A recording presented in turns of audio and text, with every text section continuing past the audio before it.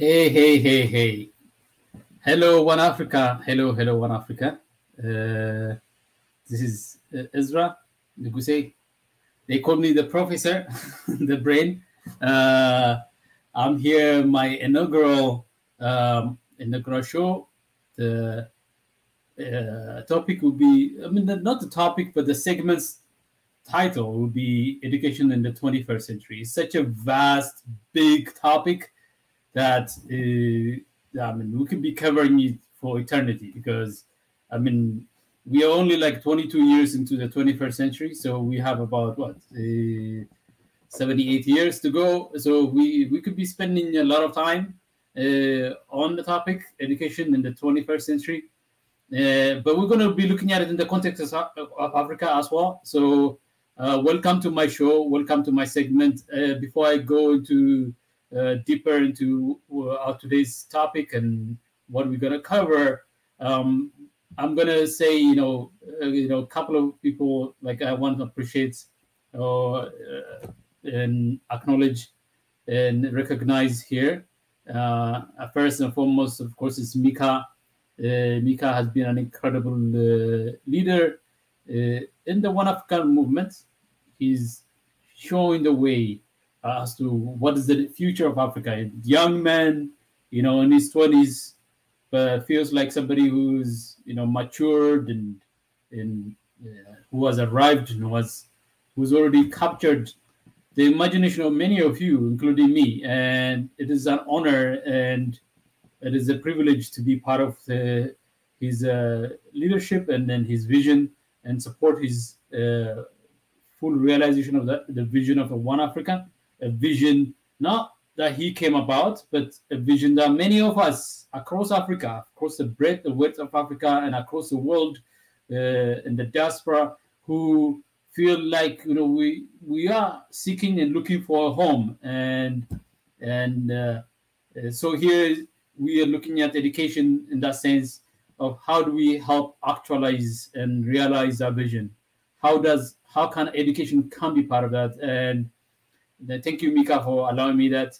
And Pastor Ezra is an incredible. He's going to join us in a bit to start off the inaugural segment of education in the 21st century with a prayer a pastor would give to, a clergy person, somebody of a man of the cross would give to. So thank you so much, Pastor Ezra. Your incredible calmness and wisdom and your generosity and love, and then you're giving so much to this, so much to us, and so much to the cause, giving up and sacrificing a lot from family from career to all sort of things that you had to give up to make it happen.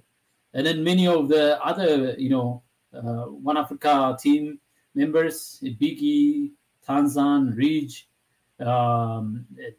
Kuru, and Abenezer, Dr. Abenezer. These are many of you. If I, Mondetezi, I don't want to forget names, but I want to say thank you for you guys for giving me the opportunity to be part of something incredible, something extraordinary, and in this extraordinary endeavor that we are on. And I'm privileged, I'm honored, and I'm humbled by it. So let's take on this important assignment, education in the 21st century. Before we jump into it, I want to ask Ezra to come in and start off with a prayer. And today is just going to be him, but in the coming days, you will see me coming in and starting it with a prayer and ending it with a prayer. I'm not a one of the cloth, but I believe deeply I'm a deeply spiritual person, and I have believe in having faith and having a relationship with God, and then you can believe in whatever God that you believe in. We share that commonality. So yeah, Ezra, please come in and start us please with a nice prayer. Thank you. Hey, Ezra. I can't hear you. I don't know. There's something. I think. Oh, sorry, guys. I was muted there for a sec. Sorry about that, Prof. Ezra. It's okay. Good to be here, and thank you for also inviting me to your show, because it's becoming a norm this week that everyone is inviting me to their shows.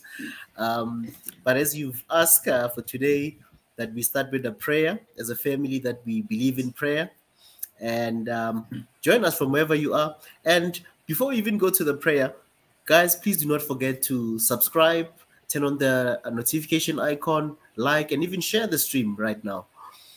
And yeah, Prof. Ezra, thank you for this opportunity. We can pray. Thank you, Abba Father, for this night that you've blessed us with. Thank you that as brothers and sisters from all over the world, we can come to share ideas, share our wisdom. We pray, Father, that as we'll be meeting together tonight, that we can all grow, we can all be imparted, we can all be sharpened from one another. In Jesus' mighty name, amen. Amen. Amen. I think that's the way to start. I mean, it's really incredible.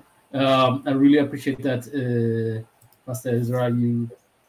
Your presence always is an inspiration. So I don't want to take too much time, and until a point when somebody is interested in coming in, let them come in.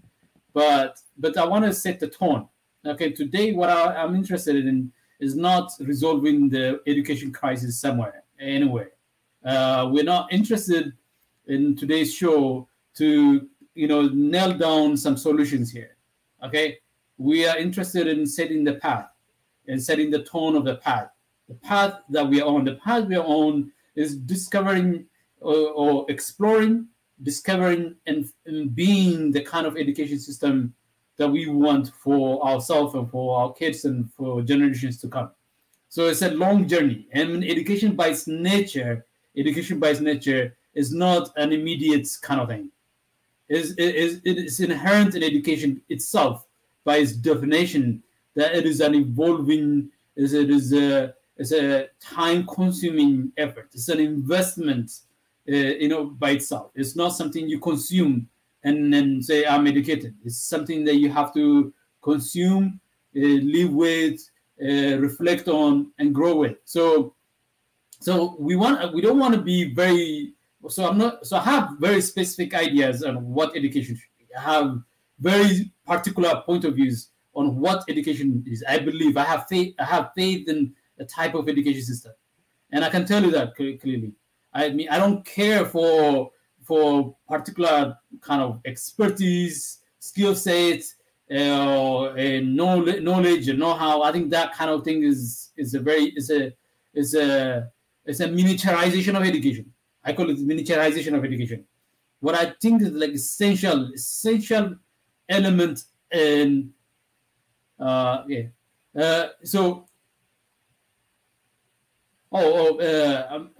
you know what, Ezra, go ahead and share the screen and let them, if somebody comes in, let them come in and hear. But feel free to share it at any moment. But what I want to point out, what I want to address here is that we're not interested today in today's show to really nailing down what education should be. We are interested in exploring the essence of education. What is education? What is the purpose of education? Why should we have education? What kind of education should we have? How should we go about it? Bringing about the education. So my personal point of view is that education should be about liberation, should be about empowerment. The purpose of education should be about to liberate and to empower, to liberate and empower. But it doesn't have to be your point of view. It doesn't have to be something that you share. So I start from that and then come down to like the specifics of what should be education. So I have a set of ideas and perspective on educations. But this is not just about me. It's about a broad set of coalition of people who have to develop a shared sense of understanding of the education in the 21st century. In the 21st century, when we say 21st century, we're talking about now and in the future. We're not talking about 20th century. We're not talking about 19th century. We might look at it as a point of reference.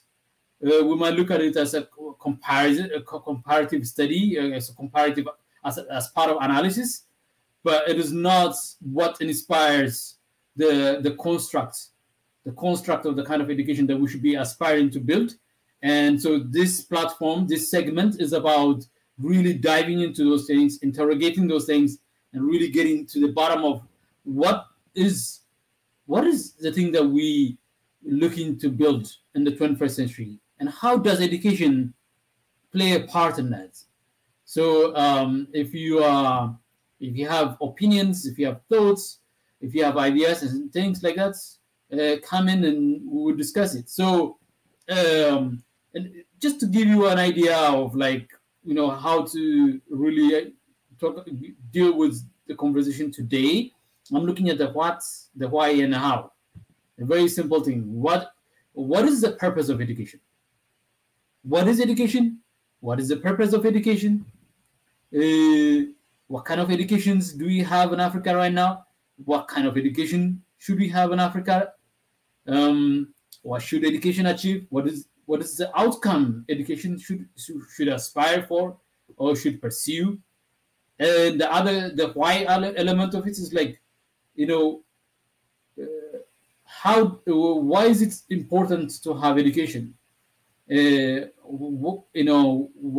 is it important to shape the future, and why is education is important in shaping the future? Why is education important in the liberation of a learner, a child, a person, a human? Why is education important in humanization? And how can we deconstruct and decolonize, the poison that we have, the poison well that we are consuming education from right now? How can we cleanse that system? How can we cleanse our education system? How can we reconstitute and reconstruct an education system that is in the image, in the liking of our vision or in our shared vision? So, we share a sense of belief, a sense of value, and then how can education be an integral part of it? How can we weave in education into that? So those are the questions that are on top of my head and top of my mind. And if you want to come in and join us, please feel free to do so. Ezra, feel free to share the link, and you're welcome at any time. To me, what are the vexing points? What is really vexing? What is really vexing to me, that people really don't get it. I feel like don't get it, is the demand that we place, on our education system is to create prosperity. Our education system is, current education system that we have, current education methodologies that we have, current education practices that we have, and the current educational philosophies that we have. Okay, on its shoulder, on its very tiny, weak, and very skinny shoulder, is carrying the weight of transformation. It's supposed to transform communities and countries. It's supposed to end poverty and hunger.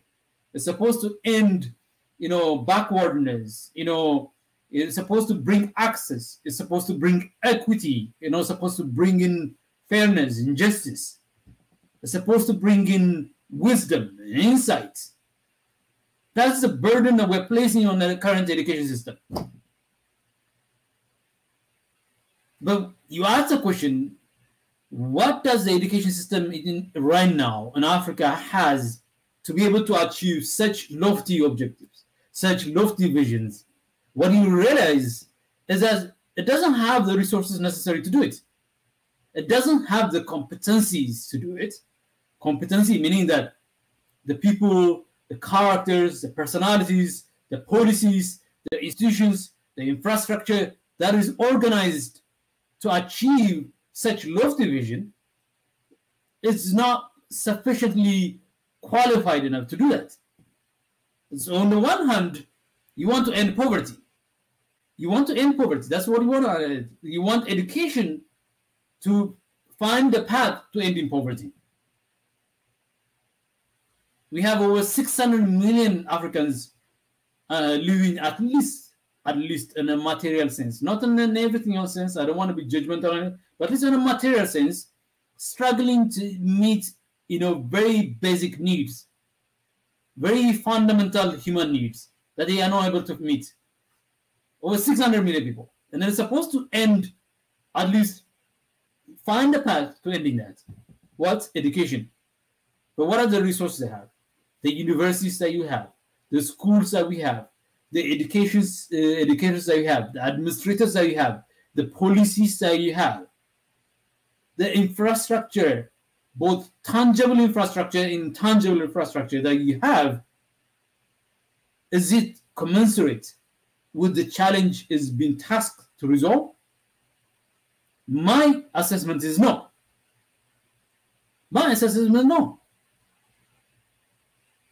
I'm not even talking about whether the system, the education, the curriculum that you teach, the content of the curriculum that you teach, the goals and outcomes that you teach, whether that's valid or not. Is it even the right thing to do? That's a separate kind of question. But even the existing system that you have is not commensurate with the vision or with the goals or with the objective it's been set for it to achieve. We're not even talking about bringing prosperity. We are talking about meeting needs. We have about somewhere between 60 and 70% of the population being under the age of 30 in Africa. 60 and 70%. Somewhere, depending on which country. Some countries are around 60, some countries are around 70. Very few countries in Africa would say they are below 60% under the age of 30. And the simple absolute number that kind of clarifies what that number means, what that percentage means. It's obvious, very straightforward. You take 1.2, 1.3, 1.4 billion people and take 70% of them, take 60% of them, and you are under the age of 30. And then if you are under the age of 30, you know what I'm talking about. You are just up and coming, a 16-year-old, a 17-year-old, a 20-year-old, a 25-year-old, up and coming, looking and hoping, aspiring to make your life mean something. So that post-30 means something. But how many of you can actually feel confident that the education that you're getting, it gives you the instruments, gives you the sense of empowerment, gives you the sense of belief in yourself, in your community, in your environment, and the resources available to you to succeed? How many of you? Of the 70% of Africans, that's a 1 out of 1.4 billion, we're talking about somewhere around 800 million people.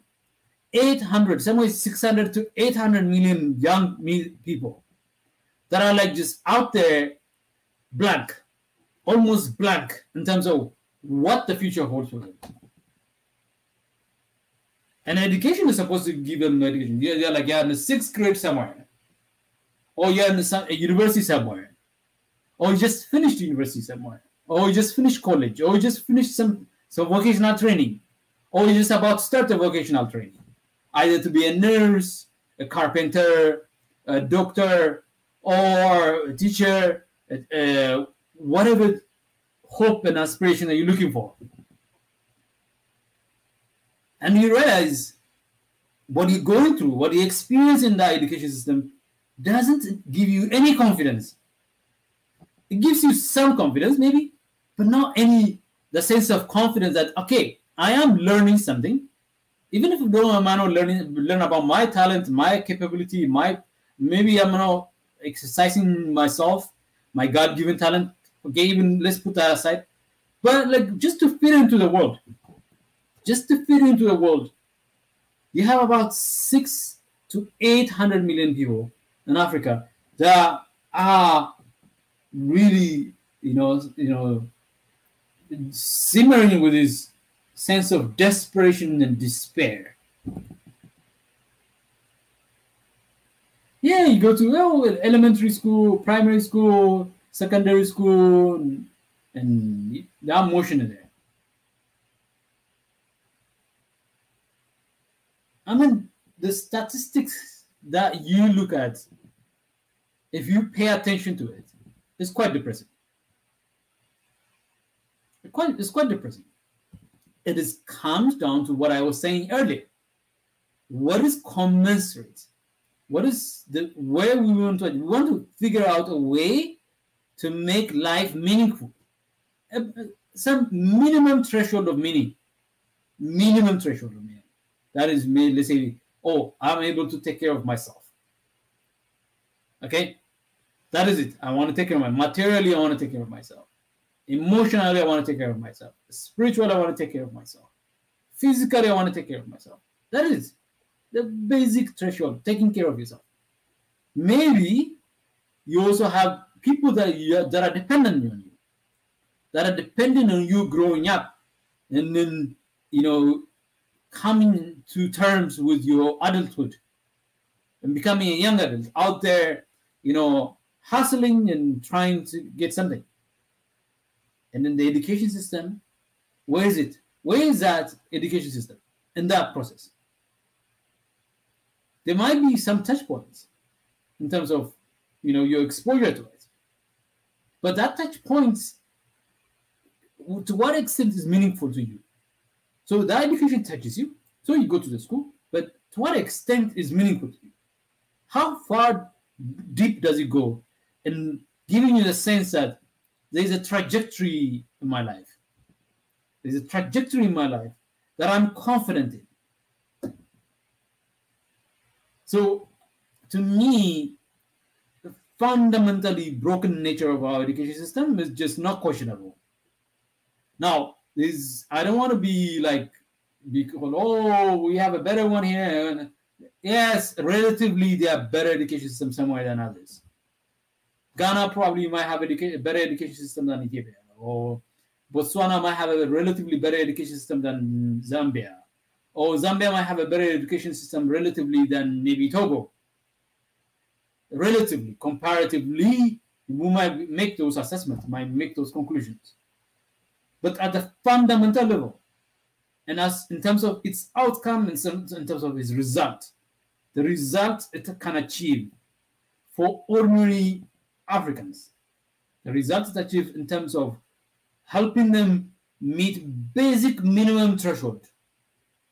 Minimum threshold. We're not talking about aspirational stuff. We're not talking about somebody like, I want to create the best business in the world. We're not talking about people who say, I want to transform my community. We're not talking about like the world where somebody say, I want to one day be the leader of my country and change over my country. We're not talking about like, I want to like, reach people's spiritually, I want to be the imam of my mosque, or, a pastor, a priest, a pastor somewhere. No. We're not talking about aspiration. We're talking about minimum threshold. The question is, does the education system that you go through make you feel like it gives you confidence in yourself? Even if you are even in a highly educated, even a highly achieving spectrum, even if you have the top 1% of your classes, to what extent does that give you confidence? To what extent does that make you feel like your future is in a good hand, in the good hand of the system of education system that we put together for you, that your grandparents and parents have put for you, the adults in the room have put for you? To what extent can we say the policy framework that we have in Africa is in total alignment with the conditions and the needs of our continent and our people? How is that aligned? We're not talking about like the research and studies and conferences, which they do all the time at the UN. They do that. They do like a bunch of educated, smart, intelligent people come together, but they never measure themselves. They never measure themselves against the outcome. They measure themselves against the output, their own personal output. Oh, they have an output. Wow, a nice, incredible, beautifully written research paper. That's how they measure. They never measure themselves in terms of not the success and the well-being or failing of our children who are going through that system. That they are espousing to find, oh, if you do these things, if we increase this one here, if you improve this one, if you, as if it's like a kind of like some kind of tiny knobs here, you can improve here, tiny knobs here. No, they never measure themselves on the basis of the result and the outcomes and the outputs of the system they put together, and they fighting to preserve and protect. No, they never. What they measure themselves in is based on, oh, I managed to get some funding and donation from some aid agency in Sweden or Norway or Korea or US, or some aid, the USAID. And that's the measurement. That's the people in there. That's the primary measurement. The primary preoccupations of policymakers, implementers, is not that the education that they put together is by design is supposed to do something. It's for some result. What result? To change your life, to change my life, to change the trajectory, or to at least inform the trajectory of your future in a positive way. Not on a downward scale, and an upward scale. No, they don't. So to me, like, we are dealing with what is called the elephant in the room that I never talked about. Now, look, I'm an African. I care much more deeply than anything else about Africa and Africa's future. And I've invested my time and effort trying to figure this out, trying to figure out what is really essentially the best instrument, or the best way we can instrumentalize education to make it transformative and transformational. So that's something I've devoted my 15 or so years in education, trying to figure out what is the best model out there that you can come up with. How can we resolve this vexing challenge of the misalignment between what we think education ought to be and what is education is, in a vast area of problems and challenges that most of our people face, from material poverty to everything in between, everything else included. So, like this, there are definitely ways to do it, and it's not hopeless. And actually, I'm much more hopeful that Africa can figure out an education system that is not only transformative for itself and for its people, but be transformative for the entire world. This is the positive, because we're not too invested in the education system we've taken on. We're not too invested. We look like we're invested, not. Sweden is invested in a flawed education system. America is invested in a flawed education system. Japan is invested in a flawed education system than we are. But they make it work because they back it with the resource. So sometimes a flawed education system is okay. It's okay as long as you can back it up with something. So the flaw in the Western education system that we have taken on, that is so resource intensive. It's so capital intensive. You need to build infrastructures, massive infrastructures, tangible infrastructures, intangible infrastructures. It requires extreme amount of competencies that needs to be continuously improved and then updated. It requires that. And I've been in education and to know that education is not cheap. It's not cheap. Like really good quality educations in the framework of what we have accepted over the past 100 years as a way of education that system is resource intensive. I can give you a number. Sweden, I use this example so often. Sweden has some of the best outcome, some of the best outcome in the world in the education system. Now, I have objection in their system. It is dehumanizing. It's not a liberating education system, but that's their choice. Okay, but at least what it does is it empowers sufficiently the learner to have some degree of mobility, and some degree of mobility and flexibility in building their life, at least their economic life, hence their family life. So to that extent, is good. How much do they put into that? They put in over $12 billion of their hard-earned GDP every year, and then every year rising onto it. It's about 5 or 6% of their total government budget.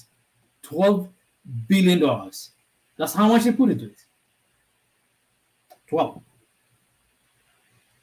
It comes down to somewhere around $12,000 or $15,000 per student. Per student they spend. And then I can give you my home country example, Ethiopia. Ethiopia government spends a good portion of the government budget, okay, on education. A good portion of it, about 5%, which is what all these world people, the UN, World Bank, and IMF recommend that you do. Somewhere around 5, maybe more. 5% of your expenditure should be around that. The total government budget of Ethiopia, entire total budget, is less than $12 billion. So education is competing with defense, education is competing with healthcare, education is competing with infrastructure, education is competing with the droughts that happen, and those things need to be taken care of. Education is competing with war that happens, civil wars. That's education. That's competing for the schools, for the salaries, for the laboratories, for the textbooks, for the lunch programs. I would say somewhere between, I think 500, maybe, I think if my number could be wrong, somebody can come and correct me.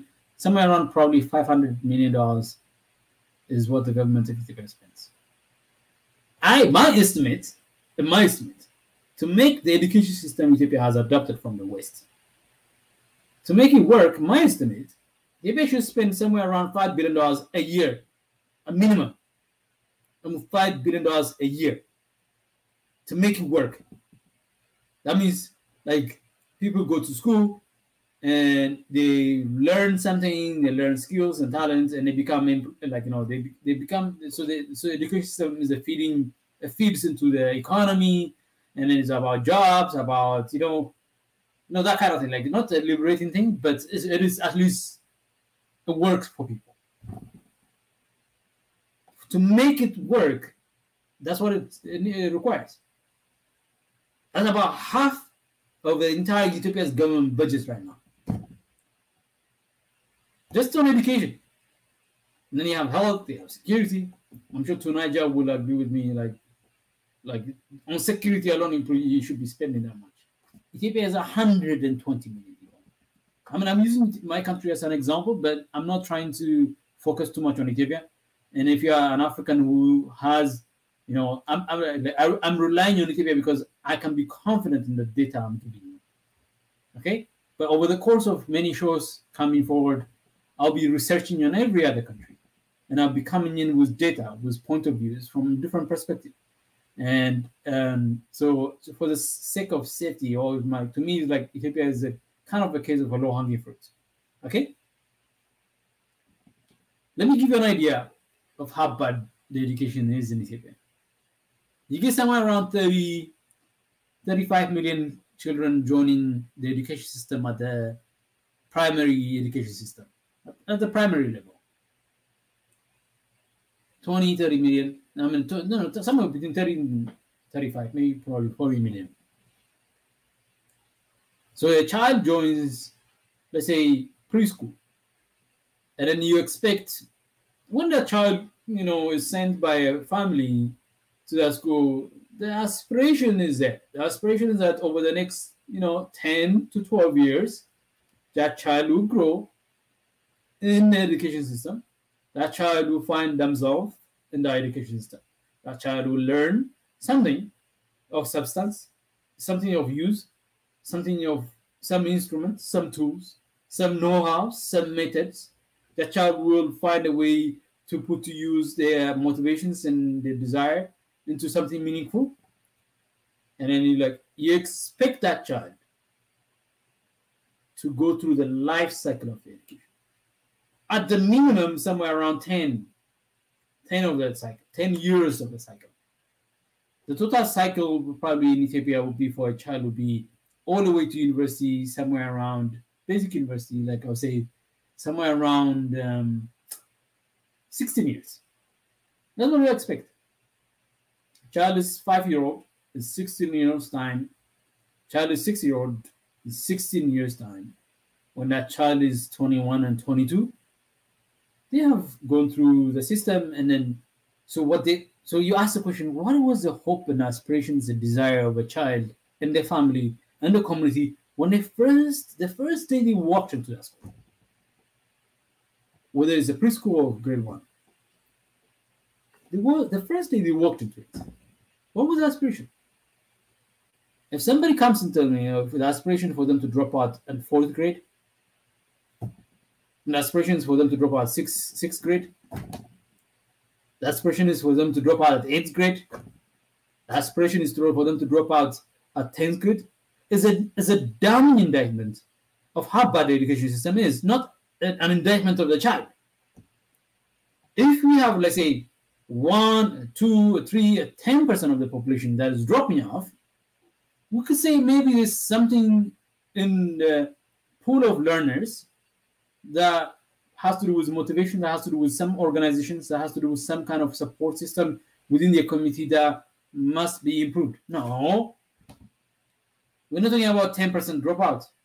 We're talking about by the time a child is at university age and has gotten to 12th grade, their peers, left, right, front, and back, their peers are somewhere around 500,000. 500,000. That's the peers. What happened to the other kids? The millions of other kids. What happened? Of course, there's so many factors that makes it a difference. I'm not trying to interrogate every possible factor.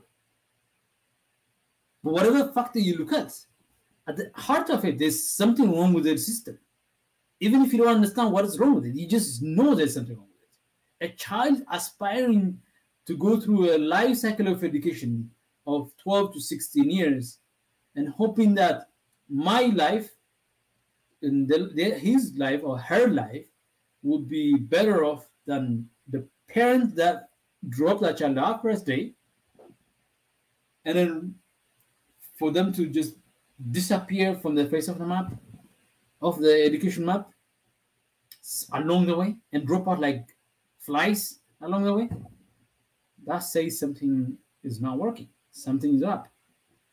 So that's what the issue is, and I'm hoping that, I don't know how come nobody has showed up so far, but we haven't had anybody show up yet. I've talked for about 40 something minutes. Yesterday I showed up about 20 minutes into it. So if there are people that are like, interested in coming in and joining in, and then, really like give me some kind of break, feel free so I can have a breather. But let me see. Let me see the comments. Hey, thank you. We love you, Swati Nation.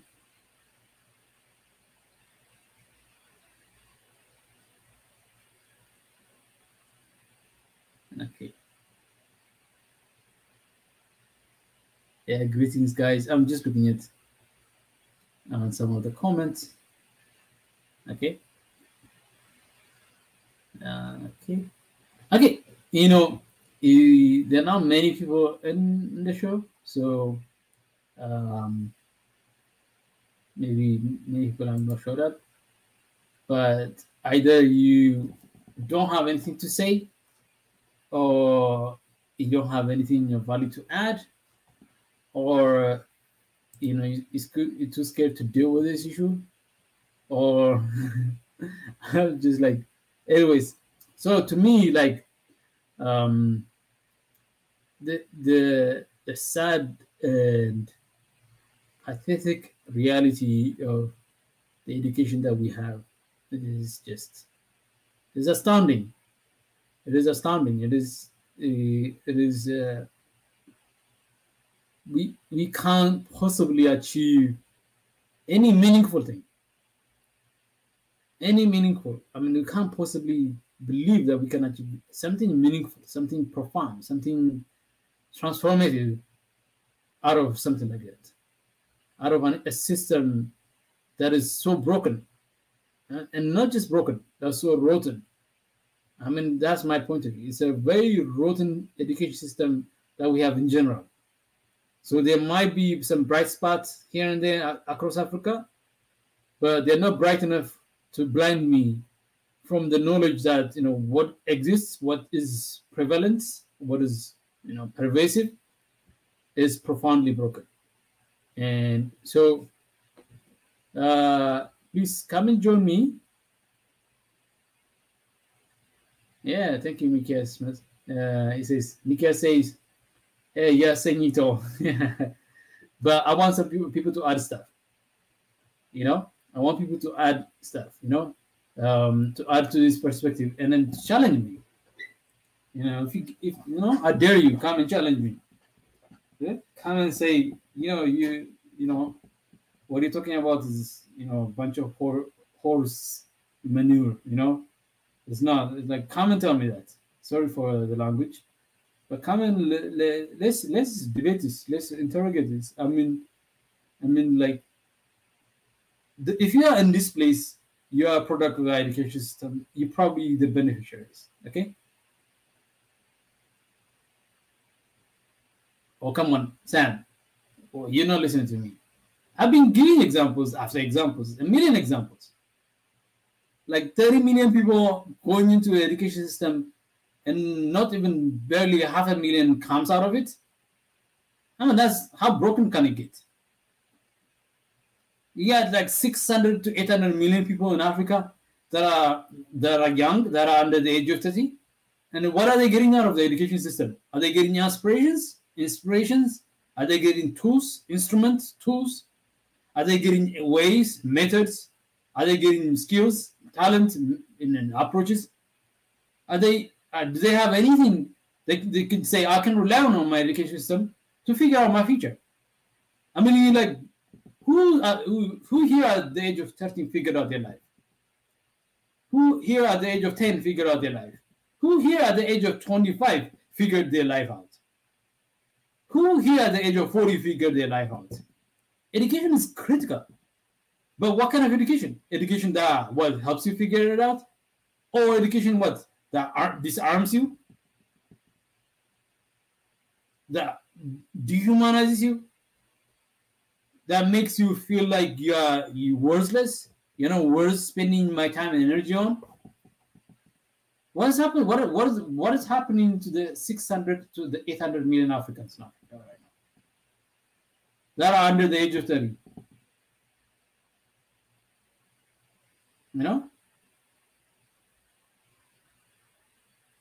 Yeah, we can invest, but can't we have the money?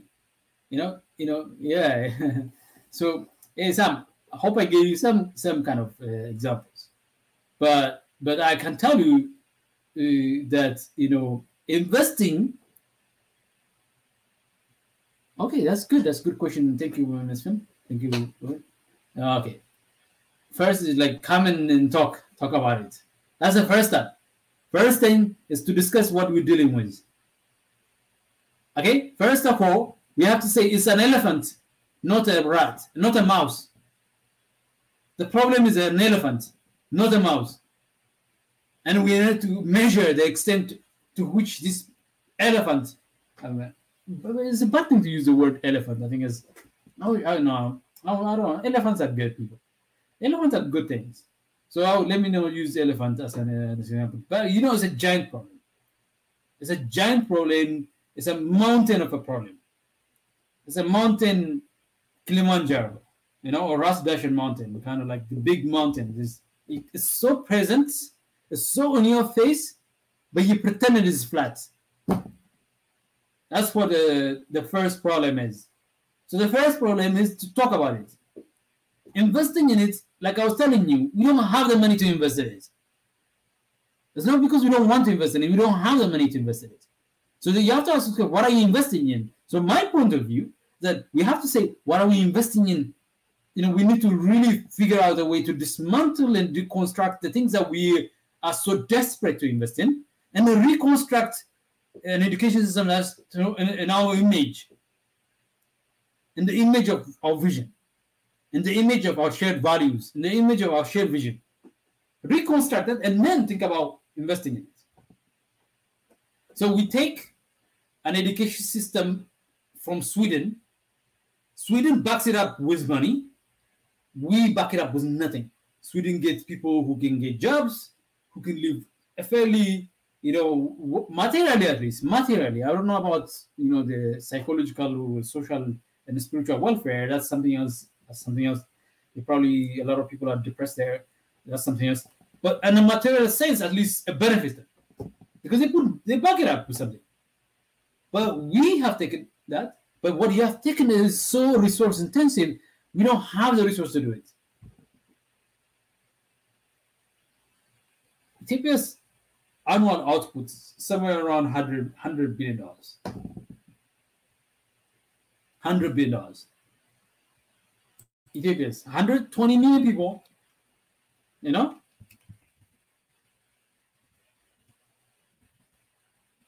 Yeah, I'm Googling GDP of Sweden.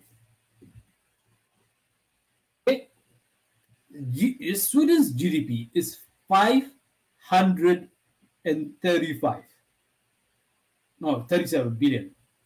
Sweden has a GDP of 535. 535. Nigeria has somewhere around 400 or 350 to 400 billion GDP. I think South Africa is not that far off from that. It's somewhere around 230 and I think 300 GDP, billion dollars GDP. Kenya is around 100 billion. And then you break it up into, like, that is the resource that you have. That you're producing those things. If Ethiopia is producing $100 billion in a given year, how much can it mobilize to invest? How much can it mobilize to invest? That's a simple mathematics. You produced $100 billion, and in the best case scenario, let's say they mobilized 20% of that to invest. That's $20 billion. $20 billion. Does Ethiopia look like a country that is able to invest, mobilize 20 billion and invest 20 billion in the economy? So the question of, like, oh, let's invest in what? Invest in what? What is that thing that you're investing into? It's something that's a resource intensive, capital intensive thing. It requires a lot of money and a lot of resources to get it to work.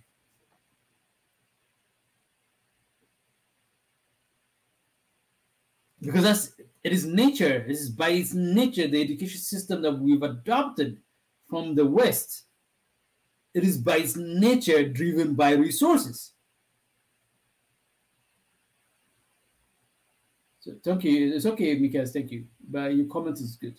It is by its nature. It is by its nature, you know, resource intensive. It requires building schools. It requires training a lot of teachers and educators. It requires a huge administrative cost. It requires all of those things. And it would need more than $20 billion to fundamentally alter those things. In the next 5 to 10 years, Ethiopia should be spending should be investing in education. That education system, we're talking about somewhere maybe $2.5 to $5 billion a year, every year, to make it work. To make it work for the 80 to 90 million Ethiopians who are desperate for it to work.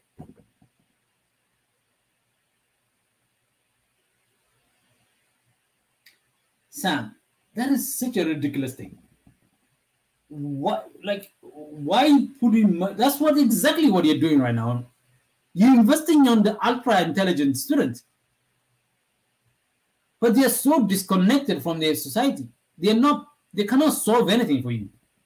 They're brilliant. They're intelligent. So like say, so Sam says we should probably invest in systems to identify the ultra intelligent students. Yes, there is this. The current system we have is so poor that the only one that succeed in it is that the one that don't need a lot of resources to succeed. The brilliant, smart, intelligent ones will make do with anything to figure something out. You're probably one of those people, Sam. You probably but you correct me if I'm wrong now. But like what I'm telling you, the current system does that. That's why you have 400,000, 200,000 at the end of it. The cream of it coming out. Has the Ethiopia's economy been transformed because of that 200,000 to 300,000 that you've creamed out of across communities across Ethiopia? Have they? Have we transformed it? Have we transformed Ethiopia? Are we in the process of transforming? Are we in the downward trend? Further degradations of any social cohesion, any social connection. Ultra intelligence is one of the most ridiculous things to say. One, the fact that there's a notion that ultra intelligence is ridiculous. There's nothing like ultra intelligence. To me, I don't believe there's ultra intelligence or any unique intelligence. There are people who are extremely motivated, and then there are people who recognize that, like who recognize the capability quickly. They're good at, I'm good at this, and I'm motivated. And there are people somewhere in the middle and below, either they have the motivation or haven't figured out what they're good at, or they have an understanding of what they are good at, but they don't have the motivation. And that's where the education is failing. The vast majority of learners, the vast majority of communities, the vast majority of human beings either are motivated without capability, motivated without capability, or capability without motivation. So, I mean, like if I was talking Maria D. Odin, okay, it's very, if I was talking, I've studied all type of education system, from Finland to Korea to Brazil to, I've studied all sorts of. If I was talking about the US education system, how do I improve it? Then I would say practical, theoretical, balance. I could say that. I would say that. Because it's at a stage of education where you're looking at marginal improvements, that you've fundamentally altered the conditions of your vast populace using the education that you have deployed over the past 50, 100 years. Now you get in the stage where you're in the 21st century, where practicality is important.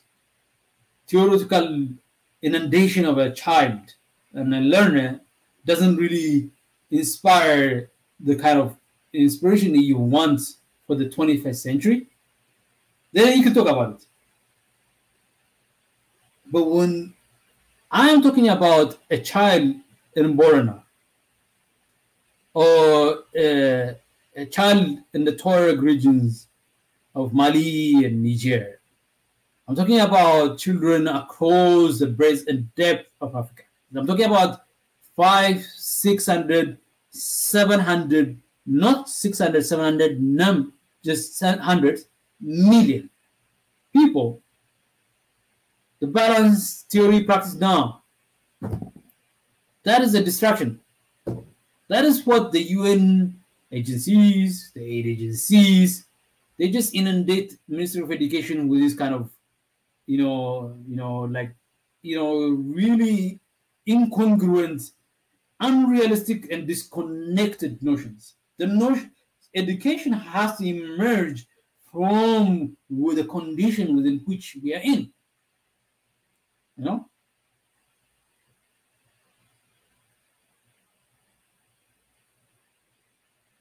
No, see some. So he says this is how it says. So hopefully I addressed a little bit of marriage. Then so I'm reading the comments here and responding. And these are great comments. I really appreciate that, Sam, for the comment they give. But we disagree a lot. But I like it. It's very helpful. Well, I say yes. I don't think it is realistic, okay, to attempt to educate all of Africa with our current budgets. However, locating the ultra intelligent student will create more people that can solve our problem. But the point Sam I'm making is that's exactly what we're doing right now.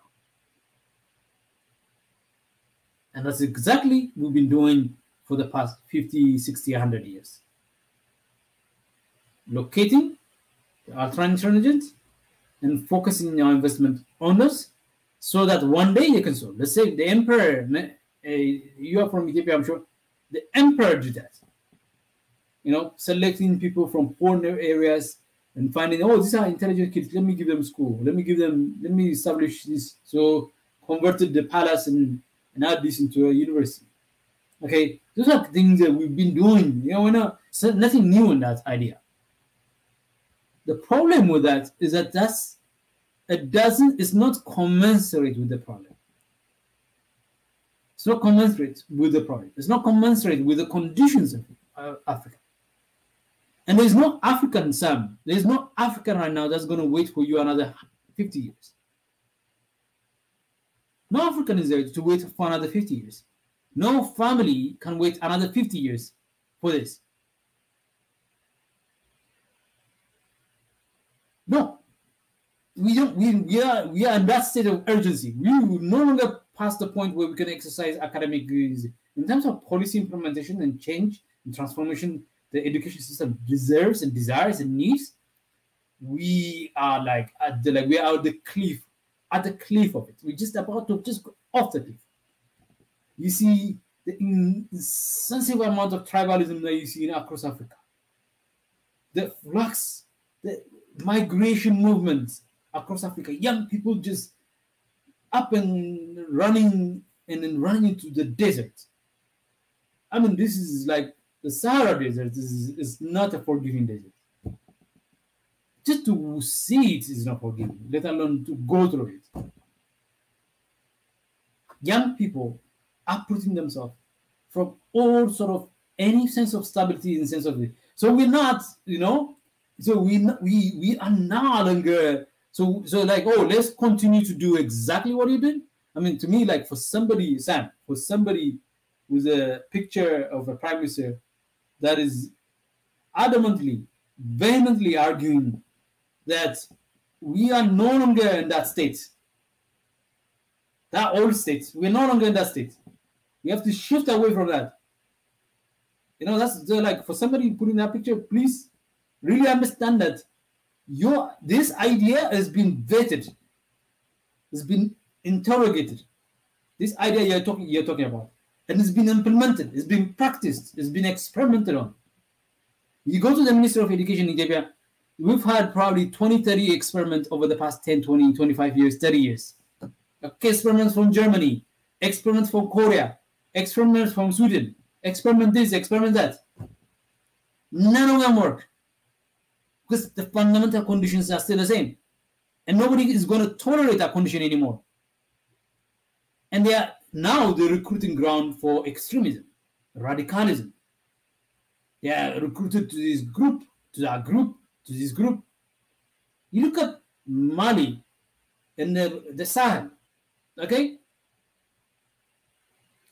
And somebody say, oh, the weapons, the breakdown of Libya, and then the weapons that came out of it, all this, the flood of weapons that came out of it, it really changed the Sahel, West Africa.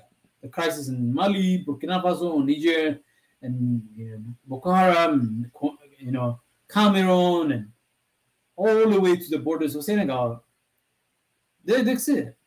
But what people don't miss out is the bed, the ground, full of young people desperate to have a meaningful life, but the education system that's absent.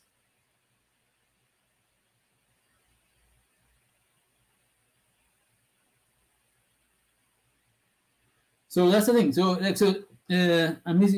So Mika says, okay, let me see. Maria then Odin says, and it isn't so that a lot of that ultra students don't stay. Yeah, exactly. I think Maria then says, yeah, a lot of that we educate the cream of cream. They find that the conditions don't permit them to fulfill the kind of promise now they've begun to realize it resides in them. So what do? They uproot themselves and go out there to the best bidder out there. And the most you can get out of them is remittance. They send you remittance and they keep you alive. That's what the most you can get out of them. Most of them, they find out they're much more valued somewhere else. So, thank you so much. I was struggling to say, but I want to make sure that Maria Den Odin, I want to say that it sounds like a Viking name, by the way. I don't know if that's the case, but it's a beautiful name, by the way. So Sam, please, it's not about competency. You can't be competent. You can't just be all of a sudden competently implement that. It's not going to work. Because the system you put in it's inherent in it that it requires the resources to be competent, and you don't have the resources. Since you are from Ethiopia, the most recent data that came out, they say that only 20% of the education force are competent enough to meet the required learning objectives or learning standards of the Ethiopian education system. Only 20%. And the reason is 20% is because Ethiopia doesn't have enough resources to maintain a continuous set of, professional career development. Maintain, even if you want to just focus on elites, still you can't. So the elites that you're talking about, whether you have a broken education system or an excellent education system, they will do well. Those ultra intelligent that you're talking about, they will do well. They will do well whether you have a very broken education system or an excellent education system, because they are highly motivated and they already know what they want. They already know what they're good at. And I can give you example after example after example. The schools I run, I challenge my educators not on the quality of their top 1 or 2 or 3 students. No, I always assume there's always going to be 1 or 2 or 3 students in any class, in any educational system. There's always going to be a student or 2 or 3 who's going to be highly motivated. It doesn't matter what burden they have in their life. It could be poverty. It could be, all sort of complications. They just plow through it. There are people who just, nothing stops them. Those are ultra intelligent, don't care whether the education system is good or not. So like in Ethiopia, we celebrate, somebody got, the highest grade. 640 out of someone. That child, that young man or that young girl, the young woman got those high scores despite of the system. You could put them in a school in Bahar Dar, in Adama, in Borona, Negele Borona, in Aksum, in Jigjiga, in Bamako or Dakar or Cape Town. You can put that child anywhere, they will do well. Whether the system is good or not, whether you have good teachers or not, they will do well. Motivated and know what they are good at. They just know what they're doing. You give them a challenge, you know what they're doing. You give them a challenge, it just adds to their motivation. So it's like, so the system is you can't finesse it anymore. Like some don't ask to finesse something that cannot be finessed anymore. It's rich, it's sell by date, expired. It is an expired system.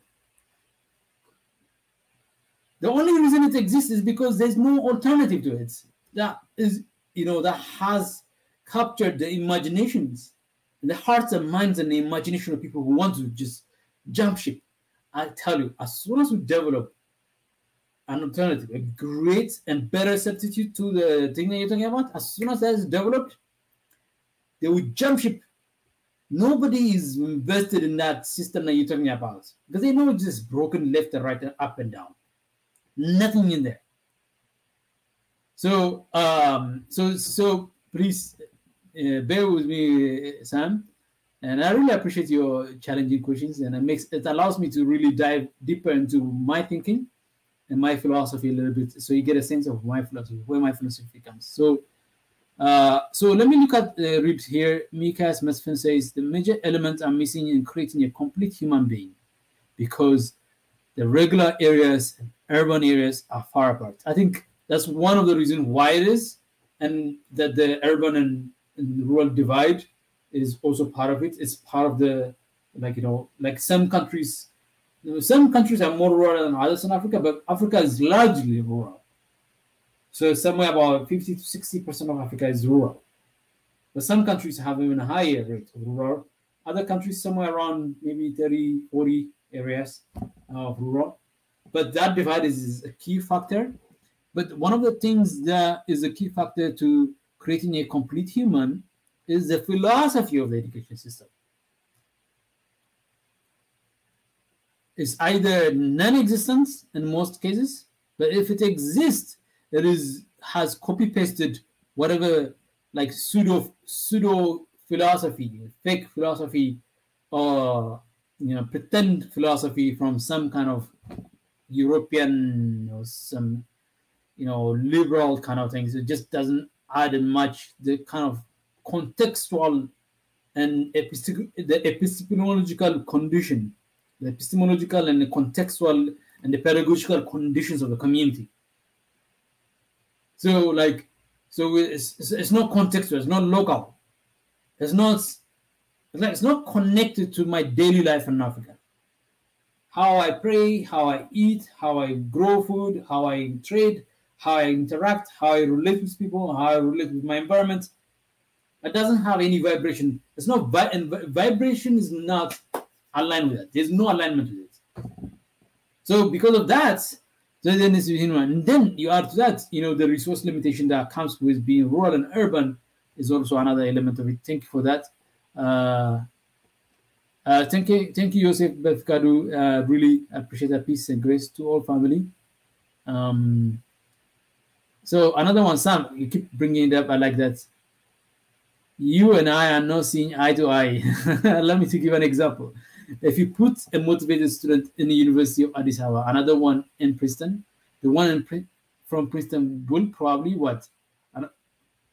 So another thing, invest in teachers, colleges, and science and learning, especially to focus on how Africans respond best to informations. The way I think those ultra-intelligent students can do to reach the development of my last comment. Okay. So essentially, it's hard to it's a little bit, sometimes the comment section has limits in words. So I get you. I get that. I understand it. We're not seeing eye to eye because Sam, you are saying let's invest more in something that's dying or that's already dead. That's what you're saying. Okay? Motivation is one of the most critical components, but it's not enough.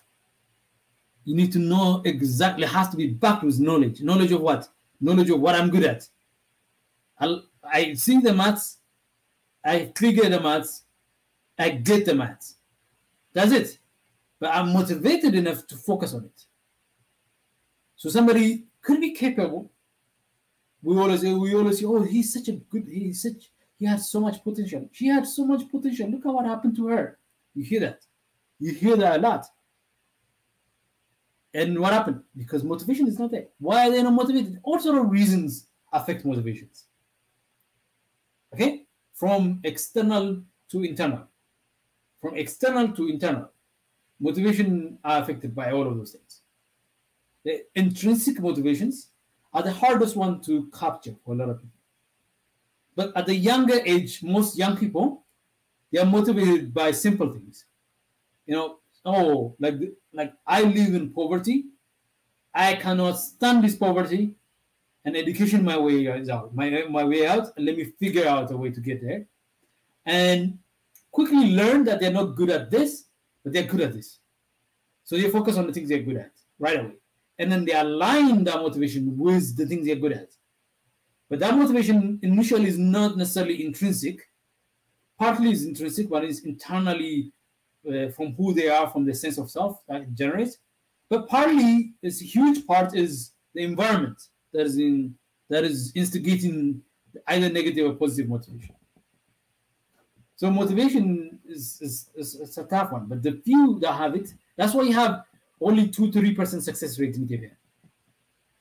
That's what, I'm talking to Sam, since, he's referring to Ethiopia. 2 to 3% success rate. And those people, they can't solve. They can't solve. They're running institutions. They are running banks. They're running, boards. They're running governments and private. They can't do anything. You don't see them do anything. Tell me a well-educated, a highly motivated person in Ethiopia right now who says, my business is so successful. Why don't I start it somewhere? Why don't I open up a branch somewhere else? My business is so successful because, I have figured out how to solve a problem. No. Most of the times, the people who who are intelligent enough, ultra intelligent enough to succeed in Ethiopia, in most cases or not, they just know how to navigate the complex social construct that Ethiopia is. Ethiopia is constructed based on many gates that are locked, like a feudalist system. Like, gate here, gate there, lock there, lock there, lock there. That's what it is. That's what Ethiopia is. And these are kids who figure out, in order to succeed in life in Ethiopia, I just need to know who owns the gate, who owns the key to the gate. So that's why I call the Ethiopian economy the economy of tricksters. It's not an economy of innovators. It's not an economy of problem solvers that you're talking about. It's an economy of tricksters. It's a society of tricksters that we built. The elites that we have, the 2, 3, 5, 10% of elites that are educated in Ethiopia, that are ultra intelligent, that you call them ultra intelligent, that are the result. What they've managed to achieve over the past 50 years and 100 years as a result of the education they've received is figure out how to navigate the complex political, social, and all sort of historical entanglement that is Ethiopia. That's what they figured out. They haven't figured out how do we address the problem of access to water. They haven't. Millions of people across Ethiopia have to trek days. Millions. In the cities, outside the cities, they have to figure out, they have to think about figuring out water, just water. Feeding their herd, taking care of their possessions, their property. They have to figure that out. Nobody has figured out a way to educate a born child whose livelihood is based on moving from one place to another, searching for best pasture land. Nobody has figured out how to educate that child. No. Nobody, none of these things that you're talking about, these ultra intelligent, ultra elites that you're talking about.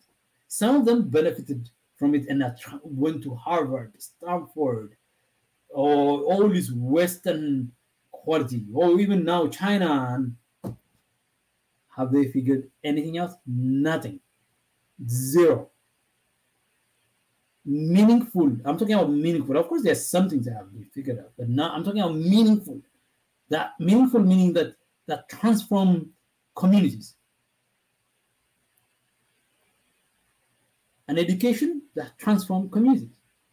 So that a child in the mountains of Lalibela doesn't have to travel on the cliffs, walking on the cliff sides of mountains to go to school, 2 hours away. Who has figured that out? Has anybody figured that out? Has any of those intelligent, ultra-intelligent people that you talk about, has they figured that out? No. So the education of the ultra-intelligent is not the problem. The education of the people who are toiling, laboring, committing themselves to work, committing to themselves to life, committing themselves to some value, some cultural, spiritual, intellectual values. That is where the education should go for those people. And when we go for those people, it's not about the number of schools that we're thinking about building. No. Wipe clean that. There are ways to educate that child in Lalibela that she has to walk hours facing cliffs down, could fall any moment and break or even die. Okay? We figure that out and help her learn in her own home without having to make so much sacrifice and realize I'm making all this sacrifice, but I need to support my family. My family needs this, and then drop out in the 4th grade or drop out in the 6th grade. Figure that out. If you figure that out, then you solve the problem. That person will solve the problems you're talking about. And that is the ultra-intelligent one that we're interested in. We should be invested in. Okay?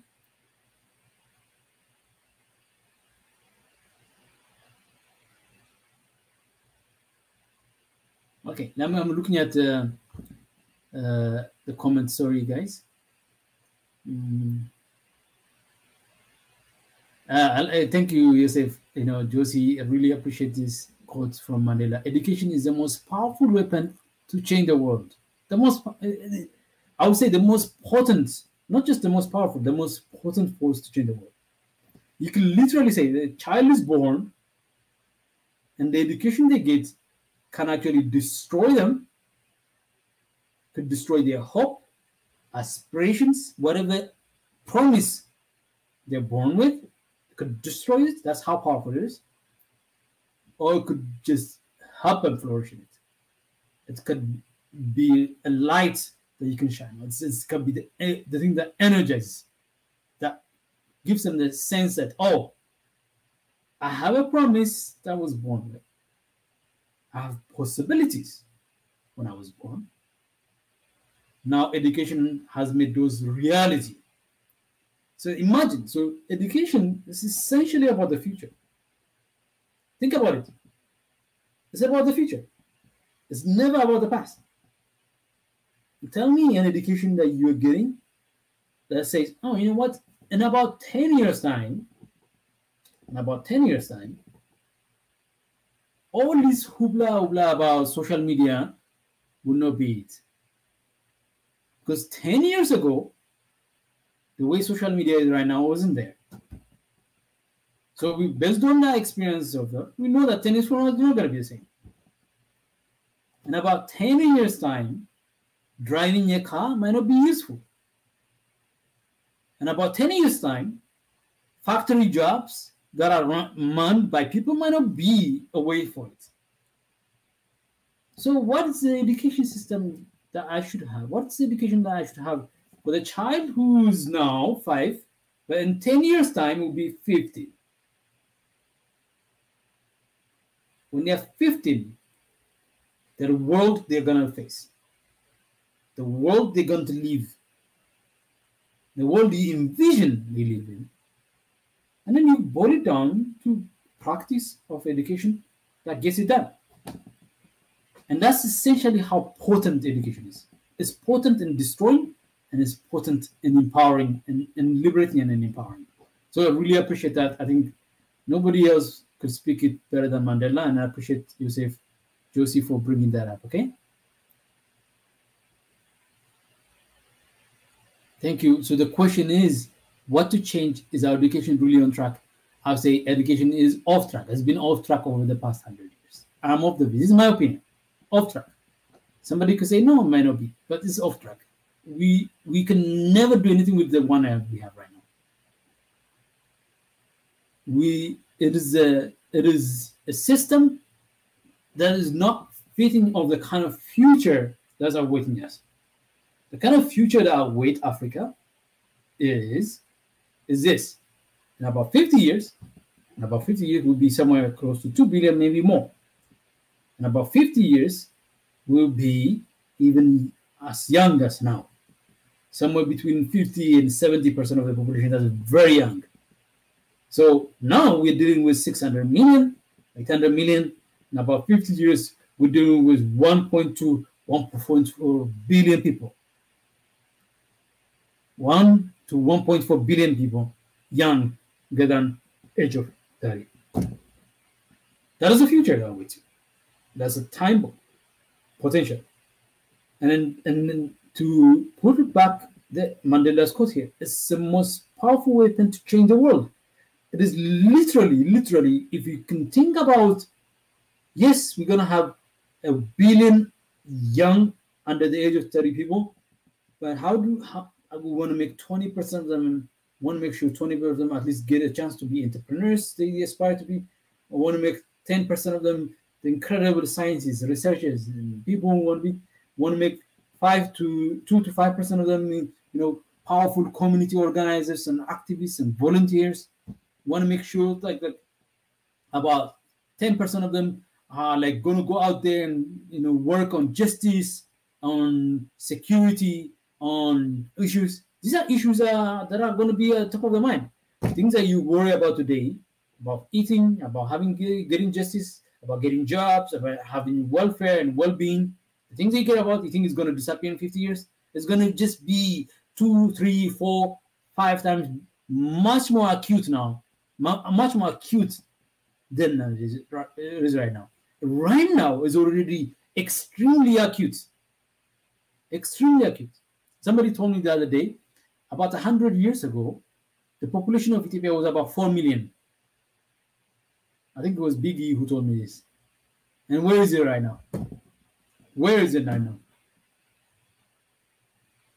So, to me, like, if you don't like look forward to that kind of future, say, you know what, we look forward to a future where 23% of Africans who have enterprising character, enterprising personality, 20% of them who have enterprising character and enterprising personality and character, like that have the promise of entrepreneurship. 30% of the population, which is about what 20% of the population of 2 billion is what? What? It's 200 million? Somewhere around 200 million? No. It's about 400 million. So I think 400 million. That's a lot of people. That's the size of the population of Nigeria in about 20 years. I think that's about that's I think that's my prediction. I think that's a prediction out there. That's 20% of them who have the promise of entrepreneurship. We want them to be entrepreneurs. So you take, let's say 100 million children are born this year in Africa, let's say 100 million. Of the 100, 20 to 25% of them have the promise of entrepreneurship. Birth zero. And then the 10-year that you dreading will come. It will be 2032. 2032 will come, whether I'm alive or not. But that 2032, 10 years, or 2042, that's 20 years. In 20 years' time, we want to make sure that 20% of the population that's born today, this year, at any given time, and has a sense of aspiration for enterprise and entrepreneurship, some kind of promise in them. Let's put it in the system of education to encourage it. I dare you to come up with a policy like that. If you're a government person, if you're interested in really that kind of addressing, that's how you need to deal with it. We need what? We need to really own our resources. We say that, oh, Africa is full of resources. We cry about it. Oh, we cry, oh, Mali is, funding French prosperity. Niger is funding French energy system. So now we want to own it. Mali wants to own the gold. Niger wants to own the uranium. And we own it in such a way. No, when you say own it, it's not like the way the land owns it. Land doesn't do anything with it. When the land owns the resources, there's nothing it does to do this. Maybe the tectonic movement and in the next million or 5 million, there's some shift happens and then changes. But in terms of owning it, no, the land doesn't own it. It's just there. But in terms of me owning it, means that I'm putting the necessary organization, the necessary planning, the necessary program to transform whatever that resource is from whatever raw state to some useful state. That's what I'm talking about when I say ownership. So in order to own it, own the uranium for Nigerians, so let's then put a plan. The next 10 to 20 years, we need to own it. So they need to have a chemist, some chemists. They need to have business people who are acutely aware of the nature of business and operation, and then need to figure out logistics of it. They need to figure out the policy framework through which that ownership is going to play out. Any technicalities, mechanics and technicalities. And then of course, a question of vision and what is the vision for that resource that you're owning. Then the politicians and the leaders have to think about the vision of Niger that sees itself lit up because it owns the resource. We manage to light it. We manage to create energy out of it.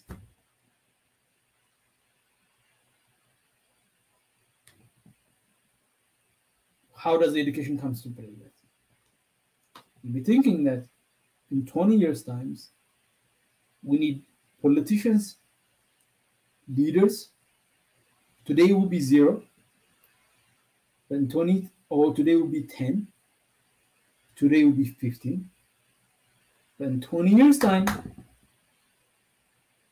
that 35-year-old young person. Oh, somebody finally showed up. Thank you. I'll come to you, Biggie. I think it's Biggie, right? Thank you so much, Biggie. That's right. I appreciate that. Yeah, so I'll come to you. Let me just wrap this one at this point, then I'll come to you. So in 20 years' time, that person who was 15, that girl who was 15 years old, is 35. She's not 15. Confused, unsure, but she's 35, determined to make her life mean something. She has all the political acumen that she's developed over the 20 years of her education in her society, in her community, in her activism and engagement. She's been a student government leader, all of it. That has grown her into a point where, so the education system has to go intervene. What are the interventions across the next 20 years that we could do for this girl to turn her into a leader? A leader who's going to figure out the ownership of the uranium that we're now just shipping out for nothing. That's tell me if the education system is doing that. So Sam, I know you like staying in the comment sections. You have strong points. I appreciate that. You are an incredible person, and it's a great you are a member of the One Africa movement. So so the ultra intelligent thing that you, instead of holding to an argument, I have broken it down for you. I have dismantled to the best possible way whatever construct of argument that you've created. And I'm not saying my deconstruction of your point of view is complete. I'm not saying that. But I guarantee you, Sam, you're better off just abandoning ship, the ship of like the way the person that you love so much in your picture has said the paradigm has shifted. You were talking about paradigm shifted yesterday, right? So the paradigm has shifted. So this is the paradigm I'm telling you. The 400 million kids who should be entrepreneurs, the 20 million kids who should be community organizers and social workers who have to travel in homes, and the 10 million kids who have to work on the nature and the ecology of Africa, and the 5 million kids who have to be engaged in business and or some kind of corporate work, or the 30 million people who have to go and farm and grow to feed and all these things. 10 years from now, 20 years from now, we still need the food. 30 years from now, we still need the politics. 30 years, 50 years from now, we still need the businesses and the enterprise and the profits and the welfare and the returns. We need those things. But what we need right now will be 10 times more. That's all it is. There's a difference with it. So that's essential thing. So I appreciate you that for bringing that.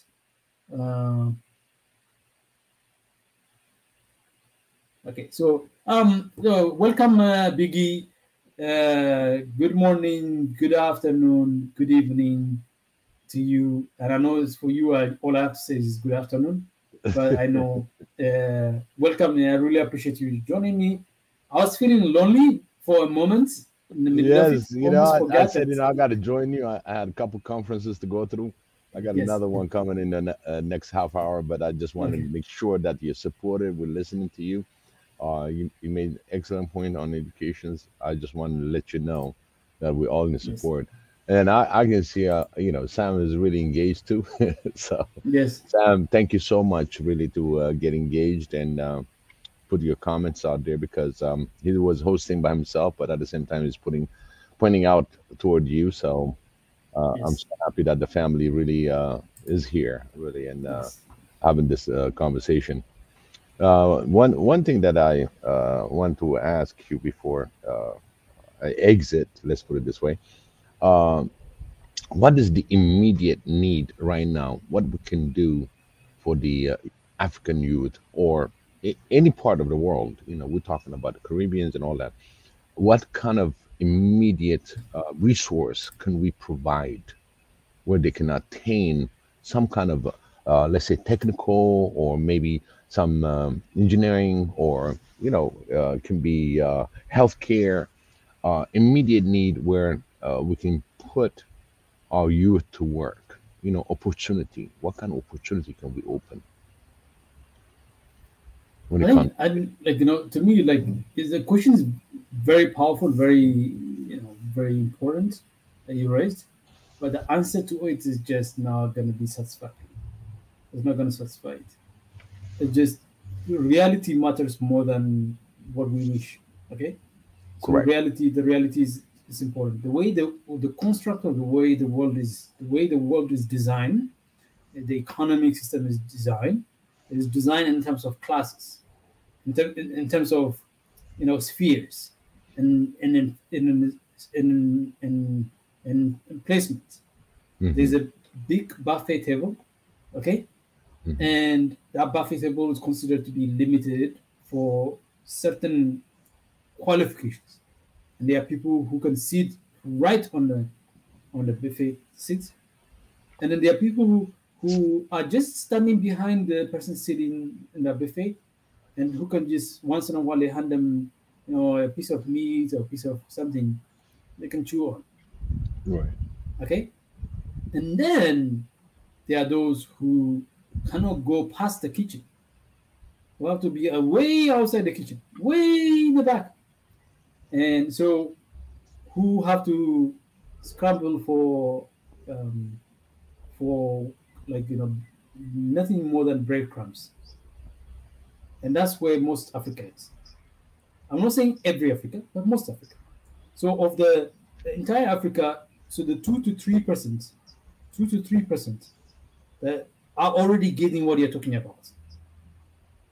The 2 to 3% who are allowed to have access to opportunities, access to good job, or access to, let's say, training, to be it a nurse, a doctor, an engineer, all of those things, that 2 to 3% cream of cream, we know, who sometimes find themselves in a category of that, those sitting in around the buffet, the conference table full of buffet of things to eat, the resources of the world, the money and the return, the profit.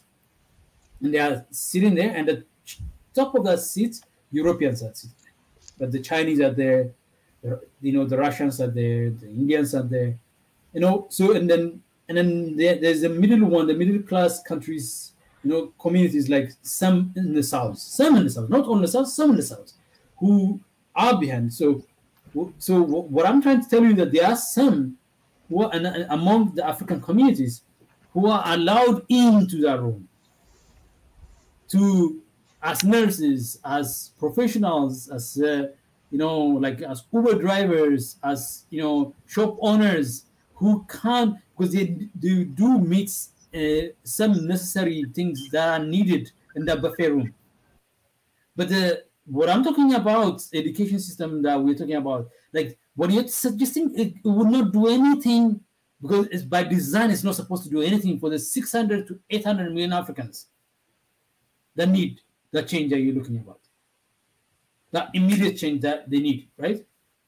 So the best thing I can say right now, that if you are listening to this show right now, if you're not going to be in that room where you're going to benefit from those things, the few 2 to 3, 5% of Africans, the elite of Africans who benefit among the rest of the world, you're not going to be in that room, right? You're not going to have an easy way into it.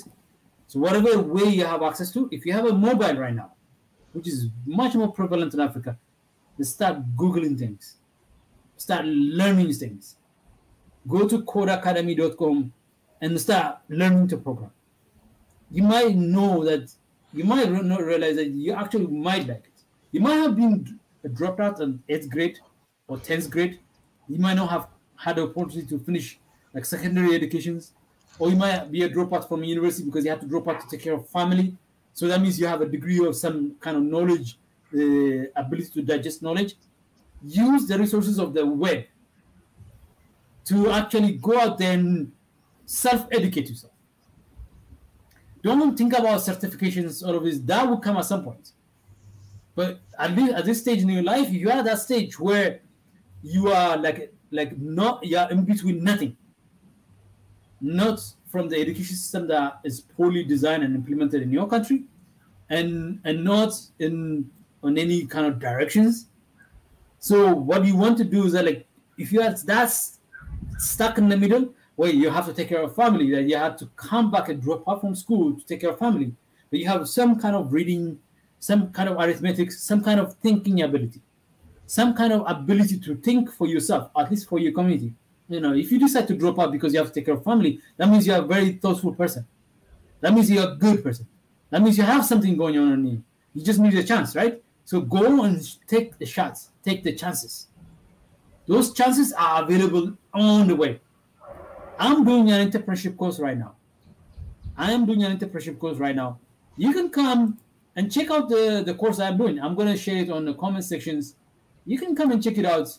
It's not like a university degree. No, we're not trying to make economists out of you. But I'm going to share the channel for you with you guys right now.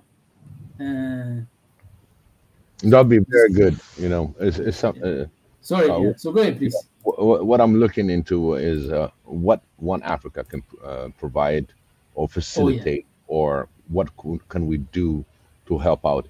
And I'm talking to all of you in here, even on the comment section, any opportunity that you may see fit for our African brothers and sisters, especially for those who don't have certain opportunities, and how they can access, the basic things, even accessing to get to an internet cafe or to get certain things. Just a simple um, uh, way of making them aware there's such thing out there where we can post ourselves. These are a few things that I would like to talk to you about on I behind. think there's so much you could do, and then you're Right. right on that one. But like, don't do it thinking that like what I'm telling you, like somebody who's out there, right, who's already in university, in somewhere in Africa, chances are they're gonna get access to these things I'm talking about. These are the 2, 3, or 5% that are gonna be okay.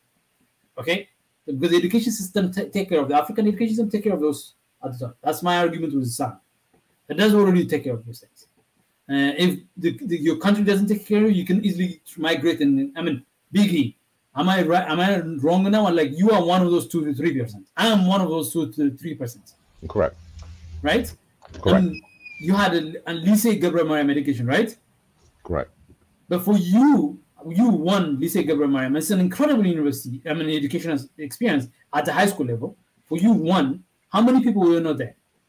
That's the question. Now, look at your age group, across your age spectrum.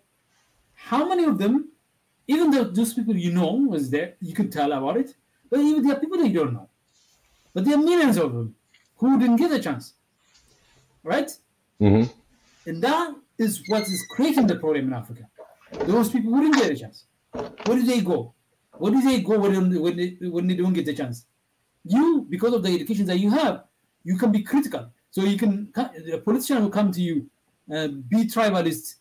You're not going to just accept it. Because you have enough degree of critical thinking, that the good quality education experience that you had, that empowered you to say, you know what? No, not everything the teacher says is from God. Mm-hmm. Right? You can be critical. Right? So you have that. But for every one of you that's there, but there's hundreds of them, thousands of them who don't get it. And those thousands who don't get it are the space, the resources, the input into the violence, into the division, into this kind of like total degradation of humanity. That is what I'm talking about. And that group of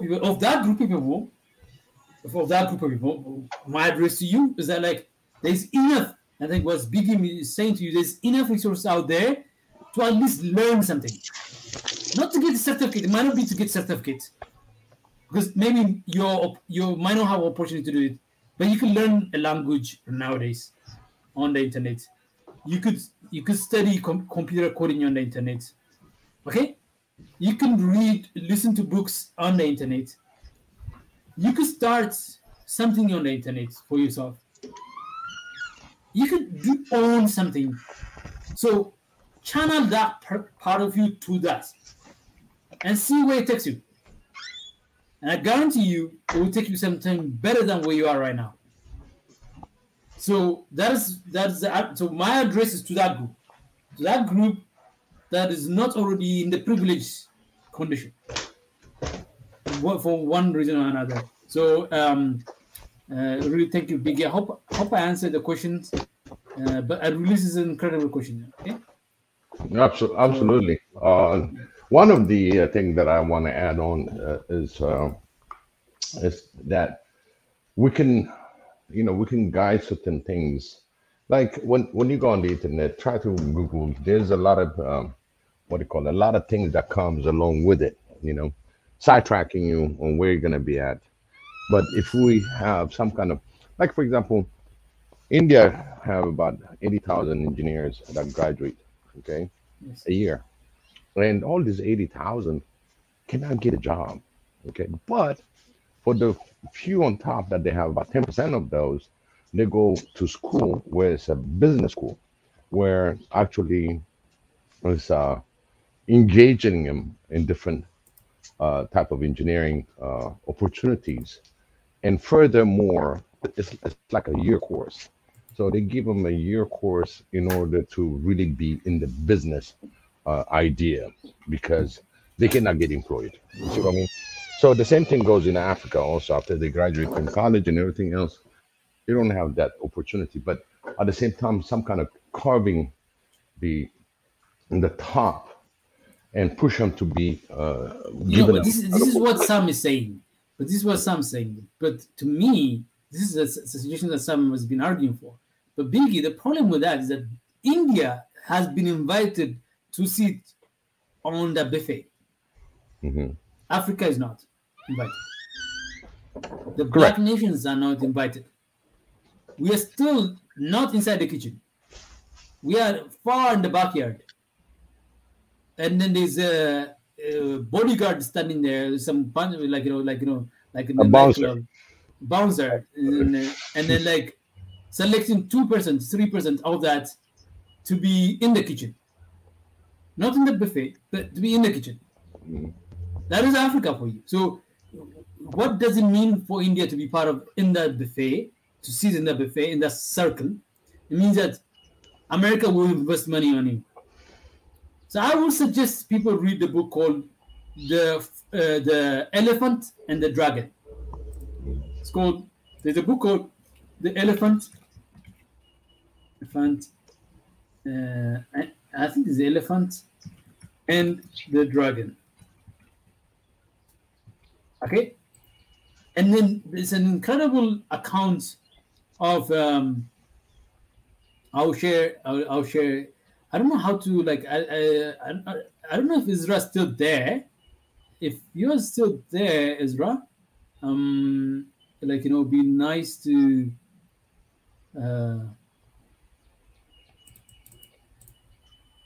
You still I got access to add on the comments. Yeah, like I'm not able to access like the public comments. But I can do stuff on private comments, but right. I cannot comment on the public part of it. But so this is, The Elephant and the Dragon it details out how America was part of the China's rise. The billions and billions and billions, billions of dollars, American corporations, American companies invested in the 1980s, the 1990s. And the 2000s. In what? In China. For China to become what? The factory of the world. Yep. Produce cheap stuff and then put it in Walmart. I remember Walmart's rise was tied to China, right? Mm-hmm. Because Walmart was just sourcing everything. From where? China. They literally, China was assembling at one point, 97% of the world personal computers. And at that time, when I read the book, it was about 297 or 290 million pieces. Guess how much you were charging these companies? HP, Dell, all these companies that were there. You know how much they were charging them? $1.5. China was saying $15 for everything we assemble. That's all it costs. And then you just multiply that number right there.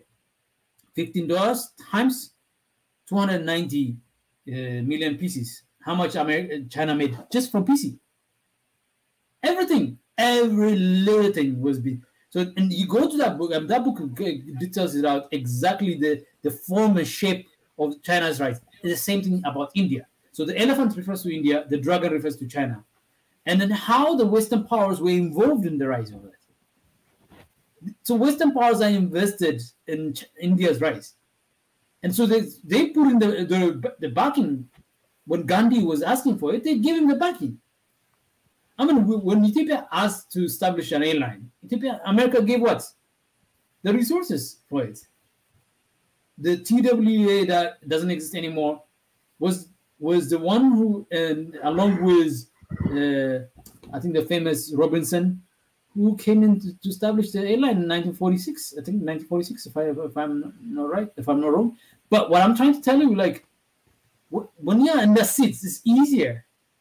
But what I'm trying to tell you is that, like, forget about, trying to fight our way back into that, limited buffet, which is they're not gonna allow you to do that. And they've made the intention very clear every step of the way to not allow you there.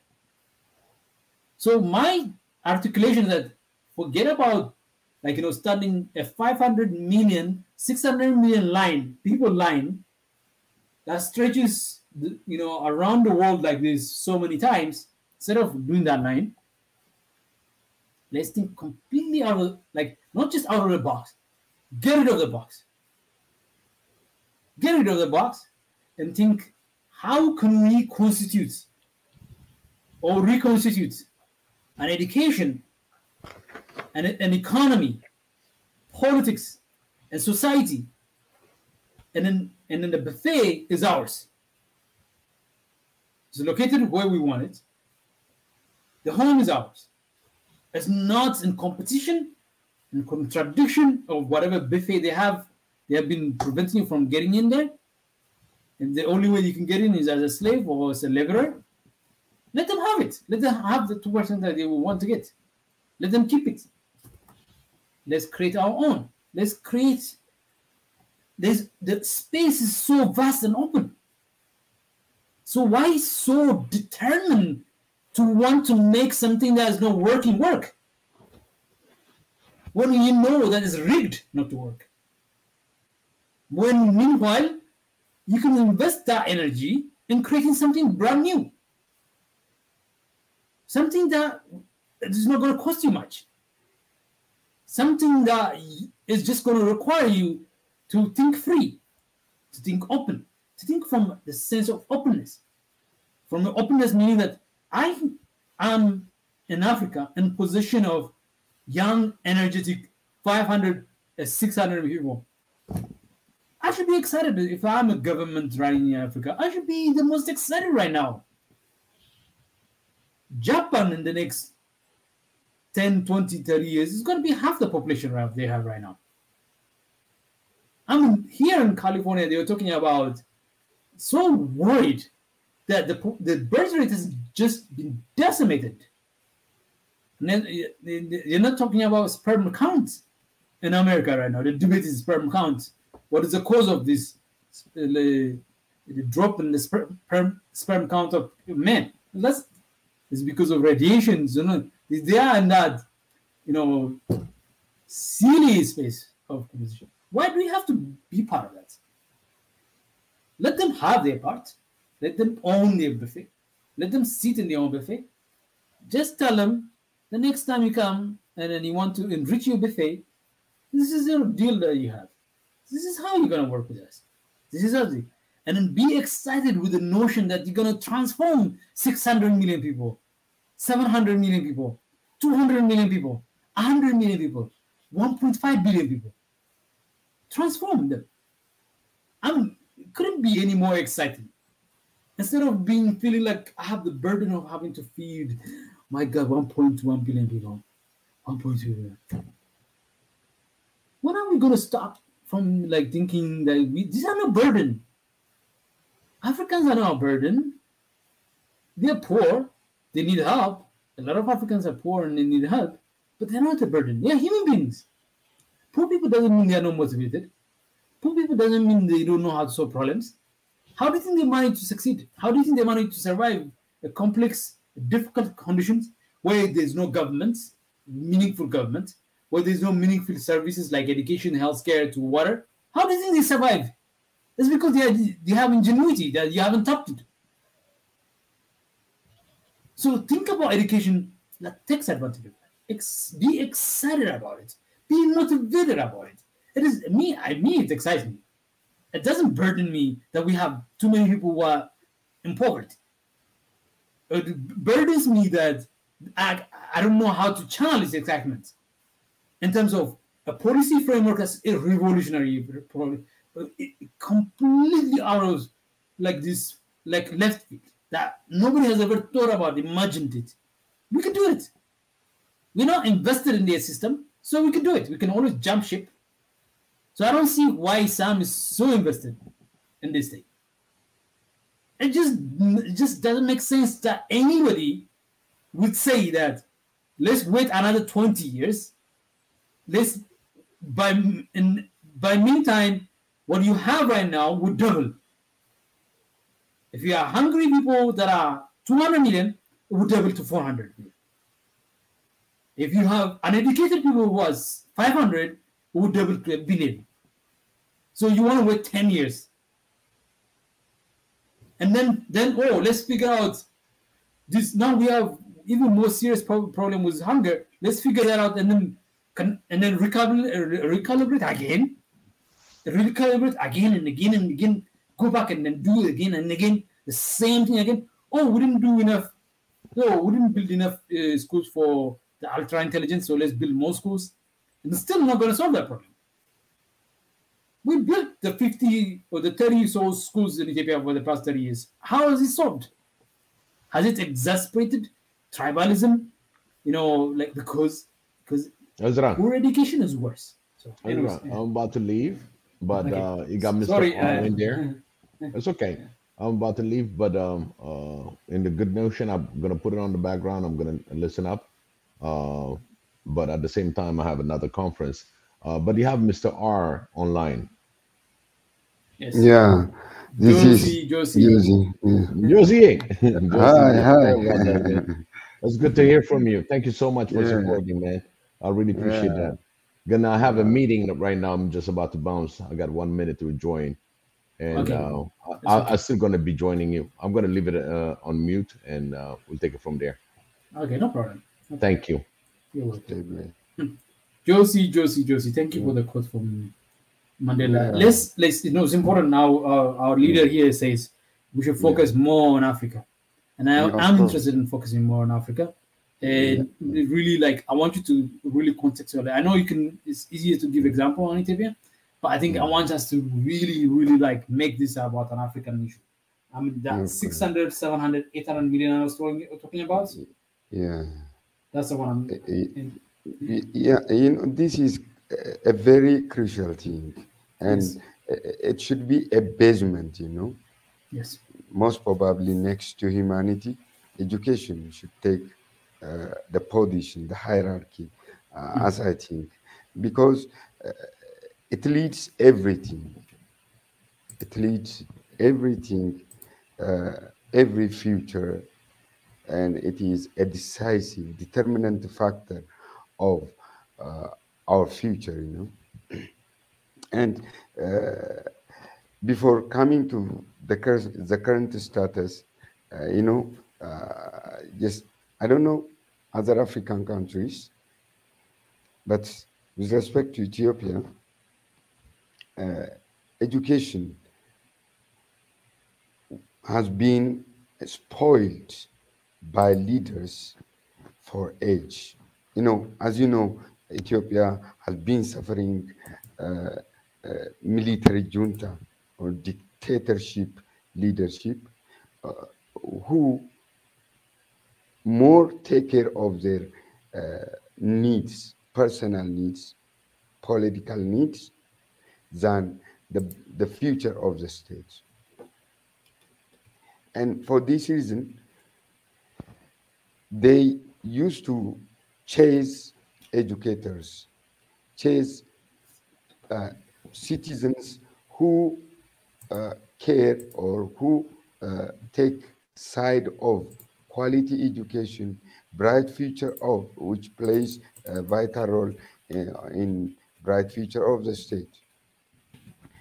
They chase the operas, and most of them migrated from country, and I hope you keep in touch with different information regarding this issue. And some were jailed and some were killed, because they thought about bright future of Ethiopia. They take side of the bright future than taking care of the dictators' needs, And so that is what spoiled our education in every aspect. And what they do, since they don't offer the engineers or the citizens, educators, they simply take from outside. Every policy, every education policy or whatever is directly taken and adopted in Ethiopia, and is what we know. And we used to protest. Take, for example, the free promotion. The result is seen now.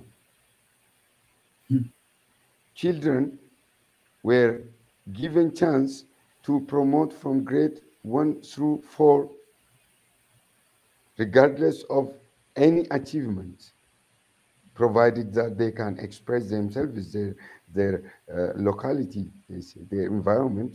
They can pass from 1 to 2, 2 to 3, then 4.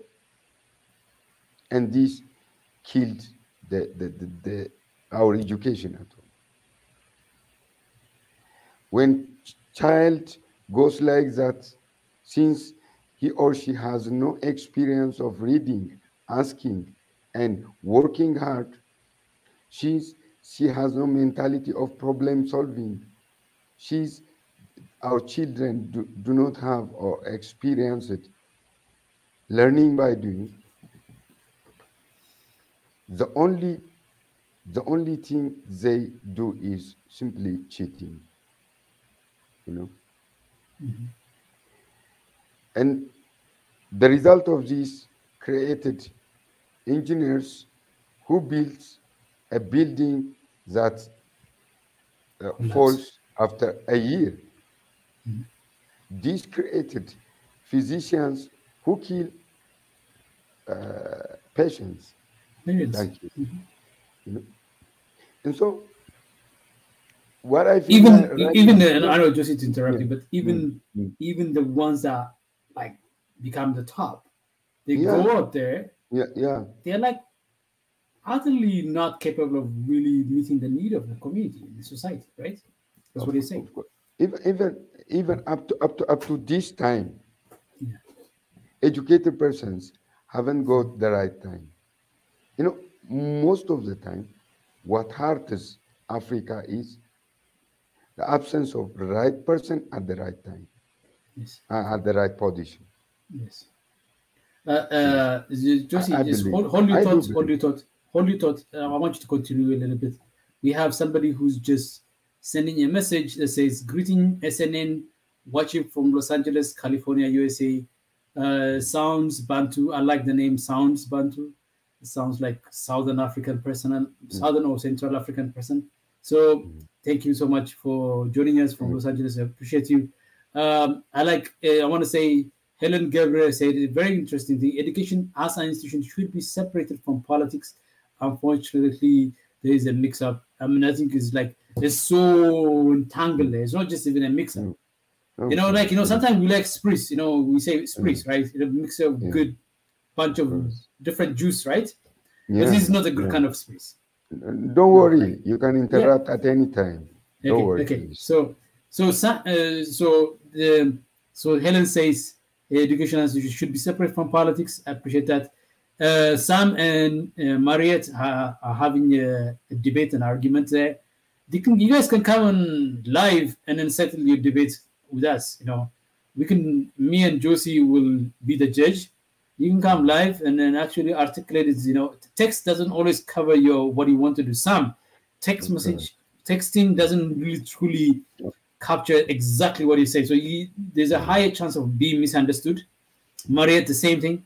So you can come in just, you don't have to be super articulate and super, we're not here. It's not a political problem. It's just an exercise in learning and growing this place here. So feel free to come and then, extend your debate in the live section. So thank you so much, Josie, for really pointing out exactly essentially what's the problem. I mean, I want to extend a little bit and I want you to, take it even further.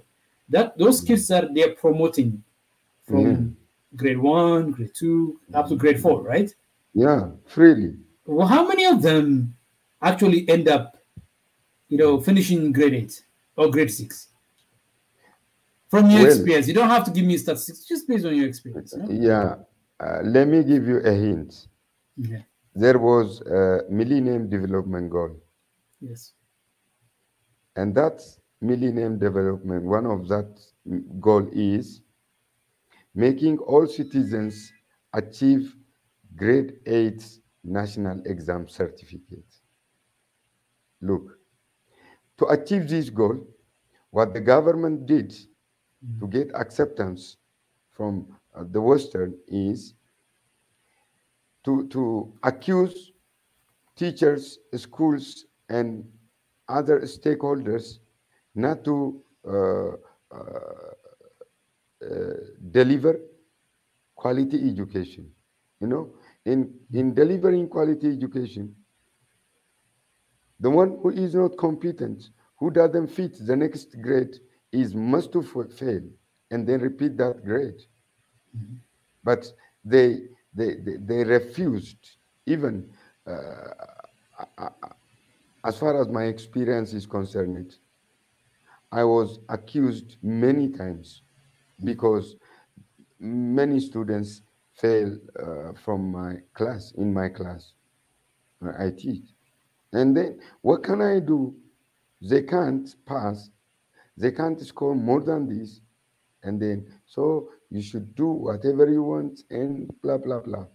I'm a teacher and I was in the routine.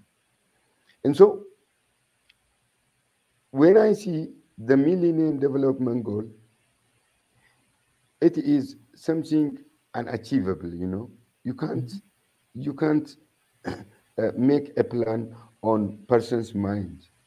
Of course, you can create the opportunity to learn for all citizens. However, you can't make by any means, using any wisdom, everyone to learn and to achieve grade 8. You can't at all. And so it was not achievable as to me. And the next point to this issue is that, as I told you, curriculum policies are directly adopted.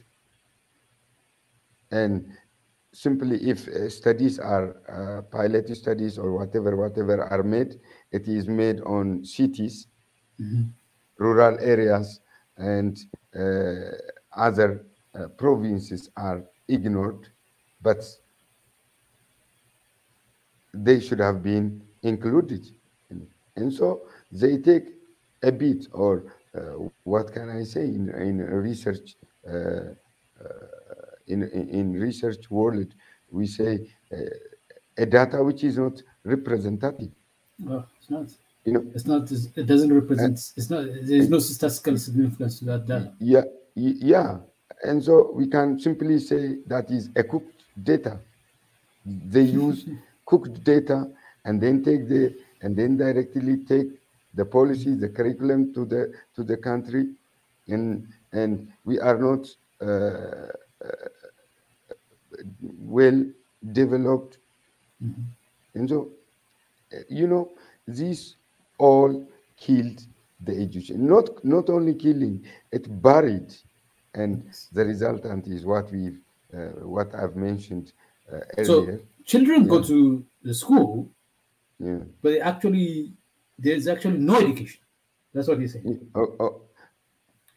Almost no education. Currently, we have students who spent 12 years in school, but still literate. Okay. Because literacy in 21st century is not to be able to write or read. Yeah. It has further meaning, you know. Ability to read and to write doesn't make you at all in this century educated person. And so I think that's to me, like, what's behind all of that things. I used to work in the circles of education in Ethiopia, and I used to run into these people that you were talking about. These people who say, "Oh, Ethiopia is on course to achieving the Millennium Goal." There are people who say that, the UN people, Ministry of Education people, or education bureau people of, let's say, city of Addis. No, used to run into the government. Not just in government, order to get the aids, they should take a plan. Exactly. That's it. The plan. Yeah. Because let me give you something. In order to make that happen, I was saying this earlier. In order to make that 8-year thing happen, do you think you can do it with $100 million? Do you think $100 million would be enough to get 30 million kids? 30 million. Because that's about the number of students that join grade 1, aren't it? That's about the number. That's I'm approximately close to that. Let me pause you here, please. Never compare with dollars, because this is life. No. Let me ask you, what is the price of? What is your price? No, there's no price to me. It's not about wait. Don't misunderstand me, Josie. I'm talking about the practicality of the education as is right now. I'm judging it based on their standard, not my standard. Of course. Yeah. I'm looking at it exactly what they're saying, and how they're backing it with what they're saying. I know what they're saying to you have been practically happening. I know. Yes. I know. Yeah. So what I'm saying to you, I'm trying to reinforce what you just said, which is that they're saying that Millennium Development Goal of what 8th grade, right? Yeah. For most kids, and then the for number all is about the citizens. All the citizens, right? So let's say right now at any given time there will be about 30 million students in Ethiopia, right? Maybe at that time there were about 35. I remember when I looked at the data at that time. Yeah. But how many of them made it to 8th grade? The question is, how many of them made it to 8th grade? And then why didn't they make it to 8th grade? Okay? And the reason is that, like, the reason I say that the very own thing, even though the system, I don't agree with it, but for it to succeed, it was going to need more than $100 million. Because that means what? You need to have time for the teachers, right? Like, when you were teaching, how many students were you teaching in a given class? Just average. On average. 60. Exactly. 60. Minimum of 60 even. I used to teach 75 students, grade 9 students within a class, and even more. Let me tell you, for you to actually be able to be attentive, right? Create classes, lessons, right? You create lessons, you put a set of outcomes for them, right? And then you put scaffolding, right? So that the child comes in from 0, but you want at the end of the class to be more than 0. And then you see where the child is, right? And you help them climb up, right? Until they get to a stage of test. Yeah. For you to be able to do that, I calculated when I was running school, we would need, for every 25 students that you have, you need an assistant. Yeah. If you are like the primary teacher, you need an assistant teacher who's going to track students, grade, return, follow up, and then you be leading. So when you have 60, 75, you should have 2 or 3 people who are assisting. So you have a team. Yeah. To do that. Of course. Whatever your salary that is, say, let's say you're paying 2/3 of that salary to that teachers. Yeah. Tell me in your district, and then that proposal will be accepted. Like, in order to achieve this, we need to do this. Okay, so we need to hire more teachers, right? We need to have, more time with students, so that we have lectures, but we also break them into parts, so they have smaller group teams. So assistant teachers will go out there and help them, like tutorship, that kind of thing. Yeah. Of course. Do you think that could be done with just the money that we're spending right now? Hey, what are you saying? Can we do? So what happens is that, so because we know that's not achievable, and they know it's not achievable, what they care about, that the $100 million is just 1% of the $5 billion they know they need to do it. So that 1% comes $100 million. Of the $100 million, World Bank gives or something gives, about 60% of it arrives in Addis. Yeah. And then of the 60% of it, about maybe 40%, maybe 30-40% of it arrives at the department level. Okay. And then what they spend is on whatever remains is so tiny. The amount is so tiny. The only thing they would do is seminar.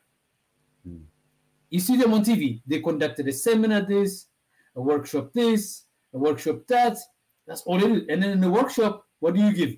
You give Abel, right, to people. You give them like allowance, right? Just to satisfy a little bit of a stomach, and then you meet for 2-3 days, right? Hotels, nice food, and that's it. And then you think you've convinced them the importance of achieving what? Primary education fully for all citizens. You can't. That person goes back to reality, and the reality that you go back to 75 students per class. And that reality is not going to change. The reality that child that you have, every child that you have, they have a family that depends on them. When they go back home, they have to work. I mean, I'm sure you teach some students who live in rural areas. Yeah, I know. Who are doing double work. Of course, of course. I know. To school, you have to walk to go back and then take care of farms. But even if you're not in the farm, and even if you're in the city, if you're not this, you still have to hustle. So, what about servants of individuals? Yeah, servants from servants. Servants. You know, there are students who serve others at their spare time and learn. I know. You know, who sometimes who are forced to do nighttime because they have to work more. Of course. Right? Like, you know, so to me, like, what Josie I'm trying to tell you is that, like, it's not like there's a value to the child. Yeah. There's no value to the child. Of course. But there's a value to what you say you're about to do. And if you don't back it with the value, it's not going to work. Yeah. And why is failing in Ethiopia? Why is failing across Africa? It's just they promises something that they don't have the backing to fulfill. You know? Of course. Yeah. They can't. They don't have the resources to do it. You want, like, as a teacher, I've never met a teacher who says, I want some of my children to fail. No teacher says that. If you get 75 students, you want 75 of them to succeed. That's the motto of most teachers. And then, what can you do about it? What can you do about it?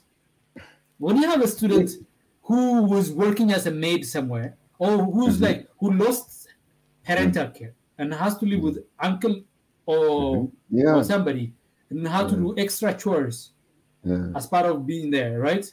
Being taken care of, and then they are under pressure of like being an adult. They didn't even play their childhood out yet. They have to grow up quickly, like a 13-year-old, 12-year-old. They still have a play in them, but they don't. They can't play. And then once in a while they get that breather to come to school. And then when it comes to school, every one of like the top students that you have in your class, they are motivated. No matter what they're studying, they prepare. They come in. These kids, they are burdened with life already, and they tell them you should do more homework. What? How?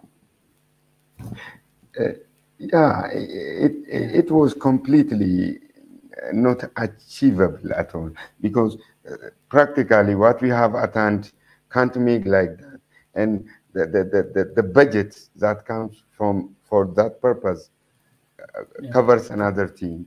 You know, many things you can. No, I mean, I look at the number. I look at it as an economist, and I look at the number. The number, okay? I look at the number. Okay, if you want to say, oh, we need, children need textbooks, right? There's a number to it. Yeah, you are talking of the ratio. There's a number to it. So children need like meal in between. These are kids that come from poor families. We need to provide some kind of meals in the school. Of course. There's number, right? Who asks that? You want to make sure your teachers are always constantly well-trained, right? Let me pause you here, please. I posted a quote again from Jim Piaget, and that quote says, the principal goal of education is to create innovative and creative individuals who doesn't simply chant or copy what others have done, what other generations have done. Again, it says it is to create generations or people who are critical and analytical, not to take everything they are granted, it says. You know, that itself, analyzing, critically looking into what you are given, the shore you are given, the plans you are given, needs education, you know. And no one fits to do so far, as far as Ethiopia is concerned. No, because we're busy trying to implement an education that's not for us. Yeah. And we're busy not giving the resources it needs for it to succeed. That's what I'm telling you. Okay. Like, you know, like people get offense. No, people get offense when I talk about the resources and the money that doesn't exist in the education system, and they think is missing the point. But I'm telling you, you already have a wrong kind of education. But even for that wrong kind of education to succeed, it needs resources. This is nation. Of course. The way you are teaching right now, the teaching you are teaching, the system you are in, the jobs you are in, like teach physics, maths, you know, this, you know, grade 1, grade 2, grade 3, grade 12, university. All that system is born out of the industrial world, and then this is suitable for the industrial world because it produces vast number of engineers, a vast number of, you know, marketers, business people, vast number of doctors to fit into the industrial clock, the industrial machine that is the capitalist system. That is by design, inherently by design. The education system we're trying to implement in Ethiopia and Africa, and around Africa and around poor countries, around countries like, you know, countries across Africa, is largely designed for a completely different time and different era and different context.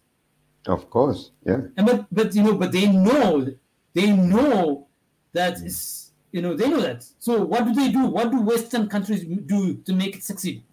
What do they do? You ask the question, what do? They put resources to it. Yeah.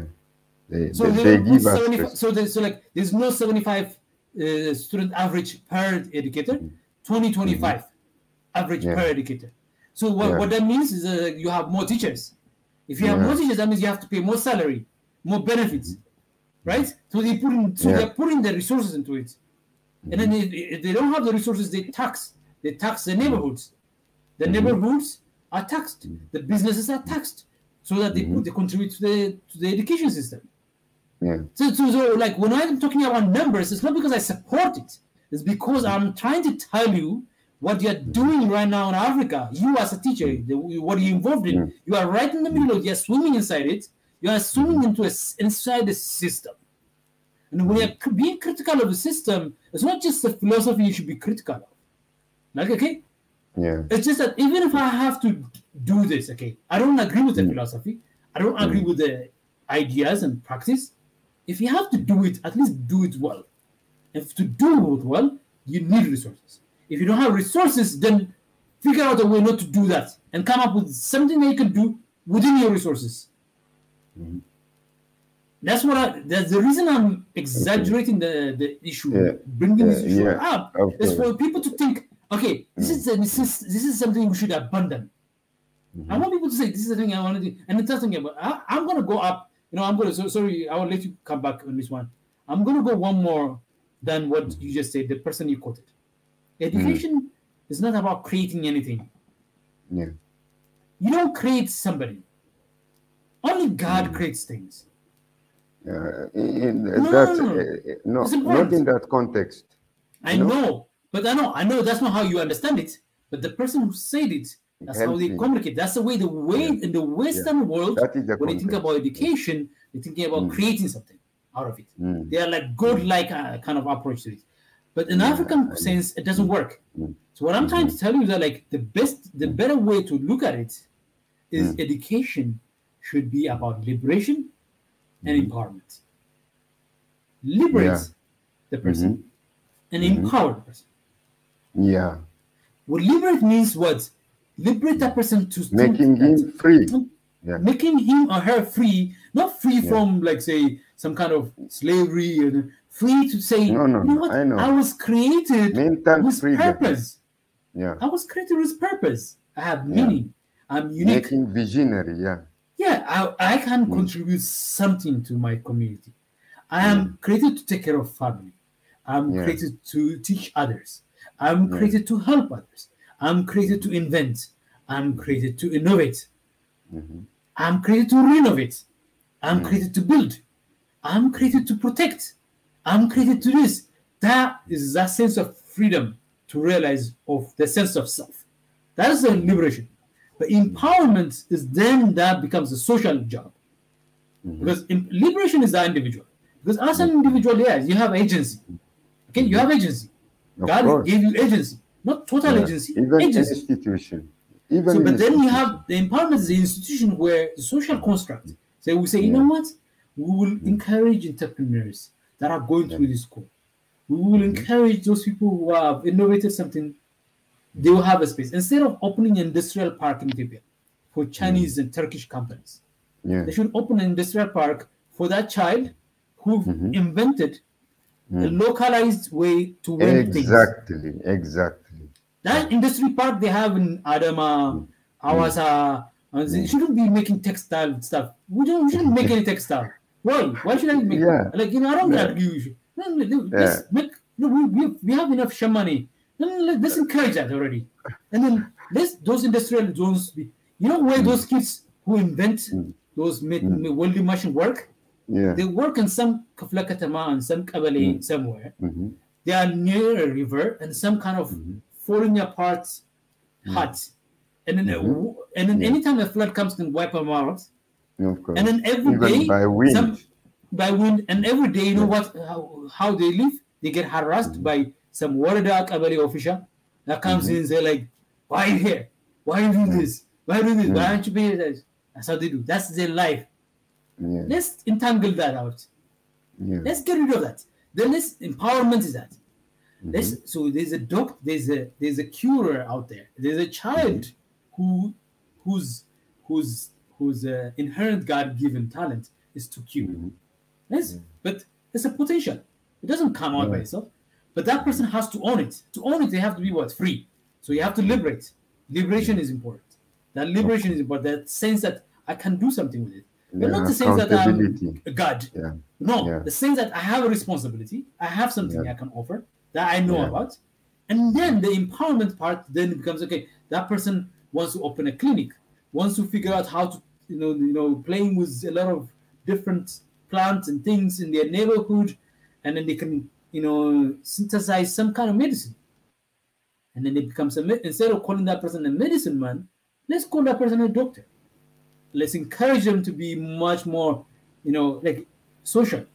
There's somebody who's good at solving problems, conflict. Every time children fight, there's a person who separates. There's a child. There's an 11-year-old kid. There's a 13-year-old kid and a 15-year-old kid that separates. That person is what? A peacemaker. So liberate that person to feel like, being a peacemaker is a good thing. So on and on and on and on. So to me, instead of creating somebody to be creative and critical thinker, being critical thinker is already inherent in being a liberated person. When you're a liberated person, you're already a critical thinker. But when you're empowered, that means you have the space and the freedom to exercise it. That is what I'm talking about. That's what I believe in. Anyways, they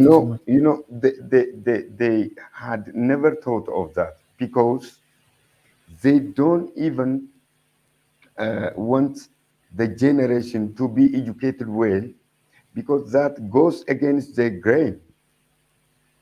Yes. As I told you, they take care of their personal needs, political needs, leadership, or whatever their position.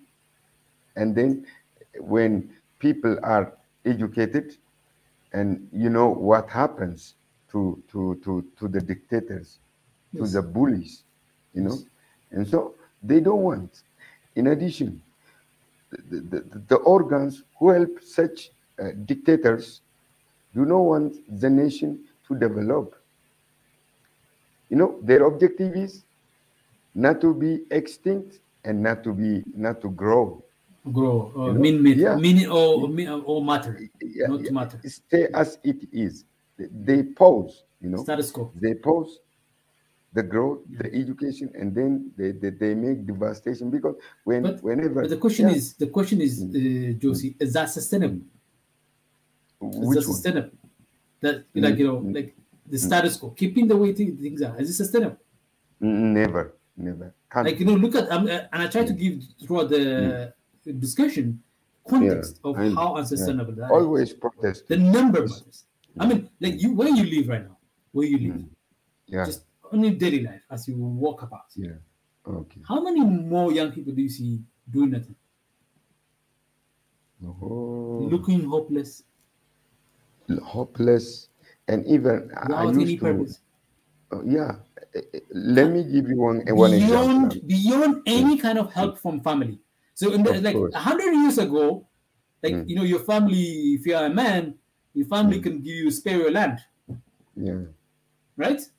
yeah. 100 years ago, Of course. but land is limited. It breaks. No And then you limited. pass it to the next generation. It breaks. Fragmented. Yeah, It's unproductive and fragmented. of course. Oh, let's go work on jobs. How many jobs are being created by industry? There's nothing there. Maybe the Messi, best that's in Ethiopia is almost service. none. You can do, like waiter or something like that. But sorry, Yeah, answer the yeah. question. And then you know, this is one main thing. So two heavy burdens on our Yes. education. One, external, those who don't want our development, because you know that goes against their grain. And the other thing is the internal leaders who are not educated and don't want their advantage to be touched at all. Yes.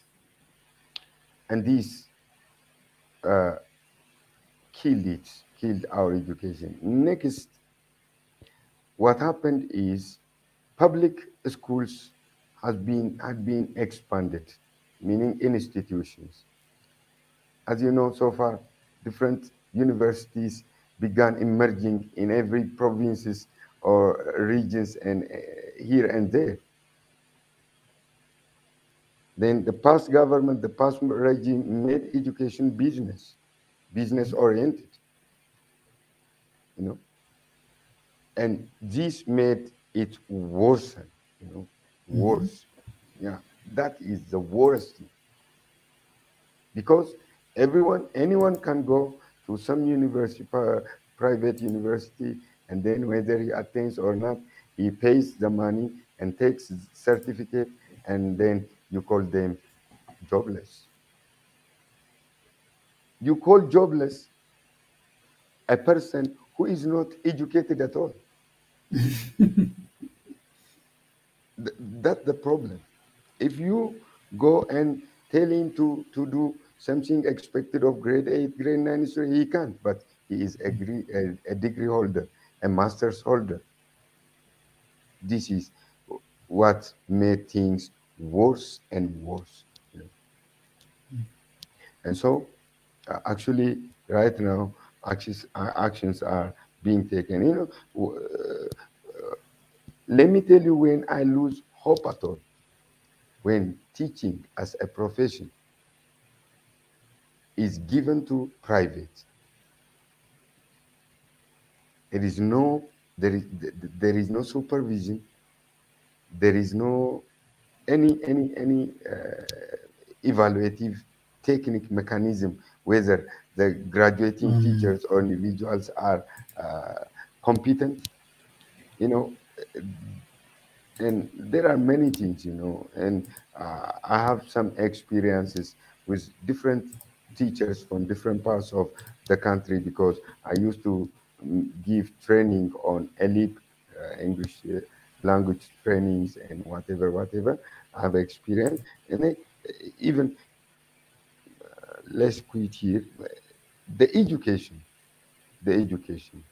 is now buried at all. And then it is better to go to find a solution without hiding anything, because our people, proverb says, concealing or hiding disease or sickness never heals. Yes. They say, yeah, Ethiopian people say like that, never heal. And so we should show, demonstrate, tell every problem, so that solution may search for it. And so we need to me, I think we also need. I think Nati, I think it's the Minister of Education has been commenting. I think Nati is something. Of course. So he's been commenting. Great comment. I really appreciate that. But I think to me, these are like really like studied kind of concerns, the problems that you're talking about. So if any one of you wants to join us, I've posted the link again. Hopefully it works. Today, Pastor Ezra is out; he's not around. So that's the link that was given to me to share. So just click that link and come and join us if you can. But I know a number of things I want to address with Nathaniel Sampson's point. That says, can't we make critical analytical generation without overwhelming the entire system?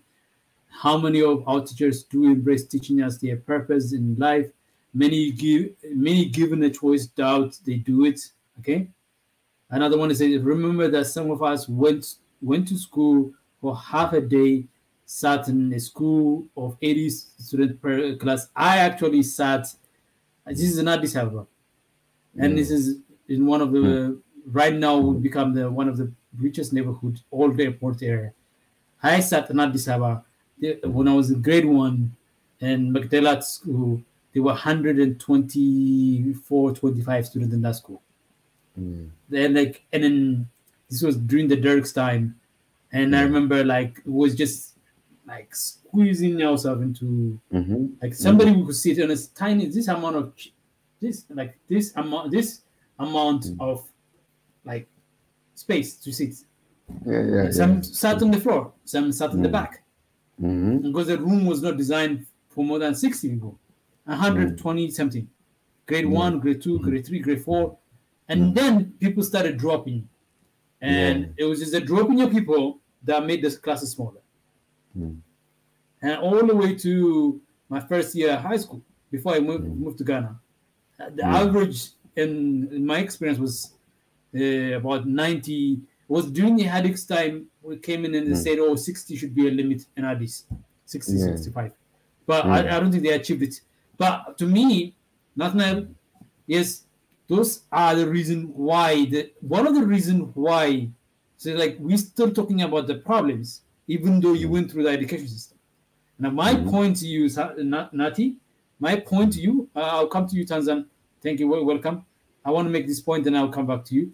Nati, what my point here is that system educated you and me and Josie and many of us who are out there doing something, achieving something. But is it sufficiently suitable? And that's what I started at the beginning. Suitable for the challenge, the magnitude of the challenge that we have. The large, vast number of children that need that kind of education. Is it commensurate with that? Should we even have had to bear an education system that requires so much resource? Because we didn't have the resources, we just packed people like sardine in it and hope to achieve the same result that country like Sweden that has a resource get to achieve with it. Or should we say, you know what, maybe it's time to completely get rid of the entire box, despite the fact that some of us benefited from it, There's nothing to hold on to it. I don't have anything to hold on to it. I practiced in it. I created a school in it. And I know people benefited from the school I created within the system. But I know the limitation of that kind of approach for the kind of future that we are, because education is about the future. There's no place there's no system in our social construct that is more about the future than education. Nothing. Education, when I'm talking about the education system, something else. Education, the education of your children. A child is born at zero today, they will be 18 one day. They will be 25 one day. They will be 30 one day. God willing, they will be 50. But when they get to those stages, the education that you have has to have a role. But what kind of role should he have? So is it time to think about education like that? To think about education in the way 21st century is. Very open sourcing things. Should he have a math teacher for every school, or should he have the greatest math teacher be able to virtually reach as many people as possible? How do we embed technology in our education today? How do we lower the barrier to having a good school education experience? Doesn't depend on having a school that you have to spend $1 or $2 million or $500,000 to build, and then have to create huge group of people to employ, and then those communities have to wait 50 years until we get to a stage where we are wealthy enough. How long do we sustain an education system that keeps extracting young people from the communities, keeps on extracting them first from away from their village to their near town, from near town to the next city, from city to some other country, before they know it, they don't even recognize their community. They're too far apart, too separated to be able to be a solution for their country. And which is what Sam is talking about. Let's keep sustaining the system. Overhauling is not about overhauling the system, Nathaniel. It's about getting rid of the system. Of course. But it's not about just getting rid of the system, but coming up with a better alternative.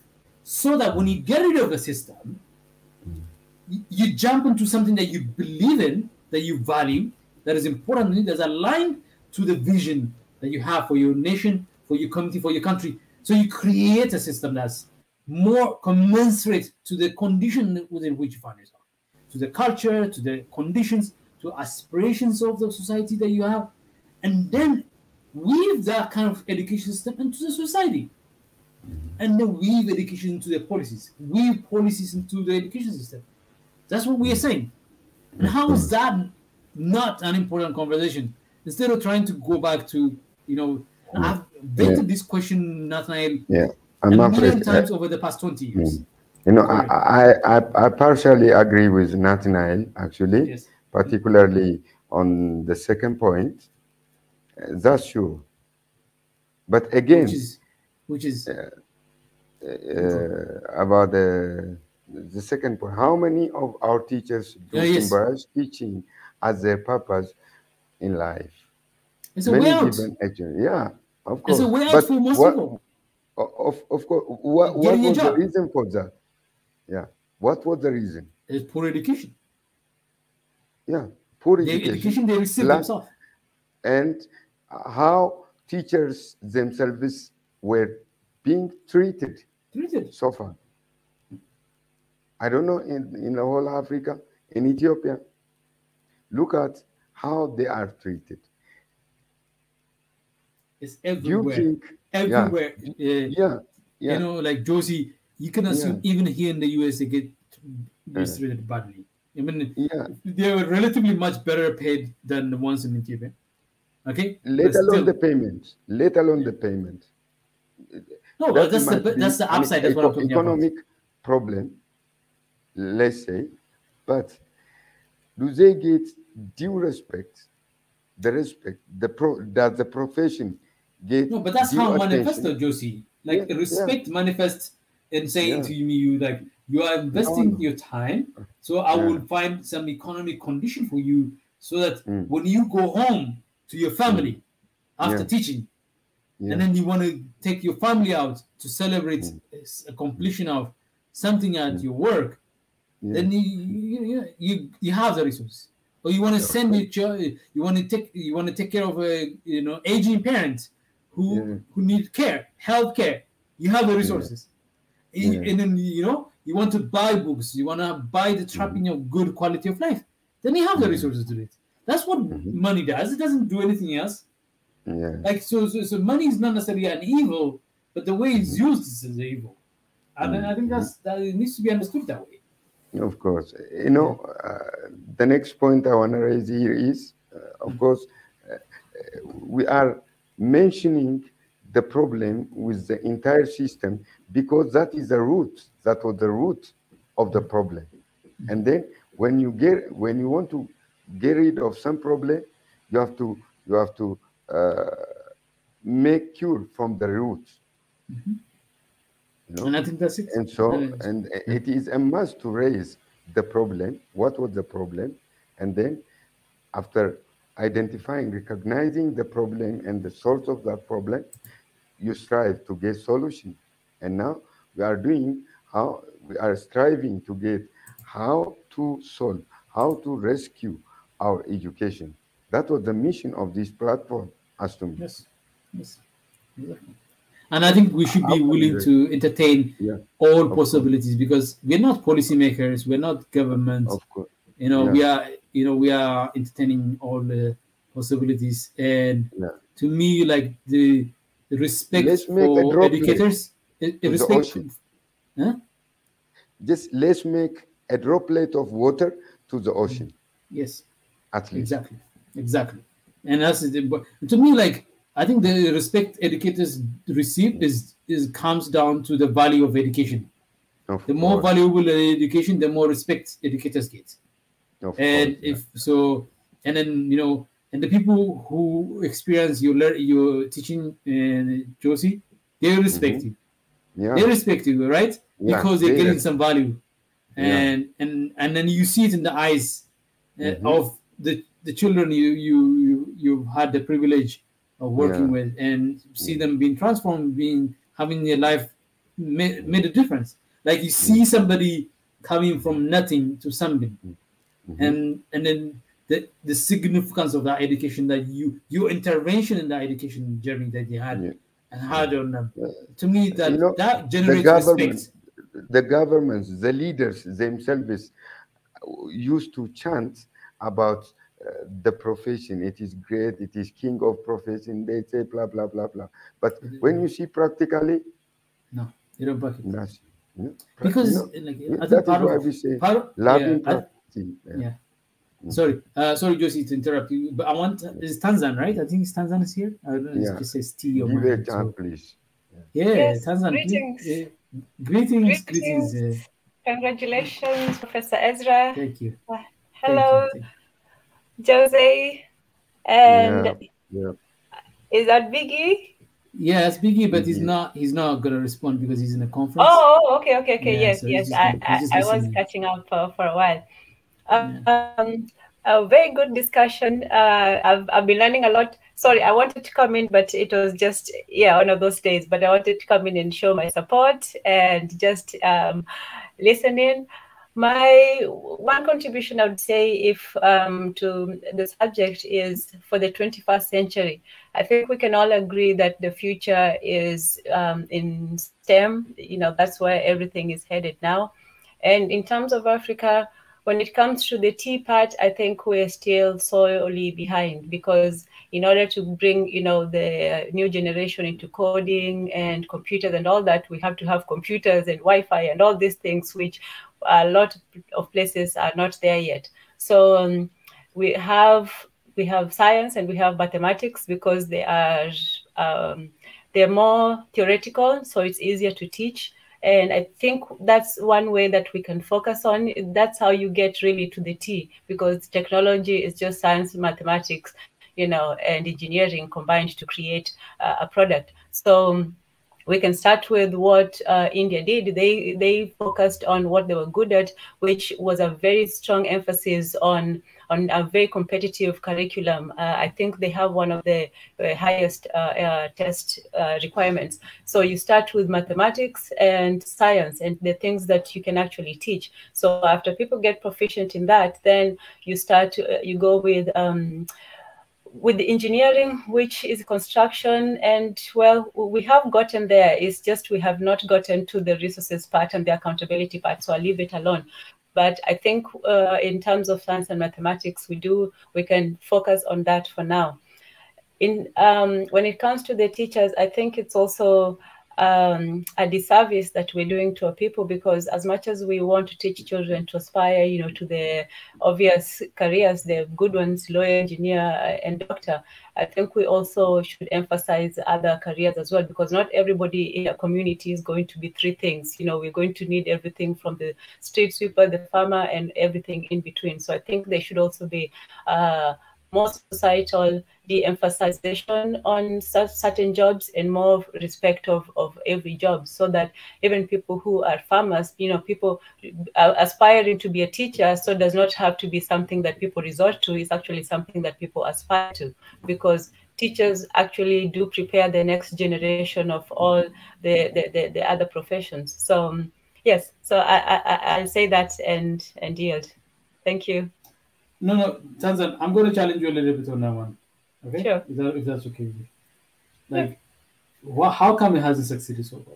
It's not for the lack of trying. What are you talking about? How come what hasn't succeeded? Sorry?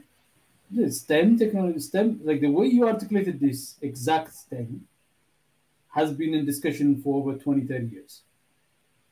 And has been every attempt and every effort has been made to make education about that.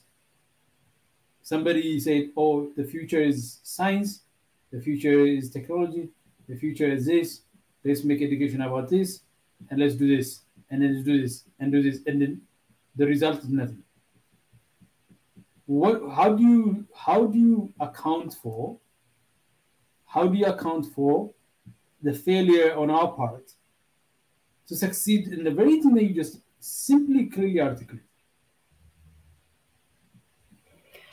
I think the disconnect is translating it into the technological aspect, because we do have a very educated population in Africa. I think everywhere in Africa you'll find a very literate, aware, and educated population.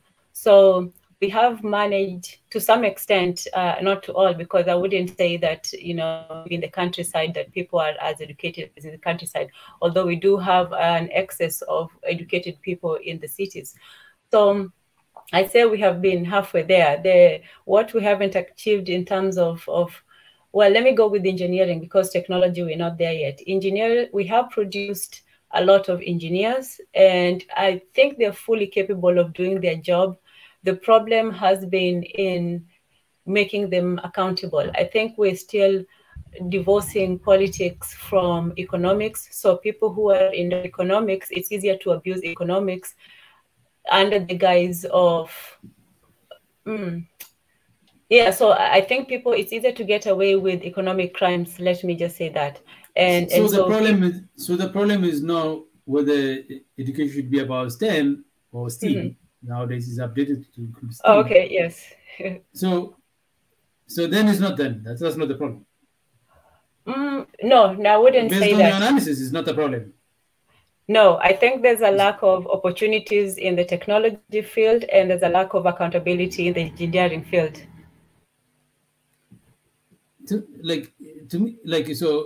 So accountability comes across in what form for an engineer? In terms of government and policies and consequences?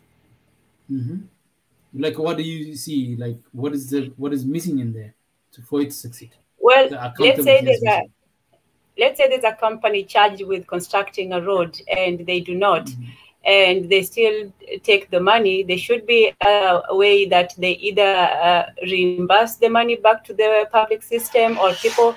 Oh, let me mute myself. It's a bit loud. or there's a way of them showing their finances, which there's not right now, or a way of them people getting their money back. As things stands right now, it's usually once the money is gone, it's just gone and the road is not done. And that is why, you know, they had to now start getting other people from somewhere else. To me,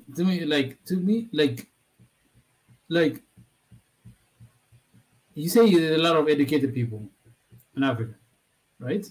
Educated. But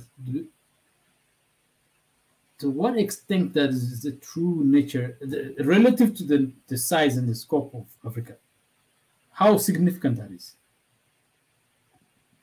I think very. I think we have, well, by the numbers, maybe it doesn't look like that way, but I think we have one of the highest. Sorry?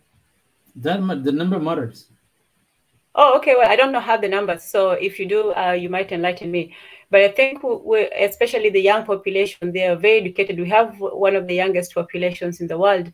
And just by that alone, I would think we would have one of the most educated. And most of the African education system seems to me pretty robust. But I don't have the numbers. So I'm just saying from anecdotal. I don't know. Where you get the number, like most African education is robust. Where does he get the number? Well, the first one I would look at is South Africa. South Africa has one of the best universities in the world. In Africa, Ghana, they have some. Ghana, Nigeria, you know, Uganda. I'm talking about 1.4 billion people, about 800 million under the age of 30. 800 million under the age of 30. Working age, creative stage, you know, stage of creativity, stage of creation, right? Yes. So, I mean, hold on. So how come we have such level of poverty, such level of deprivations, such level of inequities, such level of, you know, crisis in politics and confidence? What accounts for that? Well, I would say at the primary school level, would you say that most of the African children at least attain a primary school level? No, not always. Not at the quality level there. Like, you know, Josie was even enlightening us earlier. Like, sometimes they do promotion just to meet some UN goal. Like some policy goals are set somewhere else. That's also a challenge. But if Africans are robustly being educated, that means they have a degree to which they have the ability to problem solve. But how come we still entangled with, you know, like, you know, myriad of challenges and problems that are still troubling us from village to village, from city to city, from country to country? One way, one shape or another, one form or another. It does present itself in some way, shape, or form, presents itself in so many challenges in communities across Africa. And I think I also pose the problem here. I think the problem with analysis is that the fact that we have experienced a fairly, fairly acceptable and then a fairly successful path in our life kind of insulates us from truly understanding what is the problem. Is that something I can make a claim here? That we are having a problem seeing exactly what the problem is because we are in like, I've had one of the most privileged experience in terms of education. I was a top performer and I was always had the chance to go after some opportunities, the next opportunity, the next opportunity. So about 5 years ago, I questioned that and then really read about a book called The Pedagogy of the Oppressed by Paulo Freire, and then read a number of educational books, texts out there in terms of what truly education is, and then started really stepping back, saying, you know what, maybe I need to really think about the whole game here. That's why my journey started with this journey of questioning the system, the entirety of the system, even South Africa's education system, even America's education system. even the entire world education system that is geared toward turning a human being into an input into production. That's what it is. And education designed into turning, even that I think must end in this planet. That's the extent to which I believe, but I don't think that's relevant for the context of Africa right now. But that's my personal point of view. But I've grown to that point. But what I'm trying to, so you get my point, right? Our analysis is broken because we don't see it. Yes, absolutely. And there is a danger with over-education because it puts you farther and farther away from the people. And so when you come back, you do come back as a stranger and a foreigner. And so you want to help, but you're so far away that you have to really learn and unlearn nearly everything that you learned. So the problem with looking at it that, and I'm trying not to do the overhauling the system, because if we start looking at the system, it is an all-round global system that's we're getting closer and closer to how we do things similarly. But when you talked about pushing kids forward, that's what they do in America. That's the same thing they do everywhere. So there's no difference. Our education system is either going to be good or the worst, but it's going to be similar. When it comes to the future, absolutely, the system was created to be. In fact, the origins of school was in Germany with Martin Luther, and he and other educators. Modern Western school. Yes, modern Western, which we are following now. Basically, we're following their version and trying to Africanize it in some way. So it was built as a prison for young children. It was there to set them up so that they could learn to work in factories, and they could learn to, diminish their natural curiosity and sit down for a long time, which is very unnatural to children. How do you ask children to just sit down for hours at a time and not be? Yeah. So it's a very unnatural way of doing things, even for adults, let alone children. Even for adults, sitting for hours at a time, just listening and not participating at all. It's like watching television, modern teaching. Whereas it's supposed to be something that is back and forth, you learn. And with 60 children, there's no even chance of that happening. You're just in there and you're looking at each other, and there's already no connection between the children and the teacher. So it was made to be that way. When I speak of STEM and all that, it is that to be adaptable to this system as it is. It is not good, but to me, it's either we adapt. Let me give you a problem. Okay? Education is about the future, right? And then where do you think STEM is going in terms of the future? What kind of robotics is one. Yes. What in sentient beings, machines that are sentient, right? As close to it as possible. Yes. Intelligent beings, right? Yes. They're not going to be able to replicate human intelligence, right? Of course. They're trying to exceed it. No. I mean, it's mathematically they haven't figured it out. There's a huge complexity with neural understanding. The specifics of it is just, it's a huge leap. Because the way our brain works, as I'm talking about consciously here, right? And articulating ideas and debating, that's a 20% of my brain function. It's running my heart right now, and making sure that even though I'm high pitch, at the same time I have a good blood flow going to my brain, right? It's keeping me to forget. It's trying to make me forget that I'm hungry, because it's so important to me that I am in here. So that's and then it's doing my blood system, the sugar level. It's doing all sort of gazillion things that I'm not. So matching that is an extraordinary achievement. But even, forget about that. Human beings do very specific tasks. I put together a phone, right? There's some things that require specific hand, right? Specific focus. I can train an AI to have a good visual, capability, right? To be able to see nitty-gritty and have flexibility, and it can create composite materials that allows it to be able to be nimble, right? And then that job is out. So what I'm telling you is that the STEM direction is such that it's going in such a way that the way we constructed the industrial world, which is land, labor, and capital, the three things. The three things that comes into the capitalist system, or the way the world has been designed since in the past 200-300 years. The labor part, that labor, the land part of case one, but the labor part is an input into productions. And then the capital part is everything that the human being cannot do or it can support the machine. So right now, my capital is my computer right now. I am the labor, the capital is the machine. So what AIs and machine learning and all these intelligent designs are heading into, and they are going to achieve it in quantum computing, all of that is going to improve a lot of things. And I guarantee in the next 10 to 20, 30 years, independent intelligent designs, intelligent things, you can miniaturize it. You can miniaturize AI so that it focuses on specific area. So it can work successfully in that specific area.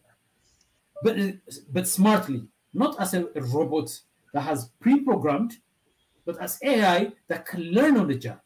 And that learning you can integrate it with another AI, another AI, and you create what? Like we said, eventually a kind of a holistic human thing. Before you know it, human beings will not be needed to do anything. To farm, not to farm, to be in a factory. No, there will be no. I guarantee you 10 years from now, there will not be major factories that will have huge number of people working. Factories will be devoid of people because you can literally run factories almost like at least like in a very controlled setting. But 10 years, 20 years from there down the line, that independence entities. So why train a child to be in a STEM that is going to be out of business? Or what part of the STEM, what part of the science that's still going to require a human being? How do I separate that? And also, so to me, there are even educators that say, education should be from now on, should be about entrepreneurship and creativity. Forget about everything else. Focus on being like Kanye West or any famous influencers. That's it. That should be education. That's what people are saying right now. Some educators, some academicians are suggesting, articulating, they're making research and making very, very powerful cases, hypothesizing that might be the path for education, where creativity and enterprise might be the only thing that will be left for human beings to do.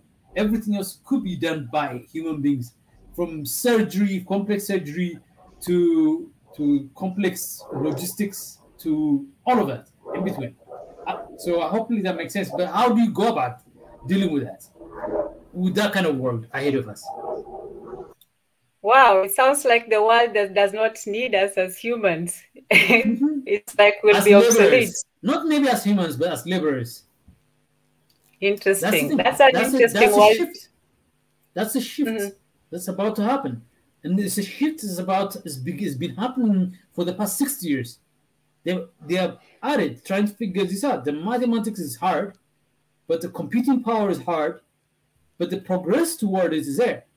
The major progress toward it. So to me, like focusing on STEM is focusing on an idea that was generated 10 years ago, 20 years ago. That's my argument. We should think about 20, 30 years from now and then reverse it back to now and say, like, what is the thing that I do now to get there? So education should achieve 30 years from now this. So let's say people who are aware of the humanity and the sense have value.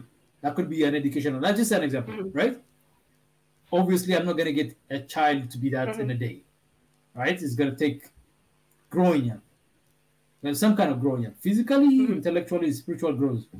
So how do I turn that destination into a curriculum at grade 1? Into a curriculum, not even at grade 1. Why would I say even grade 1? They might not even be grade 1, grade 9, grade 10. Like, why should a child be grade 1 when that child could be grade 5? Well, another child could be, why should another child be in grade 2 when they should be in pre-K? Because the learning, the growth is not about intelligence. It's about where a child is different for everybody. But for the sake of administration, for the sake of administration control, we've created this juggernaut of administrative state of an education. It's an administrative state.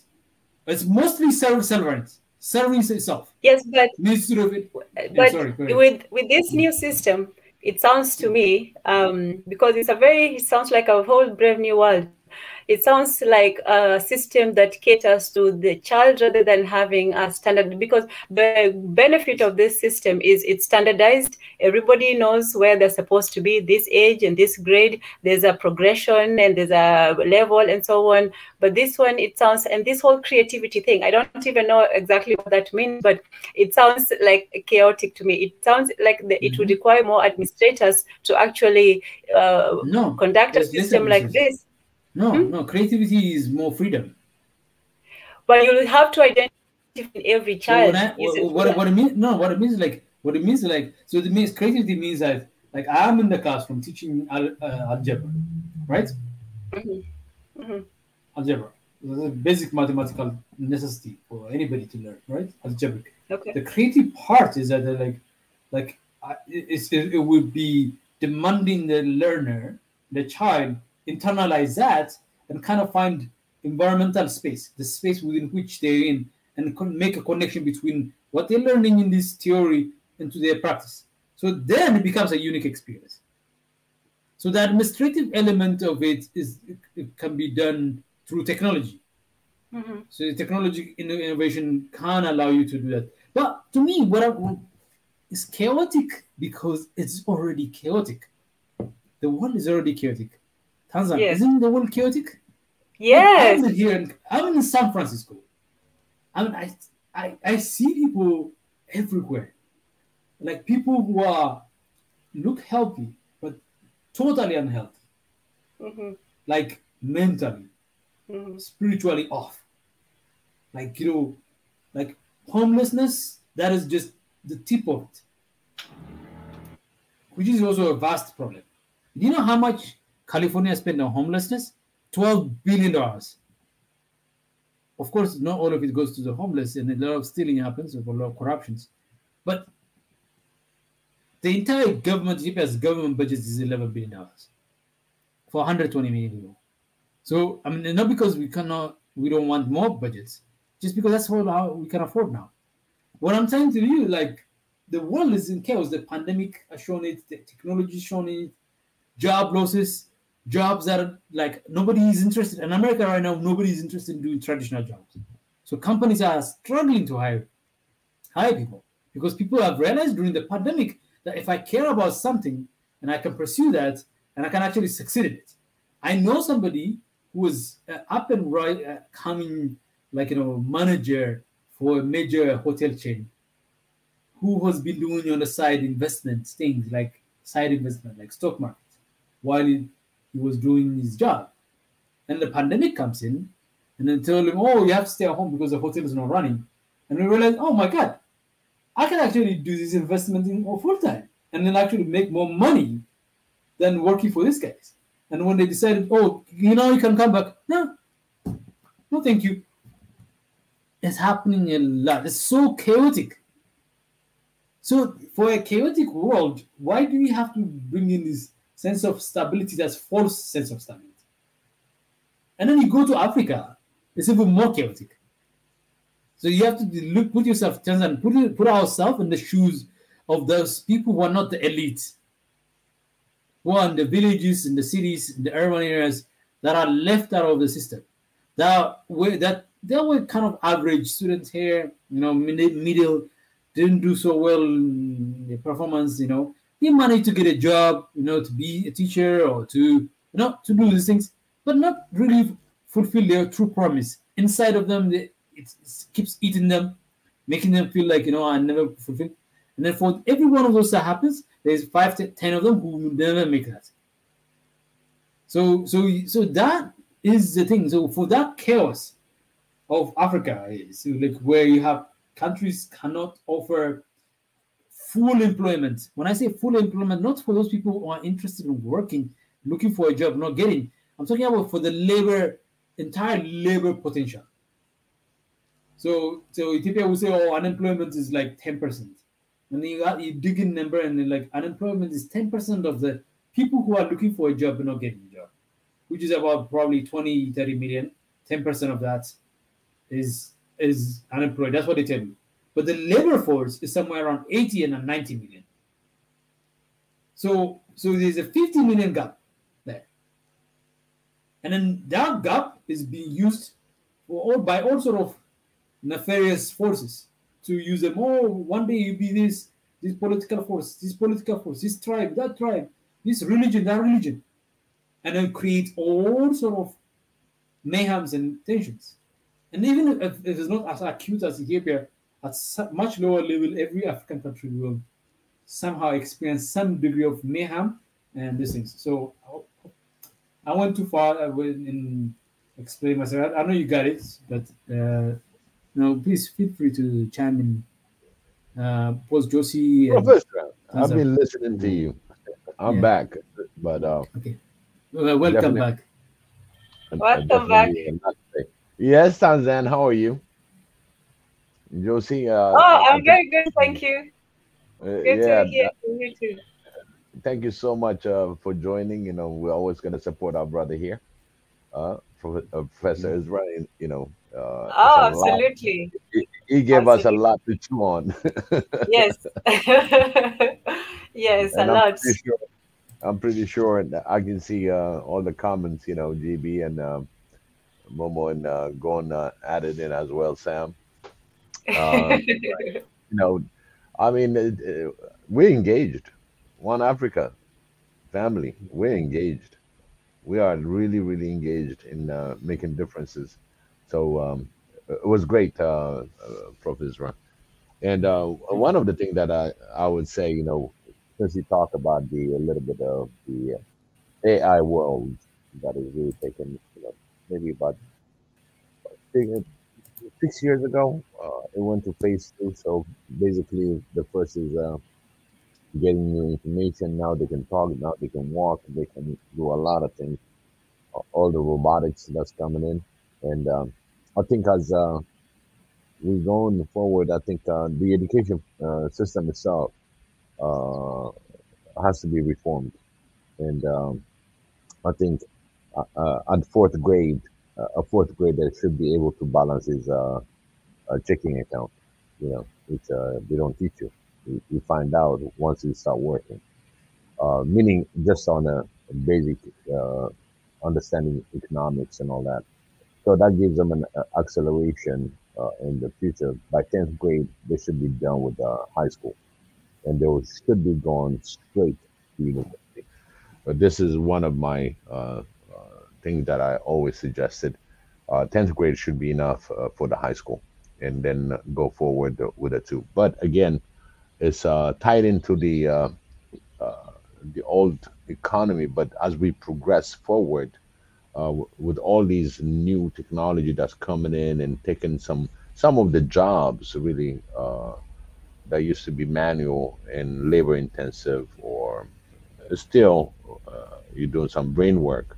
But again, most of these work are not going to be available. So for Africa, we still have a long way to go, but at the same time, we don't want to be just the intel laborers. We just want to be also intellectually advanced within our realm of the continent. Is how to bring it as like a fast track, and who's got the wheel? Who's going to be driving it? To me, Biggie, I think you'd be surprised.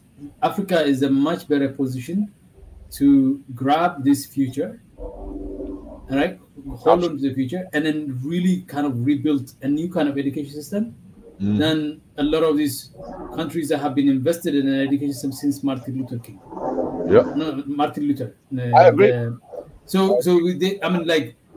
Countries like I talk about Sweden a lot, right?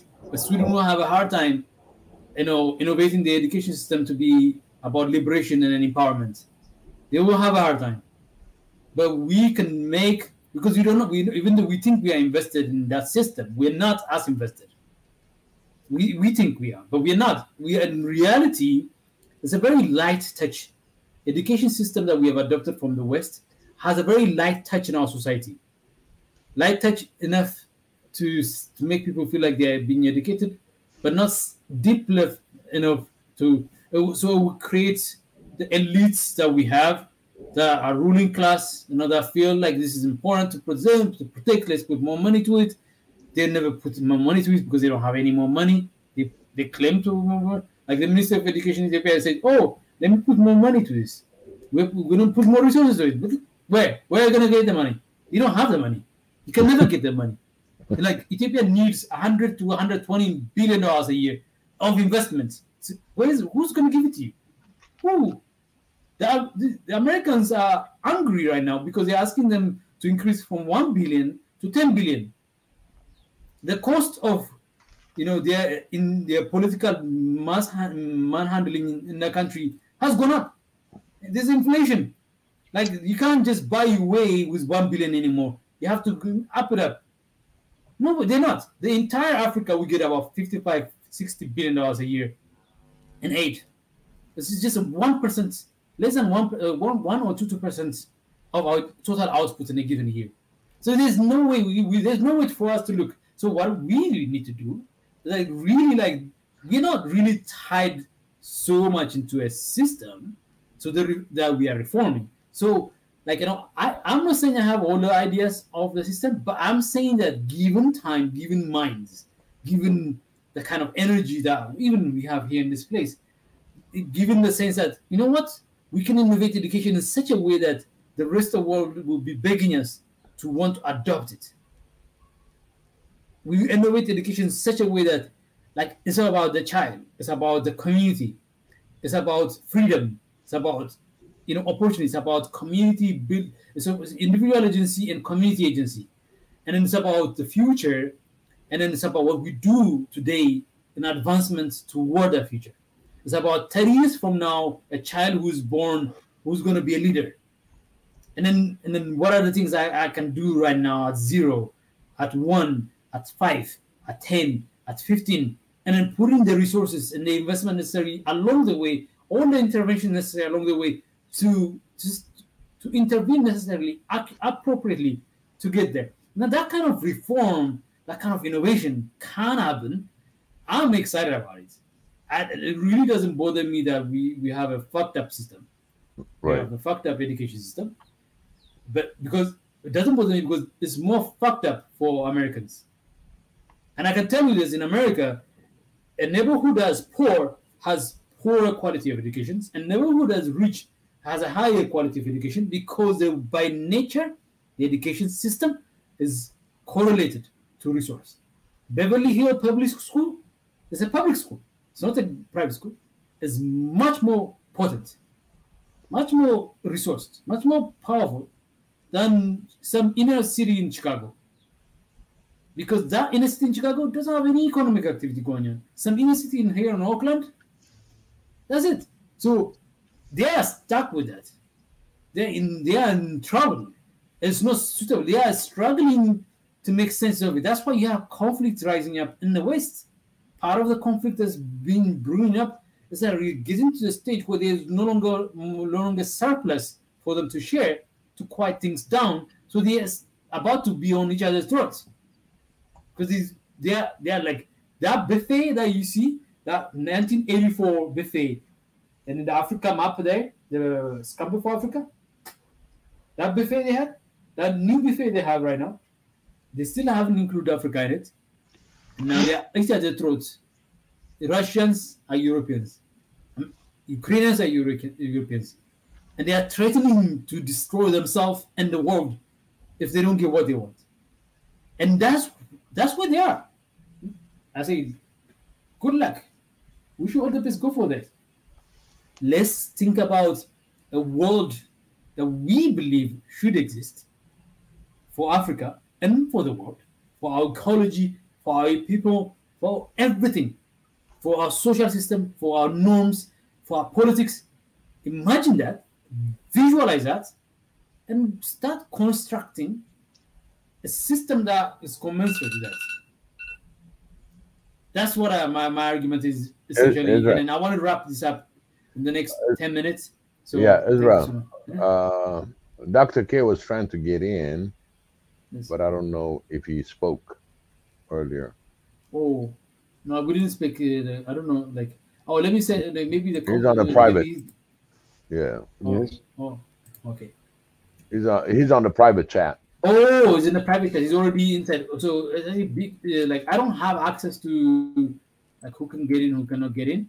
It Let should me have see. it right there. Oh, like I don't know. I'm not logged into it. It was supposed to be Ezra who's gonna be here to let people Oh, come in. Ezra opened it. Yeah, he's the Okay, one who. Yeah. who opened it? Okay. All right. Josie, you have Yeah. anything? Yeah. Actually, many has been said. What I want to say here is actually it is good to mention the problems, to discuss on the causes and for which we are suffering the consequences. It is a must to mention. And then not only raising or debating on the causes, we need to make a point at least on the ways to get rid of these all problems. And that is what we have to strive for. Unless it continues like that, the problem is still there, and we are discussing on the problems. And so this message should reach all stakeholders, as to me, and that is what we have to do. And actually, we play our role as much as possible, and future future should be, our future should be bright, and that is what we have to make effort on.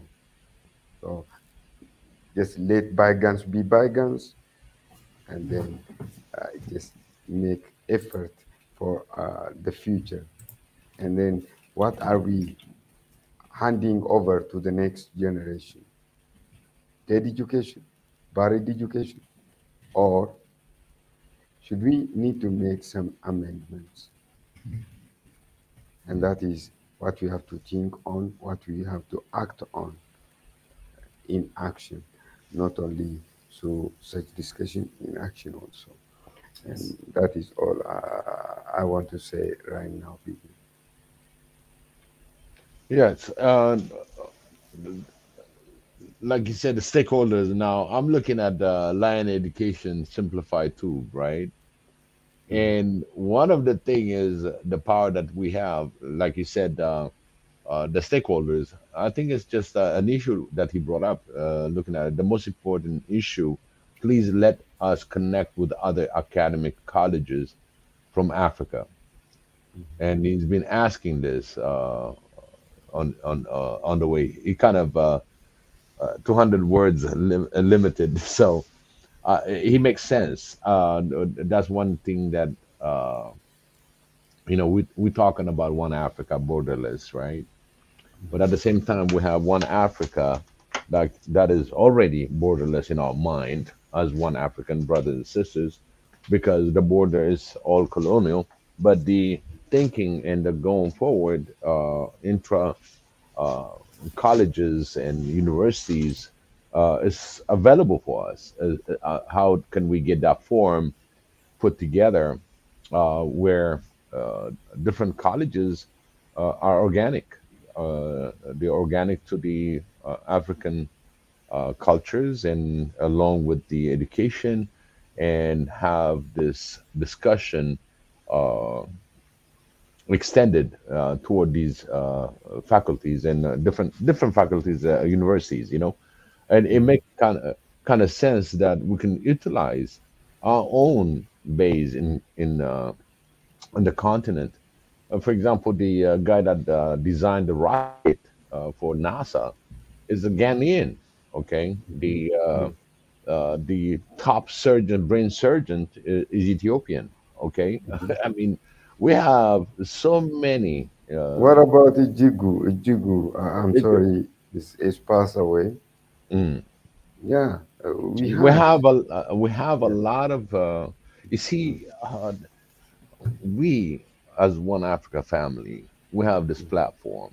Okay, we're so grateful that we are able to even discuss as common our common problem in the continent and how we move. This is a blessing for us because we're talking about the low hanging fruit again. You know, education is just I mean, it's not political. It's not. It's just it is actually. You'd be surprised how political they are with education in Africa and the world, because they know that if we have a liberating education, is they consider that dangerous. Some is like give a smile here. I just want to say I got your point, Sam. Thank you. But I wanted to say, like, I wanted to add just a little bit of what on Biggie. I think it's like what I'm trying to challenge you guys is what I did to myself about 5 years ago. Challenge any notion, any conception of what is good education. What is good education? What is the purpose of education? Why is education important?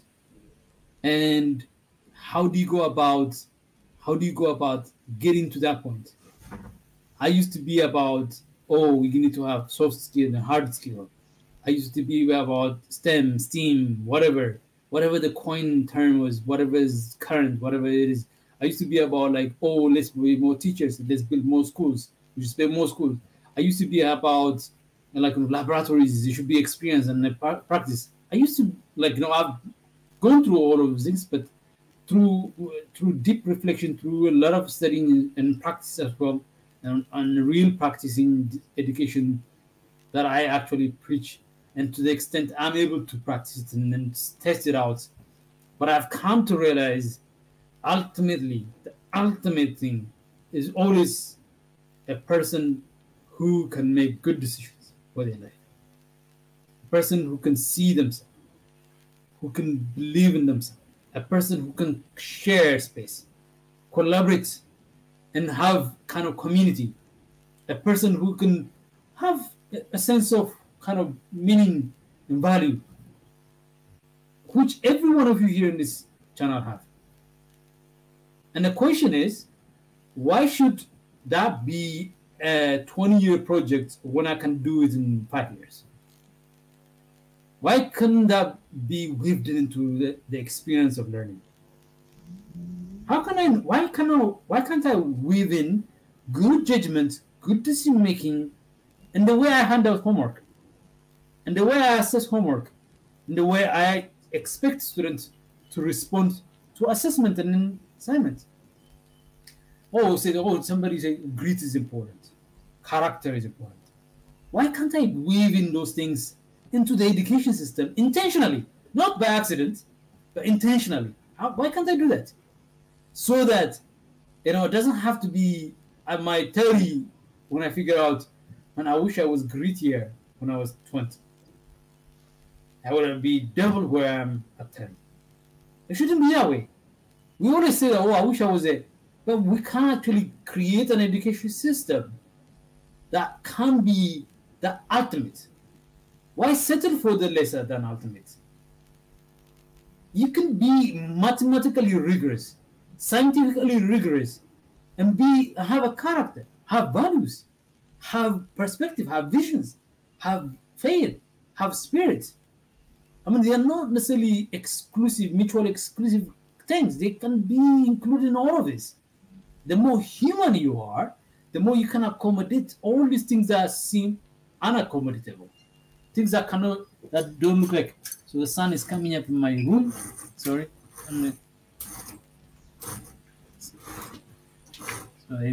Sorry. So can you see me? I'm a dark person, so now my true color. This is my true color, by the way. So at least I wish this is my true color, by the way. Sorry. The point I'm making is that I'm challenging you guys. I don't want this channel to be an exercise in something that was done in the 90s, something that was done in 95, 2000, 2005, or 2010, 2018, I want it to be an exercise in something that we've never done before. And that's the thing I've experienced over the past 5 years. I want to make this platform to be a place for people to exercise it. I don't want people to think like, oh, let's figure like I am not the Prime Minister of Ethiopia, or the President of Nigeria, or the President of Senegal, or the Minister of Education of South Africa. I'm not, and you're not. None of you are. So why should we be bothered with having to be mechanical and tactical and technical? Why should it be a tactical thing to talk about when it could be like, why should anything exist? Could be a discussion.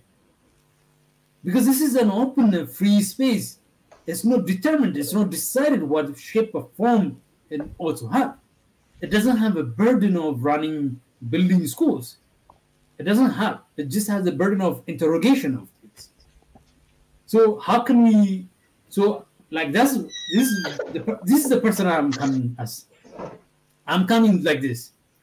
But people don't have to be like the way I'm coming. They can be their own. They can have their own perspective. They can have but be willing to really challenge those notions that you've held for a long time. What you thought was the way should be like, you know. I want people to say like, what is another way to look at what has transpired in China over the past 30 years? Is it all Chinese in making, or do the Europeans and Americans have a say in a part in it? And then to what extent that made a difference in the system they have? To what extent that made a difference in the prosperity of China today?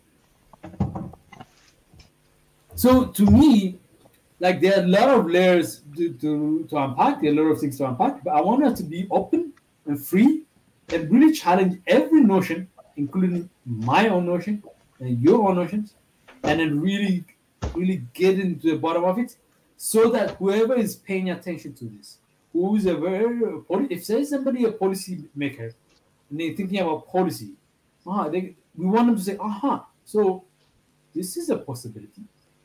So STEM is the future, but a different kind of STEM is the future than I thought. We want people to say that. We want people to say that, okay, India has managed to do that. That was in the 50, 60 years ago. But what is common, like what is in 2022, and then looking at 2042, 20 years from now, or looking at 2080, 82, that's like 60 years from now. What is the kind of, education that is going to make so much difference? It will be unrecognizable to the time it came from. So you don't even recognize it came 60 years ago in India. You think it's just a recent phenomenon. But it was 60, 70 years ago when India was just rising as an independent country. They put that forward. They put that vision forward, and they worked on it. And then the result was not available for them then. But they knew the world is heading in the form of in the direction of technology, and in the direction of smart, intelligent businesses. So they focused. So they built something then, not knowing exactly how 60 years ago is going to play out. But that's the lesson I take from India. I don't take the very specific of what they did. I take the lesson as somebody who was building something, was thinking about the future, envisioning a future, and say, today let's do this, and tomorrow if you can't do this today, let's move to tomorrow, and then the day after tomorrow. Before we know it, we've climbed the mountain, covered all the grounds. And I think that's important. That's important, just the tone of the discussion I want. And I want, I'll give you guys a couple of minutes each to wrap it up. Let's go with Tanzania. If you are still there, just a couple of minutes. So we can come back next week and then we can go more deeper into it. Yes. So briefly, I am still for science and mathematics, but you said something very interesting when you said that, science and mathematics should be, it should be taught as well as the sort of, I think maybe ethics or morality. Maybe I'm paraphrasing you, but I think it's actually right now as yes. And I actually experimented it and it works. Okay. Yes, I've done it before. I've built school like that.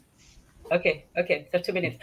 So as it is taught right now, and we have to look at the system as it is so that we can know what to change. as it is taught right now, sorry for the noise, the system is taught that if you're in the sciences, in STEM, you're supposed to be devoid of emotional everything. You're supposed to be dispassionate and biased, just really a human robot, so to speak. You're supposed to design machines. You're not supposed to ask what they're for. You're supposed to design, you know, even in genetics, you're supposed to make up poisons in the lab. Don't ask what they're going to be used for. You're supposed to, somebody designs these things. When you look at those military, those arms and those things that are going to destroy people, those diseases that are going to kill people, somebody, a very intelligent person, sat in a lab, very intelligent people, they sat in a lab, they created it, they knew what it was going to do, they knew it was going to explode and kill and destroy. These are intelligent people with high education from the highest universities. So this is what happens when you divorce rationality from when you cut off the head from the heart. And this is what is happening to the world, you know, on a global scale. On the other hand, we are on the, you know, the heart. We have too much heart. We're teaching the heart and be good and go to school and get a job and be a good employee and all of this stuff. We're not teaching the logical, you know, the rational, the competitive, the hard, you know, competitive, just, you know, right now, if your computer goes down, if all this stuff goes down, guess who's responsible for it? It's probably not us. It's got probably some nerd somewhere, you know, hold up somewhere. Those are the people who we depend on for this, all of this. So we are really at their mercy. And in a way, so we have to be more rational so that we can save the world, because the world right now is under tyranny from the cold, the ruthless, and the rational. So I'll live with that. Incredible, incredible. I think like I just want to stress the point that it is actually possible to build a reasonable person who cares, a rational person who can interrogate knowledge, study evidence, and then believes in certain things and values certain things. It is possible. It is possible to get that. The notion that it's not possible to do it, but you have to construct it. You have to intentionally build it. It's not, but it doesn't happen by accident.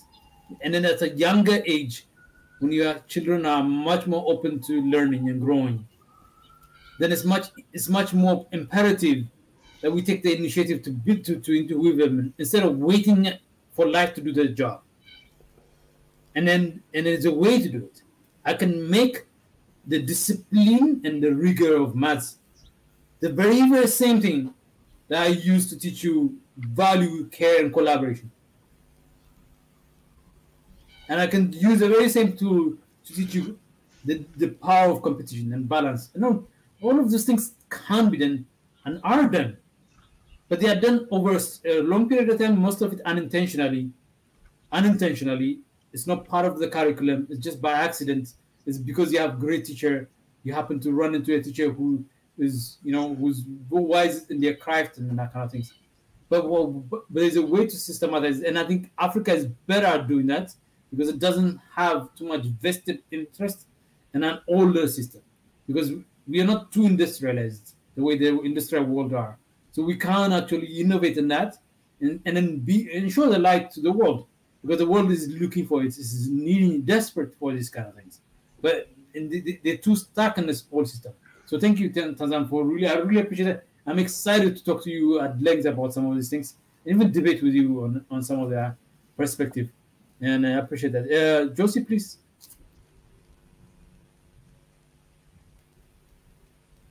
I think Josie left. Yeah.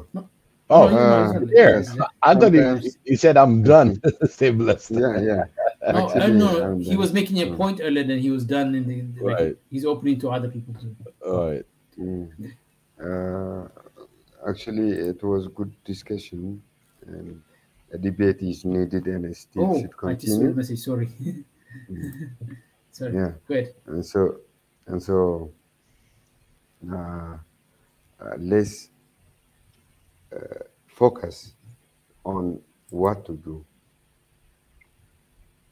and we don't have to make always complain, and we have been dealing with what was wrong so far, and what anyone should bear in mind is that nothing is wrong with policies, with curriculum.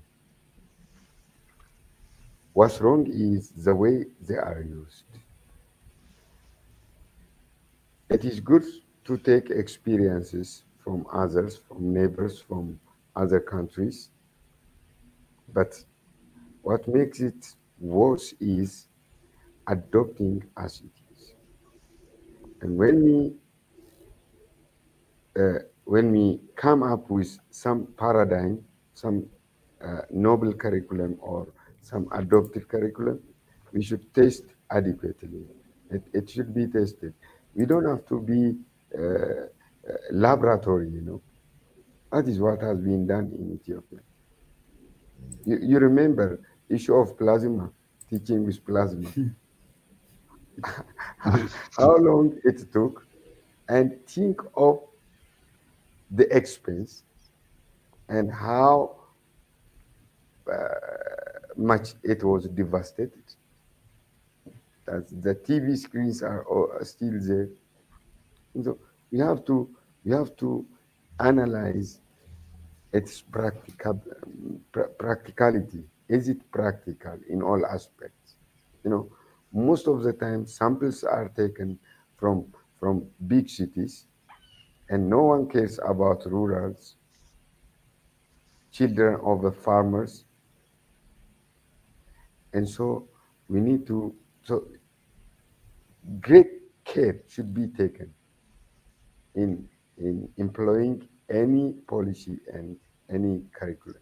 That is what should be there in your mind, in anyone's mind. And that is what I want to convey. Nothing is wrong with the curriculum, but the way we use, the way we employ. And that is what I want to say. I don't know if there is any reaction on this. No. Thank you. I really appreciate that, Josie. Like, you know, we'll just, you know, my disagreement on curriculum stuff, we'll discuss it in other shows. We'll come back. We'll break it down further. You know, it's good to disagree, so that, you know, so we can. That's how you smoothen things, right? You know, if you want to smoothen something, you have to go through. Of course. So like, we are open to resistance, reaction, on any debate and argument. We all should be. Yeah. We don't have a burden, like I said. We don't have the burden of creating. We're not decision makers, but we want the decision makers to have different perspective available to them, right? So the fact that somebody disagrees with that here on this platform, we disagree with each other. That's a good thing because people can see. Oh, I relate with. I see it the way Tanzania is seeing it, not the way Ezra is seeing it. That's important because that person first before didn't hear anything or they didn't see it before the way Tanzania saw it because it wasn't there. Now it's there. Now I see it. I didn't see it the way, you know, Josie was looking at it. Now I can see it. So that is important, right? At least in terms of the thinking. So the diversity is important. The objective is important. I'm going to be the same adamant person. I want to dismantle the system. I want to dismantle. I'm going to be adamant in dismantling the system because I believe the system is anti-liberation and anti-empowerment. It's dehumanizing. The system is inherent in the system to dehumanize. But I'm not. I'm arguing at the highest ideal perspective, not necessarily in a practical sense. I'm not being practical. I'm being impractical for a good reason, because if you want to interrogate something, you have to look at the most extreme, the most outlying points. So creating the sense that this is the most outlying further point that we can get to. And then coming back to a point where, you know what, this is the much more balanced, much more centered place to be. It's for people who are making decisions. Sure. You know, so, and then also to instigate, you know, a little bit of reaction sometimes. I want people to react a little bit. So I'm going to poke people to the extent I can. Biggie, please, you know, if you have anything to add to wrap things up. Yep, and this is educational,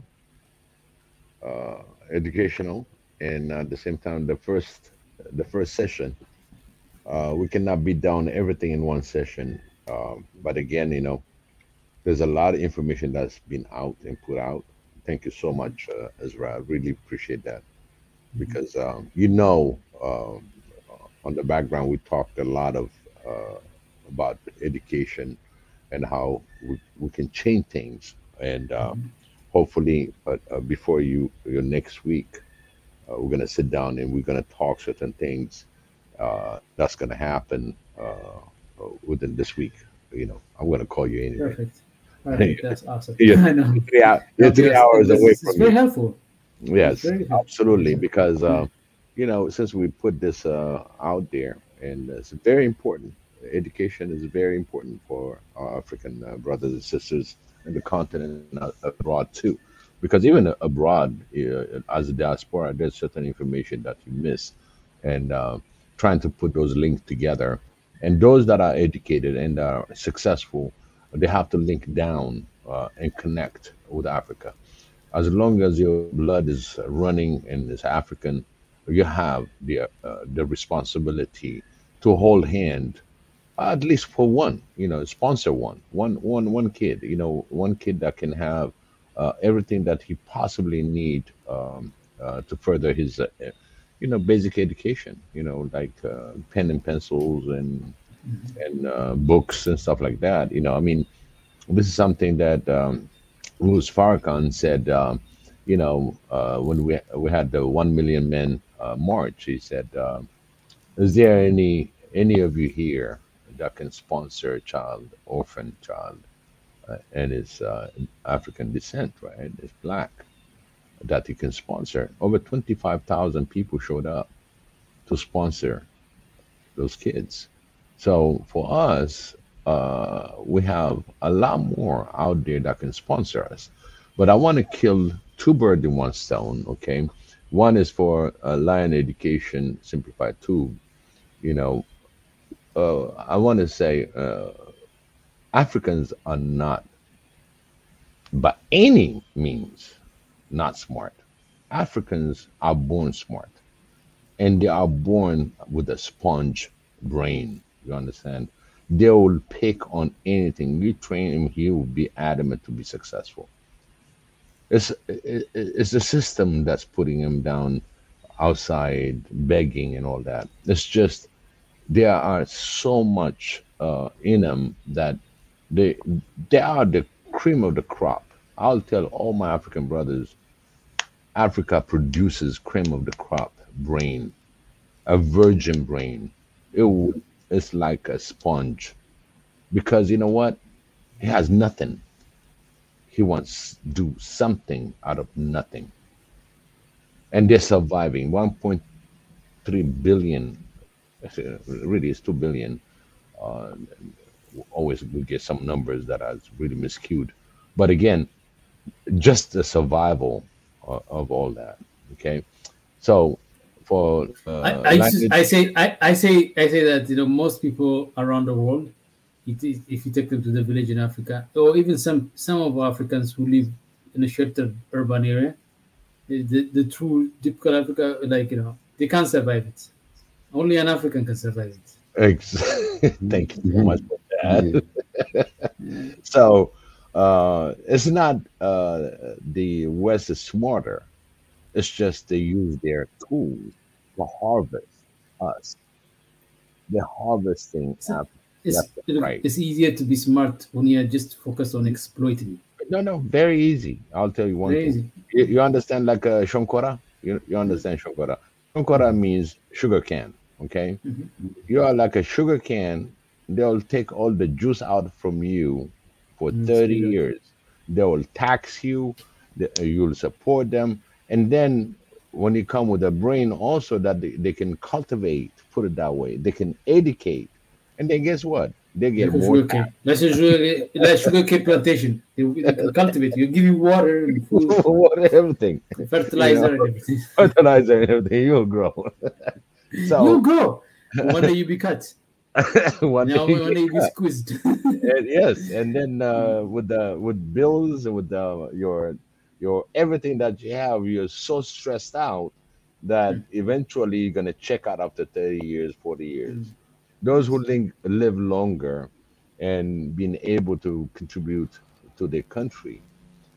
These are the one that just got in. I want to advise you, if you're listening, just remember, you're just like a shankora, like a sugar can. You think you are abroad, west, you having the money and all that, okay? But eventually, statistically, is how much tax they can get out of you while you're working and building the country, okay? That's what I was trying to tell you, both Sam and Lion Education. But one thing that I would say, when it comes to education, is uh, we have the basic education, the survival. See, survival, we cannot get it in America. We're gonna go online and take a course. But in Africa, it's natural.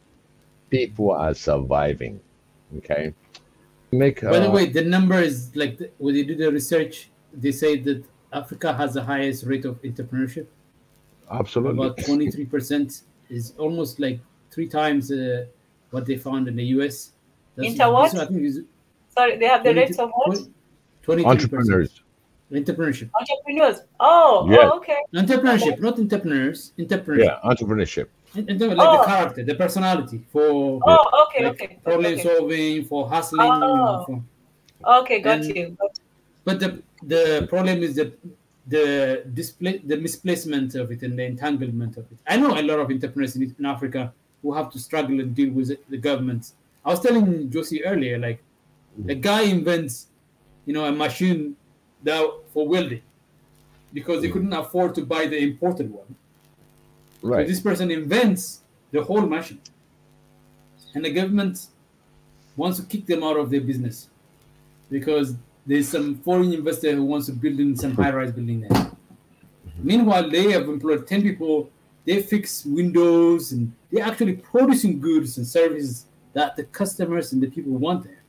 But they're not fancy. They're not highly educated. It was a 10th grader who invented that, who came up with that, which is quite an extraordinary thing. A saving of, let's say, I think about like somewhere 100,000 birr. That saved them. So to me, that's what entrepreneurs face. Like they face all the time harassment from government, from public, from policy, from system. Well, we have higher, but the survival is just in the DNA. But the system can be much more looser. Like like if you are like in the business of pirating videos, go ahead and pirate video as long as you don't pirate Nigerian and African videos. Go and pirate it. Pirate, be the Netflix of your neighborhood if you have to. One day, and I just want to make sure one day you turn into producing them. That's what it takes to, and that's what you do. That's what everybody tells them. One day, HTC. Sorry to interrupt, but it is Sorry. very important how a government deals with its criminal class. So let's say it's like the reverse entrepreneurs, the people who want to do things, but they want to do it the right way. When you see a lot of movies, in American movies, like that one with that young man who's pretending to be an airline pilot, I think Leonardo DiCaprio. Oh, anyway. If you can. Yes, that one. So and then what the guy who is the Wall Street guy, the Wall Street something, Yeah, so, he ended up actually working for the government, actually catching the people who are doing things like he was doing. He's still doing that right now. You can actually find him online. But, for them, they do, even with their criminals, they identify the ones who have, a different niche about them, and they use them for their ends. You don't just take them and throw them away, especially when you know their value. So we have a lot of people who have very creative ways of managing, including, outside the system, and even, just black market things, not just totally legal, but just the way people know how to make money in very creative ways. Even despite $1, everybody's making a coin on the side. So these things, we're not really taught how to do them. People just find themselves doing it, and people just do it. And that's also another form of innovation and creativity in just being able to survive with the little that you have. So, yeah. I think I want to add on that. Okay. I want to add on that because, in Africa, once they see you as criminal, they don't know how to invest into the criminology. There's the next step where we can use people, like people that that take bribes and all that. They get caught. They're caught red-handed. They just put them in prison because they're just gonna pay for their crime. But if you use those people to really stop the bribery, these are the people that knows how. It's just way it makes you criminal is because of the lack of certain resources that you cannot obtain. So he's gonna go and grab it any which way. So how to invest in time also with the criminals, looking at the theft and stuff like that. And this is something that's going to be a good feedback to the Department of Justice, put it that way. But again, they don't do that. They throw you in jail, and actually they throw you in jail. Maybe Let me give you an idea. And I've actually interacted directly with this issue when I was in Ethiopia, when I used to work in Ethiopia. Is essentially is a perversion of the law. It's not a purity quest where virtue is so important. Okay, being virtuous. We want you to be virtuous. We don't want you to be salacious, bad, illegal kind of business. It was more like that's not the. It's the goal is not virtue. The goal is more like I am the gatekeeper in government, and I have the law on my side. But I'm going to cash in on that law, okay, by claiming virtue. I claim virtue. This is a virtuous thing. I'm standing up to the law. I'm standing for the law. I'm enforcing the law. And I'm coming to extract punishment, but the cash doesn't go to the government. It's everything on behalf of virtue. Everything is on behalf of government. Everything on behalf of the law. But the benefit is for me. So, what is virtuous in that? To me, that's another thing. Another thing that we have made certain things illegal in Africa that don't make sense. That don't make sense. We protect copyrights that only the international clients like Europeans, but they don't protect our copyright. In fact, they try to steal our copyright. Like copyright laws have certain things. Like they try to steal the teff from Ethiopia. I mean, that's how the coffee and cacao, like in West Africa, they are doing that. So why should we care if somebody is pirating European and American movies? Why should we? And why should that be illegal? Well, we have international obligation. What international obligations? You cannot trade. Your farmers cannot grow what they are capable of growing and sell it to European Union because European Union has created an artificial barrier for you so you cannot access that. You cannot create technology because the Americans have created a system whereby certain technologies that are essential for creating technologies are not available to you, or they will crowd you out of the system by overpricing it from the market. So you can't get chips, you can't get all these material input that you could use to innovate.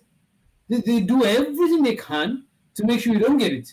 So why should you be like being the one saying, oh, we are part of the international world and we protect the laws of international law. But meanwhile, they don't. You know what China did with these criminal copywriters? Yeah. Looked the other way. Yeah. For the most part. Because one day, okay, for every 100 of those Tanzans that do that, I guarantee one of them will be a producer, will produce something. One day we'll say, you know what, let me take on camera. One of them will be a YouTuber who is going to create like a media company. Like for every, so business is like that. Entrepreneurship is like for every one of them, for every 100 of them that succeed, 1 or 2 or 3, 100 of them that go out to try something, 1 or 2 that succeed. So you have to try 99 things that fail. So by creating these bottlenecks, these legal bottlenecks, unnecessary bottlenecks that serves nobody.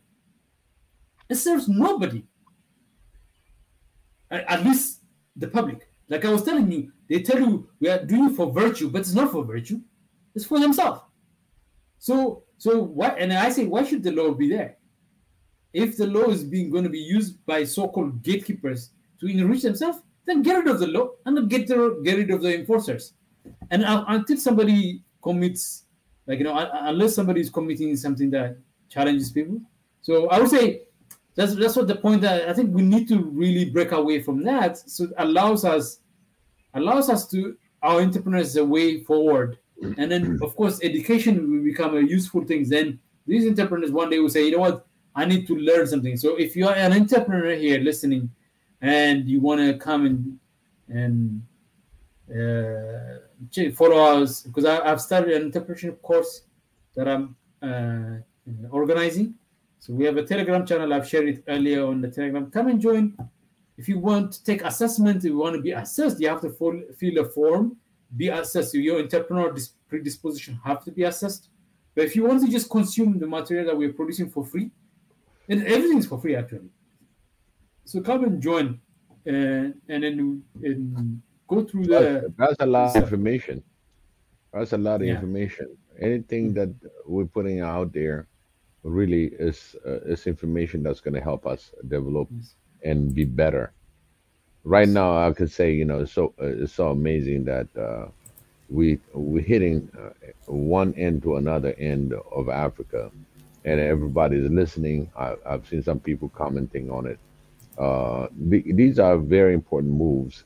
So the other thing that you were talking about is finance of education system. Okay, the smart finance that can come about is one. I advise, for any Africans. I know we have billionaires out there, rich folks out there, but in order to help the country, please, restrain yourself for luxury purchases. There's a lot of people that can use certain money that you can help them with. I'm not gonna say do not buy any luxury or anything like that, but at the same time think about it. But on top of that, I would say to the government that listen to this is that, let's say you order a Mercedes Benz as a luxury car. Anything that comes luxury should have 10% that should go straight to education. That 10% for education, compared to the billionaires that we have, believe me, we can raise the money that's required for the education level, or it would contribute a whole lot. They sell lottery. Okay, have you seen the lotto in here? The lotto in America, they contribute a lot of money toward education. So there's a lot of creative way of bringing mobilize. Mobilizing. I can give you one quick example for you. Like, in the case of, for example, Ethiopia, they should be mobilizing 20% of their GDP every year to invest, right? But I think they don't manage more than 10%, 9 or 10%. If you double that, so one of the ways to mobilize resources is like lotteries, things like that. Very smart and creative ways. Like I know Cuba has a very great example of where they use tourism money in financing their healthcare. Listen, so the tax they actually collect goes directly to the healthcare. People ask, how do Cubans? They know how to finance it. They know how to keep it sustainable. For example, there are some goods that are no good for you. Okay, like cigarette sale, alcohol sales. All these sales, when they put the taxes on there, they can put another 1 or 2% from the sale that goes to different sector of education and health. Health is another issue in Africa. A lot of issues. There's another way. Have you when you file taxes, Biggie? When you file taxes in the US, sometimes they ask you to voluntarily give money so that you can get deduction, right? Absolutely.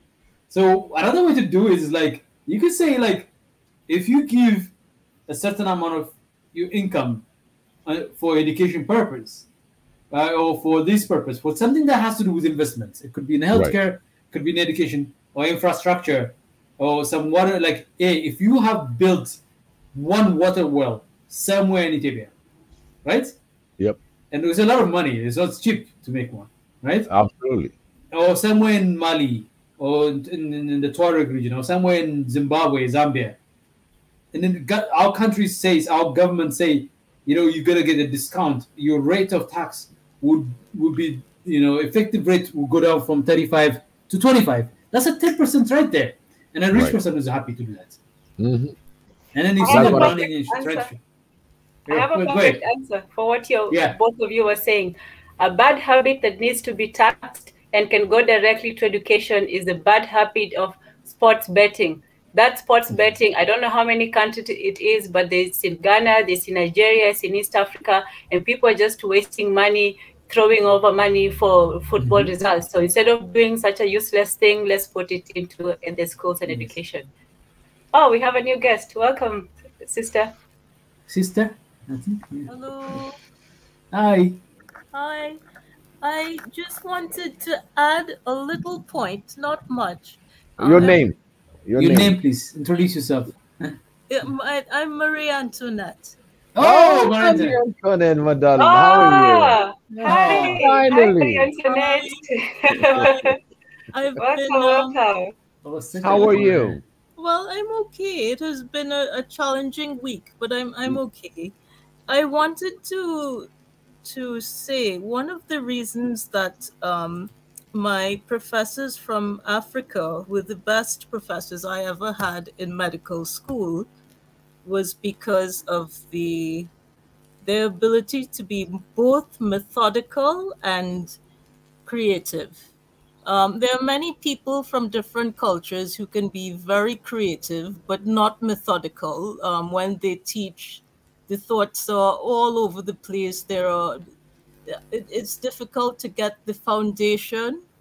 But when my teachers from Africa taught, you could see the development of a concept. So there was first the seed of the concept, then the roots, you would see the roots, the trunk, and then the leaves, and then some fruit. And so that I really learned concepts very well when they were in charge of that particular segment of lessons. And they were the best professors I ever had in med school. I have to say there was no competition at all. These days, it's a little concerning that many people are they value the creativity aspect of learning, but they seem to think that rote learning has no place at all, which is not true. The rote learning segment of education, although it's a little painful, it is necessary for developing the foundation. What we could do is be creative in how we present that aspect, but it is a necessary aspect. And I could say that as someone who has had experience in both engineering and medicine, we can't discard that completely and expect to get a good result. There must be both creativity and methodical approaches to learning. So I just wanted to add that. That's such a great thing. Like I think it highlights a number of things. Let me give you my insight based on what I heard from you. The insight I got from you is that and which is very related to what I've always believed in, that Africans are much better placed at instituting an educational system that is about telling a story. In Africa, is a storytelling. You educators, the best teachers I've ever had, are the greatest storytellers. Definitely. It could be a chemistry class, and it could be talking about bonding or something, and then you feel like you're connecting with the substance of what you're learning. So that kind of storytelling is ingrained in African psyche and psyche. So the greatest teachers, not all of them are like that, but the greatest teachers tend to. So I think that's, to me, as an education system, that notion, that method, that inherentness and our ability to connect with our space, with our environment, and with our ancestors. I mean, we tell the stories of the world based on our ancestors. Yes. We tell the story. So to me, it's like reimagining education. And then the method is that when you go for the method, you're going for not too far. Go home. You go home, and then when you go home, you just outlined it. And I think the second point, the second insight I get from you, which I really like, actually believe in. I actually experimented it and worked. So, and then I studied it a little bit, and then since you are in the medical business, in the medical field, you can actually like really feel comfortable in this. What I'm talking about, what I'm going to talk about is what we have now learned about the neurons, the human neurons, and the plasticity of it, the wiring of how it happens. So what we do, what I have learned studying about this as an educator, because I was curious as an educator, what am I teaching? Who am I teaching? What is the physical construct with whom I'm interacting with as the neurons? What I learned, what we realized, the exercise and exercise. There's something I call exercise and no exercise. That exercise to read, to study. Look, I had to do rote learning, but if you ask me to go back to rote learning, I will never go back. But I will not dismiss it. I would actually celebrate because it brought discipline in all aspects of my neurons. So your neurons create this wiring, these connections, and because of the plasticity of their nature, and this is wiring and rewiring happening all throughout your life. Apparently, it happens all throughout your life. It's not up to a certain age. Some ages much higher rate than other, but we know that we are always learning as human beings. But the early days that you do that exercise, so I used to institute in our school that rigor, because that rigor is important. I don't want, and the best courses to do rigor are like those subject matters that require rote learning, that require remembering, that require having to pour in yourself into them at night for hours. Like, before you go to school, like all red and eyes, that's how I know, like, that's my students. So even though that's what, but at the same time, I expected people like that to really feel like there's value, there are connections, there are essence, there's essence of life. There's you that exists there. There's me that exists there. We share space, we share air. We are not necessarily entirely separate entity. We are flow from each other. So in order for you to be able to get that, then you need a creative mind. The creative mind is the one that is able to see the linkages and the connections. I don't know if that makes sense. So to me, those two things are very important, powerful instruments for making education disciplined, but also fun and joyful, rigorous and meaningful. Substantive and then imaginative. It can do all of because our mind and our neurons, they work like that. That's how they work. They don't work any other way. They work in both creatively and rigor. They don't work in any other way. So I just wanted to reinforce that. It's my experience too. I think it's like somebody coming in and Marathon, particularly you sharing that and giving your personal experience as well to add to that. And this is incredible. Thank you. I appreciate that. Okay. Yeah, especially that's Marie Antoinette, It is Marie finally, Antoinette.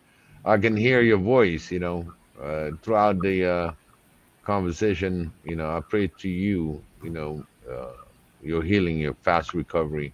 Thank you so much. And it's just, it means a lot for us that you join and put your voice on an important mission. And you're always going to be in our prayers. I just want to tell you that personally. You heard me always commenting about that. May Xavier bless you and heal you. I mean, that's one thing that I get the name, but now I got the voice. So that's even better. Isn't it like am I not special? Am I not special, Marie Antoinette? Tanzan, Biggie, am I not that special? Very special. I feel it's so special. I know this is the first time. Yes, you are. Like so many opportunities. I think So we're many lucky, opportunities. you know. And We're lucky, I think Maria. it's this Indian thing that I'm wearing today. Oh, Probably. I wanted to ask a question. It doesn't have to be answered today. It could be another session. But now we're having a problem, both adults and children alike, with concentration. And I would like to know, what role does our African meditative type music, such as the instrument called the kora, which is a sort of African harp, if for want of a better description. What role does our music play in making our minds a little better than most at concentration and deep work, deep focusing? That was my question. Drum. I think I've written the question down, Drum. but I It's say drum. like it does play a major role, but like that's a quick answer. But I think it's a deeper question. I think somebody who's an expert, who's experienced in it, who like I used to have a math teacher who used to play classical music when we were having exams, so that we don't get nervous, and it was very helpful. So it does. One of the thing, okay, they want to wipe out, okay, in the Western world is our drums. Our drums is our heartbeat. It's in our DNA. And they're trying to. In fact, there was a demonstration that was somewhere in the islands, if I'm not mistaken. It's all drums. It's all get up. You know, it wakens your soul up. And drum. One of the things for me, it has to have a drum. We always have kabaro. You know, we always Africans. We are raised around the drums. We have the most beautiful drums that you can listen. Anything with drums, with harps, it's just amazing. And I find and there are other comments that's been done that they want to remove and in fact to not to display a lot of African drums in the Western medias, and that in fact is showed on the different islands coming in with the drums, and really looking at it on YouTube. If I get it, I'll share that link because it was amazing. I felt like I was part of them. You know what I mean? I knew and I understand what it meant when they came out all drums. It was all drums. Drum is very powerful. That I will tell you. Whatever the meditation you have, whatever the sleepy cell that you have, is gonna be awakened. No, I think like when it comes to concentration, attention, the music, like in the pedagogical setting, music plays a very important role. Something I've experimented as well as an educator and as administrator of schools, like something that like some kind of entertainment, because the mind, at least the conscious mind, not the subconscious mind, but sometimes it goes to transition back and forth. But the conscious mind is always nervous and distracted and unaware of their potential and capability. So you need to find a way to really focus energy to get things off you, to really so that energy focusing can happen with good music. So that because you could, so when you're nervous, learning takes 2-3 times more. When you're nervous, your ability to pay attention becomes shorter. And then you add to that these systems that we deal with on a regular basis. We live in an attention economy. People think it's in any kind of economy. The economy here in the 21st century right now, in 2022, is called attention economy. It's about buying attention. Attention here, attention here, attention here. Because, so attention economy is so fleeting. It doesn't last. It's not like gold. You go mine it and you can turn it into jewelry. You can hold on to it. It doesn't. It comes in huge amounts, but it goes away like that. Because of that, the tools and the instruments that are designed to keep attention, what they do, they exasperate the shortage of attention. And they're creating like social media, like Like, you can't read more than 140 or 240 characters. You can't have more than 5 minutes of videos. I mean, even the advices they give you, don't make it short, make it short, make it short, make it point, make it point. But people are not paying attention long enough to actually discover they have something they know. They have some skills they have. Some people too short. So music does a lot of work. Some of the most important work I've done has been in the background with the music in my life. And it's been happening. I've been doing it since 2007. Some of the most important, I know it sounds a little bit hyperbolic, but it does. But I'm sure we can cover it at some point. Yeah, Tanzan, I think you want to say something? Yeah, a few words. I don't know about, do you guys know about one of the ways to help people who have a stammer is for them to sing. Singing is a lot in helping them overcome their stammer. And when you said about nervousness, and another thing that I wanted to say was, even when teaching children, we have folk tales, but amongst the tales, there was always somebody singing a song within the song. I mean, the stories, there was a story, somebody burst into song, and so on. There was always something. So the music was always intertwined with stories and teaching children. And then the third thing I would say is the lack of focus and concentration could also be because of the environment. The way they structured people as children sitting down for a very long time, and they're forced to just look forward and take notes and memorize and all this. So that may be also, affecting them. And then on top of that, the attention is being competed for by other interesting ways, seeing a teacher standing there with a chalk and blackboard versus seeing visual and graphics on your little computer screen, like which one would you choose? So yeah, so factors comment, good points for everybody, and I look forward to the next discussion. Wonderful, thank you. Thank you so much. I gotta bounce now. We gotta bounce now. I wish we could extend Marie Antoinette. We wish and pray for you for your speedy recovery, and then we are so happy and so honored to have you here. Tanzan is incredible. Like just the possibilities I've seen from you. You've shown to me today, like where we could possibly diverge and how we can actually interrogate all those things and bridge all these different angles.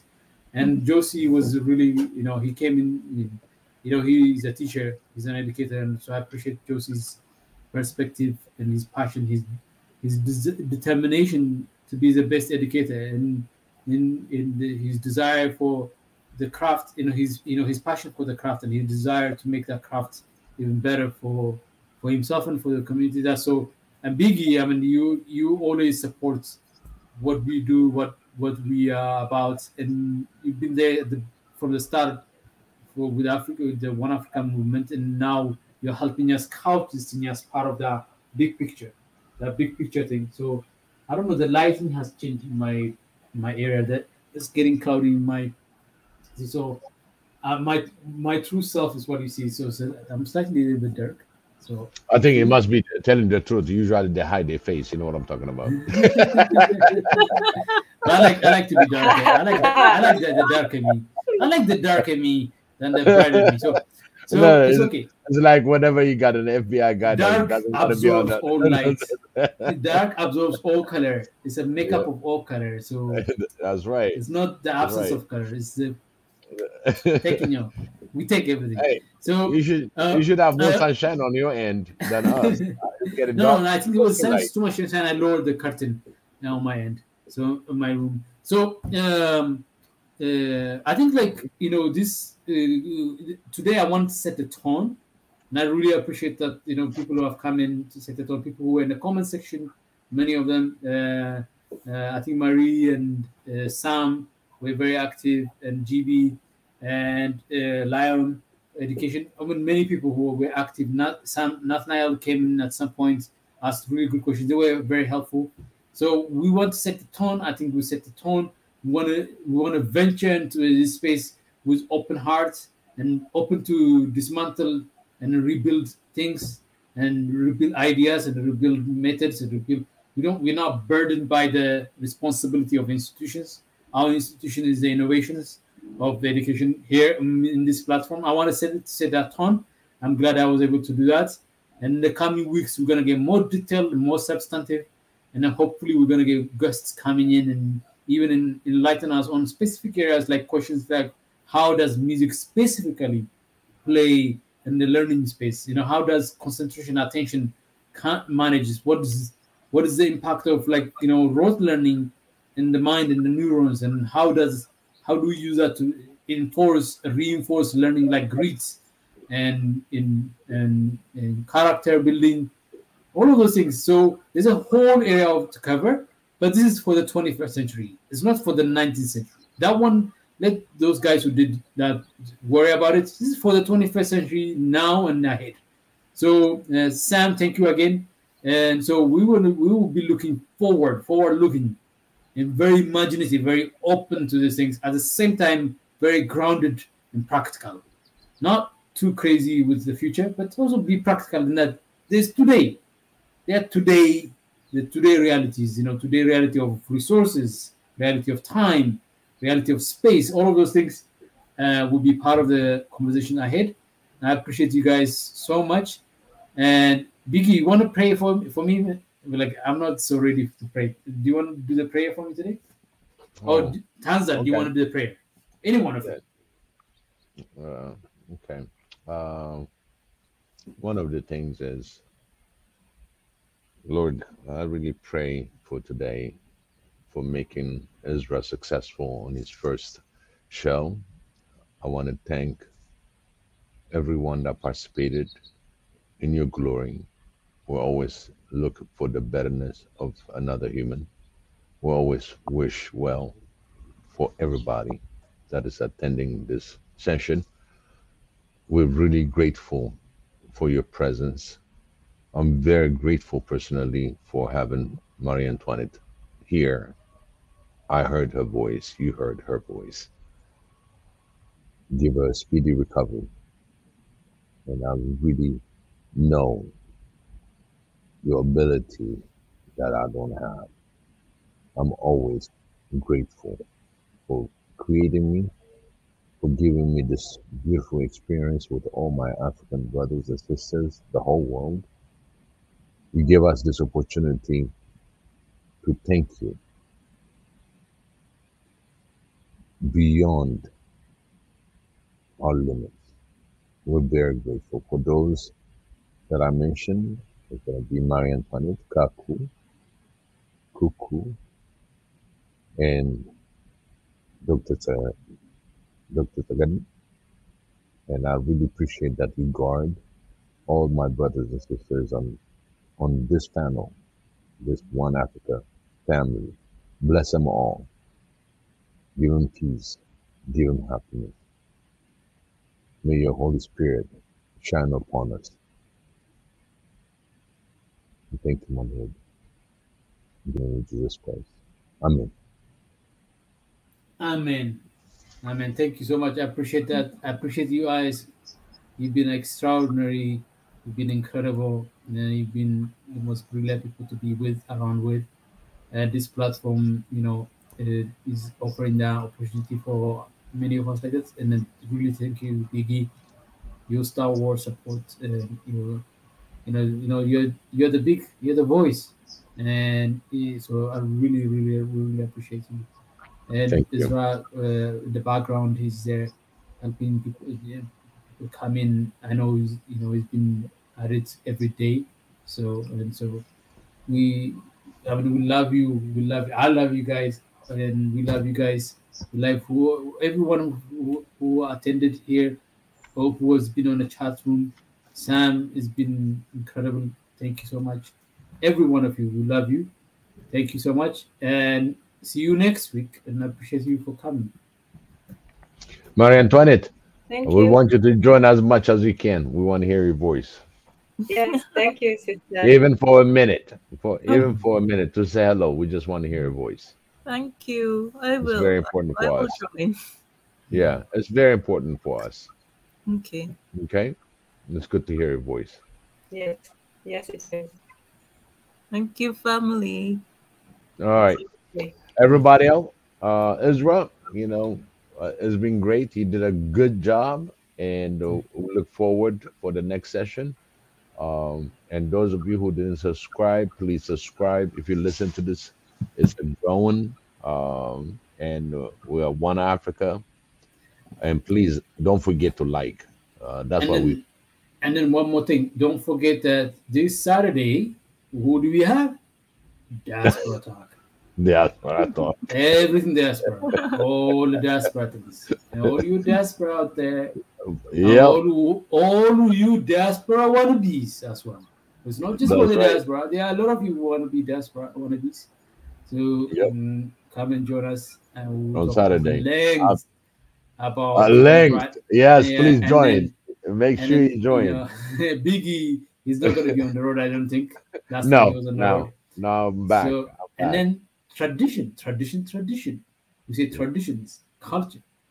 We had an Absolutely. amazing session the other day, yesterday. I think it was yesterday, right? So, Mm. and then expect that next Tuesday. It's coming up. And then, politics. Are you hungry for politics? Who better Yeah. to do that Monday for you? Monday Tezi. You know, strolling in the street of Mombasa, and he's gonna take care of you like the politics. and then on Friday we're gonna have a recap. I think Dr. Ebenezer is coming Ebenezer is tomorrow with something special, something interesting. So stay tuned every day, and then get people coming. I know we were off a little bit for a while. I think we had a vacation, and it was a well-deserved vacation for a while. But I think we're back and forth, and then start telling people like, One Africa is back, better, much more powerful, much more compelling than ever before. We are a team of people that were in the background now, more and more coming forward, and there are people who haven't heard their voice from, who are now you're hearing them. So it's incredible to be part of the team. So come and join us every day. We will have something special to cover, something important for Africa to cover. So wanted to remind people of that. And if you don't like, don't subscribe. If you like us, subscribe. If you don't And like, we treat you well. We treat if you don't like, don't be a member. But if you like us, you become a member. Yeah. We treat you well. We treat you well. One Africa. Shawaye Selassie, thank you, One Africa. So, Jonathan, hey, what happened to you, Jonathan? You're always gonna be there. Like your voice is missed here. Kabeda Adam says no more. Africa, wake up, no more. Yes, Yes. We are not just saying no more. We are no more. We've been there. We are saying for more. We're going for more stuff. For more stuff. No more of something, but more of something else. That's You know, right. so that's something else we're laying that we are coming up with a vision for it. So this is incredible. Oh my God, Jonathan is making injera. What a way to make somebody hungry after 4 hours. The only thing that has closed my neighborhood is a burrito, and then he's talking about injera. No. My God, Jonathan. Somebody started earlier. Somebody started earlier about food. Yeah. And no, Jonathan is gonna have a show on food, by the way. Oh, that's good. I want to see that. Yeah, if somebody's making injera, knows how to make injera, not buys injera. Wait a minute, he's making injera. That means that person has expertise on all sort of cooking. So for me, making injera, he's a different kind of injera he's talking about, but it better be also he's a working injera. Working injera. We call that bread here, man. I'm like, wait a minute, making injera? No. Not Jonathan. Jonathan, I know for sure you didn't say that on our topics. No. He said put it in the comments. He's making bread. He's making the work bread. That's right. Yeah, but we're gonna give you a segment on making injera, but now you don't have it since you don't know how to cook. Anyway, when the summer comes, I'm probably gonna do a little barbecue session. Oh my God, it'll be like live session, like camera there. It's gonna be live. It's gonna be live with all the fire and all that. Yeah. And the only thing that will be left is the smell. Believe me, I think I'm gonna tell everybody to pick something to cook, so everybody's cooking. I want to see event. All right. Smell it. This is a recipe. Yeah. Yep. Yeah. And we're probably gonna make it somewhere where almost everybody can make it. Yes. If we do it like I'm waiting. 10 o'clock. I'm sure Mondetezi is waiting on this one, on how to make touch. Ah, That's the one thing, you know. I'm waiting for you, and you better have, you know. man, I have to get the barrel. I got to get the barrel. Yeah. Because I can make touch. I can make. You know how to make, right? Yes, I know how to make touch. The lot of honeys people don't. around here they have. Except one incident, the whole barrel blew up. It was so, no, I mean it's just the top, and I had a lot of that overflowed. I mean just the foam, you know. Some plumbing problem. Yeah, because I thought I tightened it, but it wasn't tight enough. I guess, you know. Yeah. You have to keep it tight, and you keep turning it. You got to be very careful when you open it and all that. But it's fun. It's fun. Yeah. Okay, guys, I'm gonna bounce off, you know, because I'm so hungry right now. I'll eat everything, even though that's in front of me now. So thank you guys. I love you guys. See you next week. All right. And I'll see you around the new show as well. I'll hop in the new show, like the way you hopped into my show. So it's a teamwork, so I'll come there too. Absolutely. Okay. Who is on tomorrow? Just a reminder. It's Ebenezer. Oh, okay. All right. But I don't know if it's confirmed, but it's Ebenezer. Yeah. Okay, wonderful. He's brilliant, by the way. He's extremely brilliant. Oh, I think the brain in that guy. Yeah, I think Ebenezer is gonna. Oh, Dr. Ebenezer is gonna be doing potential in Africa. Yeah, potential in Africa. Yeah. Yeah. See you guys around, and all the best, and see you around. That's what I say. Not next week, but around. Okay. Thank you so much. Bye. I appreciate that. It's a wrap. Bye. It is a wrap. Bye. Bye. Wrap.